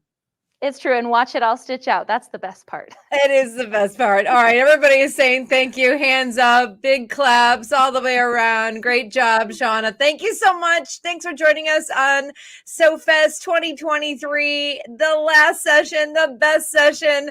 Everybody from Handy Quilter, it's Shauna Westergaard. And I think we need to tell everybody how to get this. I agree. Fill us in. Let us know. Okay, I'm going to let you know right now. All right, everybody. Thank you so much to Handy Quilter and Shauna for that great demo. Let's talk about the Pro Stitcher Lite. You just saw her. It's got some easy to use quilting options. You got that quilt edge to edge or block patterns with confidence that we love. Simple and accurate stitch in the ditch. You got that built-in ruler tool for measuring in any direction. And of course, you're seeing it there. The SewFest pricing, $59.95. But guess what? It's Blaine. So there is a call-in special. You know what to do. 800-401-8151. You got that 11-inch color touchscreen computer mounted on the stitch-regulated quilting machine. You got 250 preloaded designs. You got the on-screen grid and ruler. You can see it there to measure designs or an area on the quilt. You've so many key features here. There's so much to talk about. I think Shauna did a fantastic job demonstrating for us, but she loves it and she wants you to stare at those stitches too when you're at home. Again, that's the Pro Stitcher Lite. You got to call 800-401-8151 to get your hands on that Handy Quilter Pro Stitcher Lite. And boy, oh boy, that was a fantastic last session of the week. Whew. I can't believe it, because you know what's coming up next? I know you do. It's the big prize giveaway. And I'm super excited to find out who wins the garment competition, Blaine. Well, hey, one final word, Jane, about the Pro Stitcher Lite. Just want to Sure. remind everybody out there, the Pro Stitcher Lite will only work on the Handy Quilter Simply 16 and the Moxie 16-inch because it's a light version. So if you want a bigger machine, it has to be the Pro Stitcher full version. And all the details at smplive.tv. Exactly. So yeah, if Blaine, you have any questions about that, give us a call. We are experts in the quilting arena. So they're the expert of the expert. We have come to the end, Jane, end of our 2023 SewFest. What do y'all think, guys? Did y'all enjoy this week? Did you love it? Did you like all the demonstrations? Did you like all the education sessions? It was a different format. We had 2 hours a day of just strictly educations and projects. I hope y'all enjoyed that. Busy week. I think for sure they enjoyed it. Those education sessions were golden. The sessions were golden because you're learning during the sessions as well. I think it was a really fantastic week, and I literally can't believe that it's over. I know. We Monday we said we'd be talking about that, like how it went by so fast. I know. So what we're going to do right now, Jane, is I want to draw the name for the 5th finalist for the $25,000 Dream Studio. So we'll have time to get her name printed out, put in the hat, or his name put in the hat. And right after that, we'll announce our garment winners. And then I've got a bunch of stuff I'm going to give away to anybody who's watching out the today, door. chatting, and then we'll take the drawing. I'll put all their names in my little bucket right here, and we'll draw them out right on air, our 4 runner-ups, and then our grand prize winner. Okie dokie, let's do it. All right, Kennedy. Yes, Kennedy. For the final time, Kennedy, of the finalists. You ready? Yes. All right. Spin. That wheel. So, guys, this is going to be the 5th finalist for the $25,000 Dream Studio. Who's it going to be? Judith L. Geogs. Judith L. Geog. So, Judith, you are our 5th finalist right now. And Judith, what we need you to do to claim that prize, you need to go to smplive.tv, scroll down to the bottom of the page where it says claim my prize, fill out all the information, and in the notes section, put I was a finalist. And hit Oh my submit. gosh. That's it. That was number 5. That was it. Kyle is going to print her name out right now. Right. And then I will put her name along with the other 4 names in the bucket I've got right here. And I'm going to remind everybody the 4 people. So day 1, the finalist was Lisa May. So Lisa? everybody, day 2, it was Sun Country Girl Designs. Sun Country Girl. Day 3, it was Catherine Hutchinson. Catherine Hutchinson. Day 4, Bonnie Spicer. Bonnie Spicer. And then today was Judith L. Geo. Judith L. Geo. So we'll bet Judith's name. I've got the other names right here laying on the table. When we get hers in here, I'll fold them up on air, put them in there, shake them up, so y'all will know. But so right now, guys, we are going to go ahead and announce our winners of the garment sewing contest. And in no particular order, here was your top 3. And then we're going to announce the winner, who won of these 3. Oh, Okay? this is exciting. So I can't our wait to first see. finalist, guaranteed a top 3 position, Desiree Kumpf. Desiree. She had the Princess Bride was the name. All right. I remember that one. Do we get Remember to see a that one? picture of And it? then it was Danny. Is that right? Danny Duchesne. Danny Duchesne is a finalist. Galaxy Prom Dress. And then we had Kaylee Katechuk. And she had the Grateful Dead t-shirt that was couched with a quilting machine. Oh, So yeah. I those remember. are our finalists right there. So here we go. In 3rd place, Jane. Throw it up, Kennedy. I'm ready. Here we go. 3rd place was Danny Duchesne with the Galaxy Prom Dress. Wow, that's gorgeous. The Galaxy Prom Dress by Danny Duchesne. That's beautiful. And then let's show what Danny's winning, Kennedy. They're the same? Okay, 2nd and 3rd is exactly the same. So in 2nd place is Desiree Kumpf with the Princess Bride. Oh, that's beautiful. I saw that. I love it. And here's what both Desiree and Danny are winning. They're getting the prize package. There it is. They are getting the SE 2000 embroidery machine from Brother and the Finesse Thread 16 pack. That's what That's they win for their awesome. efforts.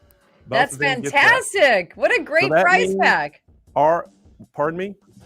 Oh, I said it's a great prize pack. Congratulations. Oh, yeah, great prize package. I'm going so crazy. That means Kaylee Katechuk is our winner with the Grateful Dead couching t-shirt. How cool is that? That's amazing. Look at it on the hoop right there. Oh my gosh, y'all look at the details on this. It's insane how she couched every bit of that individually colored thread. It is insane. So, and here's what Kaylee is going to win for her trouble. Boom, there it is. She gets that new Burnett B79 Yaya Han edition with a brand new Brother fabric printer, the Print Moda. Look at the value of that, guys. Almost over, I think it's right at $5,000. Wow, So congratulations. great That's, package. I mean, a lot of work put into that, so totally well deserved. So congratulations to our top 3 winners. Jane, this year was the closest voting we've ever had for the top 10. It came down to yesterday. Everybody who voted yesterday made the difference. So, Well, and the pictures too, they were great. I mean, but all the entries were wonderful. So thank you to everybody who entered the competition, because it's so fun to see what you've done, and it's also exciting to put your work out there for everybody to see. I know. So I just want to share some analytics with everybody right now too, just so they'll have a gasp of how many people watch this show. So just today, there's been over 6,300 people watch the show, and we've had 35,000 chat messages. Wow, 35,000 chat messages. 35,000 chat messages. So, That's crazy amount of numbers. So a lot of times people say, I chat and I never see my name come up when we spin the wheel. But what it does, the algorithms, they go out there and run through the entire chat field, and then they just show the last few and they spin through the last ones. It's crazy how it does it, but trust me, if you're in there, but I just want everybody to realize that it's going through 35,000 chats. Everybody's like, oh, that's why. That's a big number. Okay, It is a big thank number. you. So when you win something, I'm telling you, it's with this many people, it's pretty special. Yeah, So, yes, Sharon, we are breaking the internet. You're right about that. so it's been a great, great time. And I tell you, so Kyle, do you have the, Kyle's going to give me the name. It's right here. So I'm getting ready we're going to do that last. Okay, yeah, So last. What I want to do right now is I want to give the SMP Nation right now all the remaining prizes left. We're going to start out with some event bags. Yeah. There we go. So we're Let's going to do give it. 2 customers a set of the bags. Hey, these are $49 on the website. They're 8 different colors. They all have unique sayings on them. So Kennedy, spin that wheel. All 35,000 names.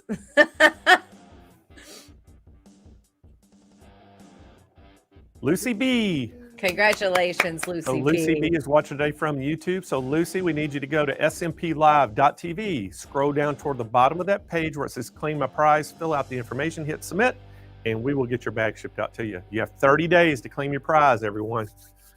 Okay, Kennedy, spin that wheel again. Here we go. We're going to get our second set of bags away.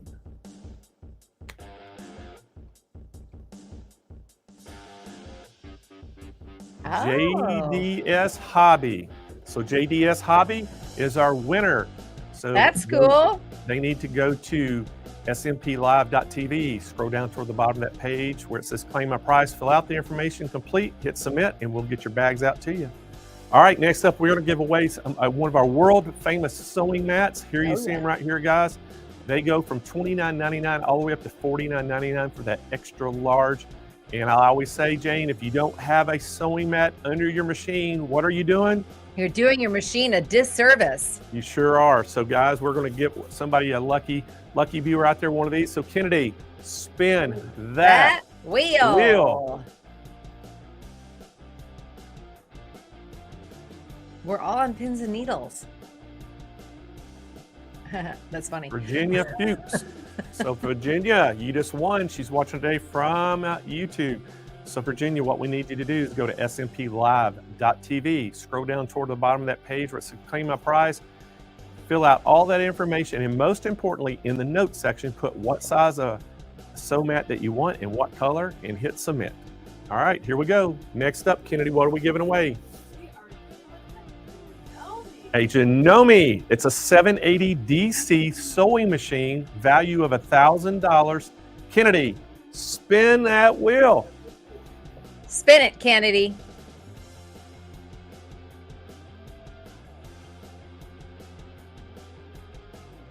Judy France. So congratulations, Judy. You just won yourself a Janome sewing machine.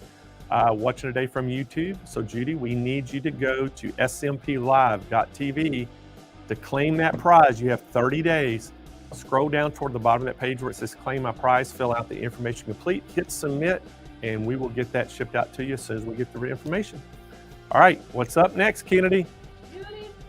Look at that. We are giving a cutie frame away.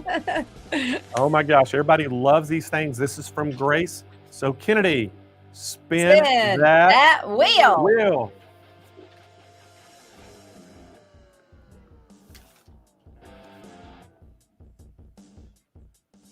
Trisha Phillips. Trisha Phillips. So congratulations, Trisha. You just won yourself a cutie frame. So now you are going to start long arm quilting. If you haven't already. You are. Right, just in case you didn't know, you are starting. You're starting now. So she's watching today from YouTube. So Trisha, we need you to go to smplive.tv and scroll down toward the bottom of that page till you see claim my prize, fill out all the information complete. You have 30 days to do so, hit submit, and we will get you a brand new cutie frame out to you. Awesome. All right, what's up next? Look at this, Jane. Ooh, wow, this is crazy. Are you kidding me? Yeah, You're so giving guys, this away? almost an $8,000 package. Dude, a you're Grace crazy. 16X Elite You're getting that Quilter's Evolution hoop frame. So now you're going to have a very small frame that you can put just about anywhere, and you can always expand the frame to even go bigger if you need it. So guys, this is a great package. Cannot wait to give this away. So Kennedy, Jane, you do the honors. Okay, Kennedy girl, you spin that wheel. So we're getting ready to make somebody very happy, Jane. Here it goes. I want to see. I want to see what they type through. Madeline Reckus. Madeline, congratulations. So Madeline just won the Grace 16 X Elite. Congratulations, Madeline. That's a great prize, Blaine. It is a huge prize. Watching today from YouTube. So Madeline, we need you to go to smplive.tv. Scroll down toward the bottom of that page where it says claim my prize. Fill out all the information complete. Hit submit. You have 30 days to claim that prize. That's it, 30 days. I'm looking for Madeline. I'm looking for everyone that wins to write. Okay, we are ready to draw out for our Dream Studio winner, $25,000 Dream Studio. Right now? Yeah, right now. Right now. Here we go. So here is the name, Lisa May. Y'all can see it. I know y'all can see that. Lisa May. I'm folding hers up, putting it in the little bucket. The second winner was the So Country Designs. Oh yeah, there it is. Sun Country Girl Designs. Yeah, I remember she was Girl. day number 2. Yeah. That was day number 2. Okay. Day number 3 was Catherine Hutchinson. Yep, Catherine. Right there. She's going in. She's going in the container. Bye, Catherine. Day number 4, Bonnie Spicer. Bonnie Spicer. We all see it. This is good. This is good, Blaine.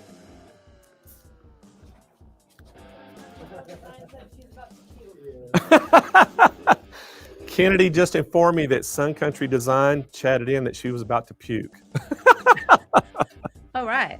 All right. And then our one today, Judith. Okay. I'm sorry, Judith. Yeah, There Judith it is. L. Geog. Just today. The Just only person. today.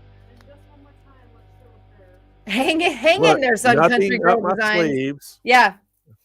All right, we're going to show one more time. This is the Dream Studio giveaway. Look at it right there, guys. That's what the lucky person's going to win, whoever's last out of this bucket. And then what are the rest of them going to win, Kennedy? So the other 4 runner-ups are guaranteed to get the HZL X3000 Juki computerized sewing machine and a sew mat, extra large sew mat of their choice. All right, are y'all ready? Everybody ready? Y'all nervous? All right, so we're gonna mix them up. Mix them up real good, Blaine. Mix them up. All right, so here we go. Oh my God, I'm nervous. The fourth runner-up is Catherine Hutchinson. Yay, Catherine! Ooh! The runner-ups, yeah, they all get the same. So the runner-up, Catherine Hutchinson. All right, the next runner-up is... Oh boy. Judith.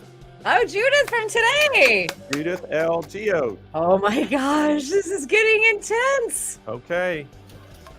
3 names left. 3 names left.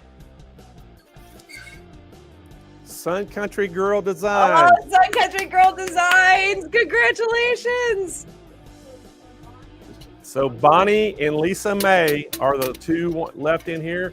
Whoever I pull out is a runner-up, and the other one is the grand prize winner.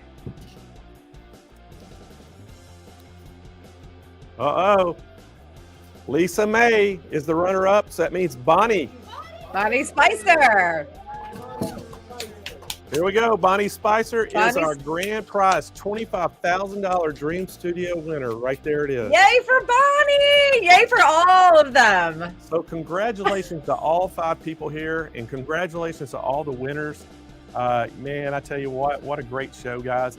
And, you know, I want to say a big shout out to our team here at SMP, all the guys here in the studio, the chat people, all the salespeople, customer service, the warehouse. They all work extremely hard this week, a double work basically, to put this on. And I want to thank all of our sponsors, all of our educators and presenters. And most of all, I want to thank you, Jane Klaus. What an awesome job you did all week. Oh, Blaine, thank you Great so job. much. Thank you very much. And thank you for having me here with you all week. It has been my honor and my pleasure to be here to co-host with you and to hang out with all these amazing people. Literally, I just see names and chats all day, and I just feel like I'm just hanging out with all my friends. So thank you so much.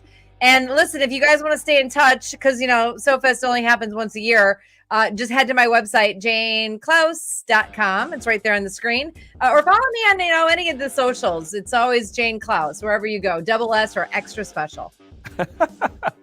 Well, thank you, Jane. We couldn't do this without you. It's so You're sweet. awesome. And guys, we couldn't do this without every one of the SMP Nation out there. Thank y'all for what y'all do for SMP. And, you know, just want to remind y'all about some dates now, guys. Every Thursday, I have a show on Tuesday. Kennedy has her show, so y'all come Tuesday and Thursdays, 10 a.m. Pacific time, 12 noon Central time. We have a show every week. We'd love for y'all to come and join us. We have a lot of fun on those. And then, guys, Cyber Monday will be our next big show. Make sure y'all write that date down. And then December, we're going to have our countdown to Christmas show, December the 11th through the 15th. And guys, we are already working on next year's shows. We're going to have a bunch of different things happening. We cannot wait for you to come. And if you're local in Southern California, you want to come out and see us, even if you're not, next Saturday, we're going to have our product launch party in the San Marcos store. And we've got educators from around the nation coming in. You can touch, look at all the brand new product and play on them. And they're going to have projects, all kinds of things going on. So we invite y'all to come in. Food and drinks, all kinds of fun things. And Blaine, everybody wants to say a big hug to you and a thank you to you for doing all the good things and promoting the hobbies that we all love so much, and really just being like, you know, well, I guess we could say the Santa Claus of all these giveaways and getting people excited. And, you know, it's always a fun time when you put these together. So thank you from everybody to you. Well, you're welcome. And guys, here's the thing. As long as y'all keep supporting us, the way you're doing, we're going to continue doing these shows every year. We're going to continue to make them bigger and better, give more things away. And so thank y'all so much to the SMP Nation for what you do. And go out there and recruit us some more people. The more people we have, the more things that we can give away. And we're going to continue with the contest. So guys, thank y'all so much. And I hope that y'all have a great rest of your weekend. And we'll see y'all. We invite y'all to come Tuesday and Thursday next week to see us here at SMP on YouTube and Facebook. So bye, everybody.